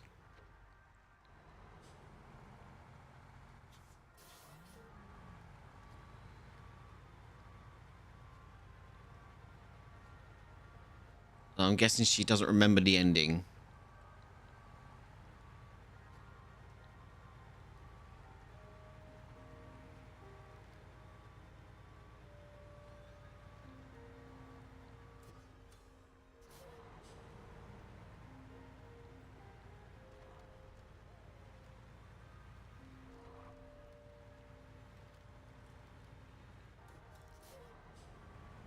They really didn't want me taking this route.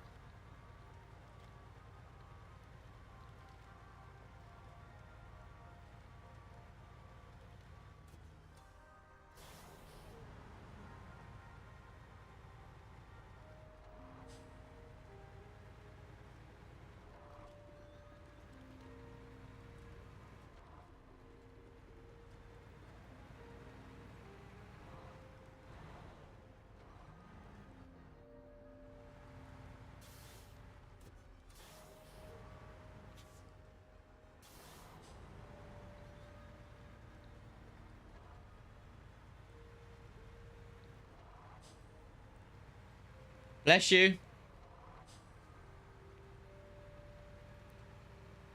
Might make the connection right away. True, very true. Yeah. And I guess if you're not like a, a bit of a diehard Last of Us fan, then you might have forgotten what happened at the end of the first season / game to remember why.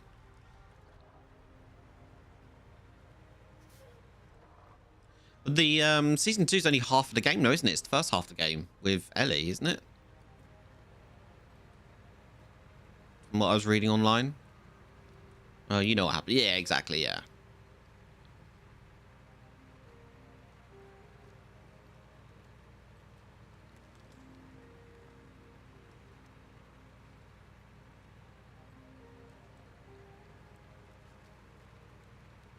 Right, so the wing should be here somewhere. According to the map. Oh, that was a nasty crash. I don't see it. But we'll ping.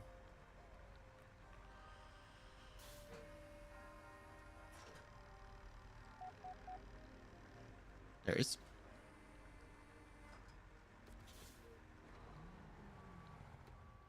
But you only find out she knows a way in. Yeah. There you go. Yeah, it's like the wing. Okay, cool.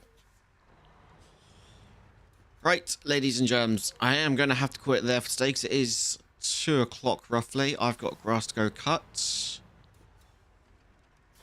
Also, reactor plane Owen is hella tall. Wasn't Owen tallish?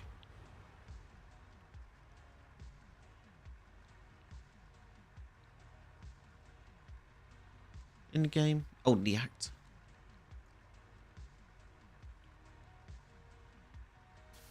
Ish. He dwarfs Abby. Yeah. Yeah. Well, I'll probably watch it once it's all out, so I can just binge it. But yeah. Thank you all for hanging out. I really do appreciate it. I've got grass to go cut. So thank you for hanging out. As always, thanks so much for the bits, tips, subs, resubs, gives us a follow. It's just been awesome as always. I will see you on Wednesday. If you've been watching over on YouTube, you know, thumbs up, thumbs down, whichever you prefer. Or interaction helps out an awful lot. And for those of you who are in the know, you know. Tomorrow is the day. And I'll let you know I'll let you guys know what the results are after tomorrow. Well, I'll let you guys know as soon as I know. But yeah, have a good one. Thanks for hanging out. And yeah, be kind to yourself, be kind to one another, look after yourself, look after one another, and I'll see you in the next one for some more shenanigans in SnowRunner. You have a good one. Bye bye for now.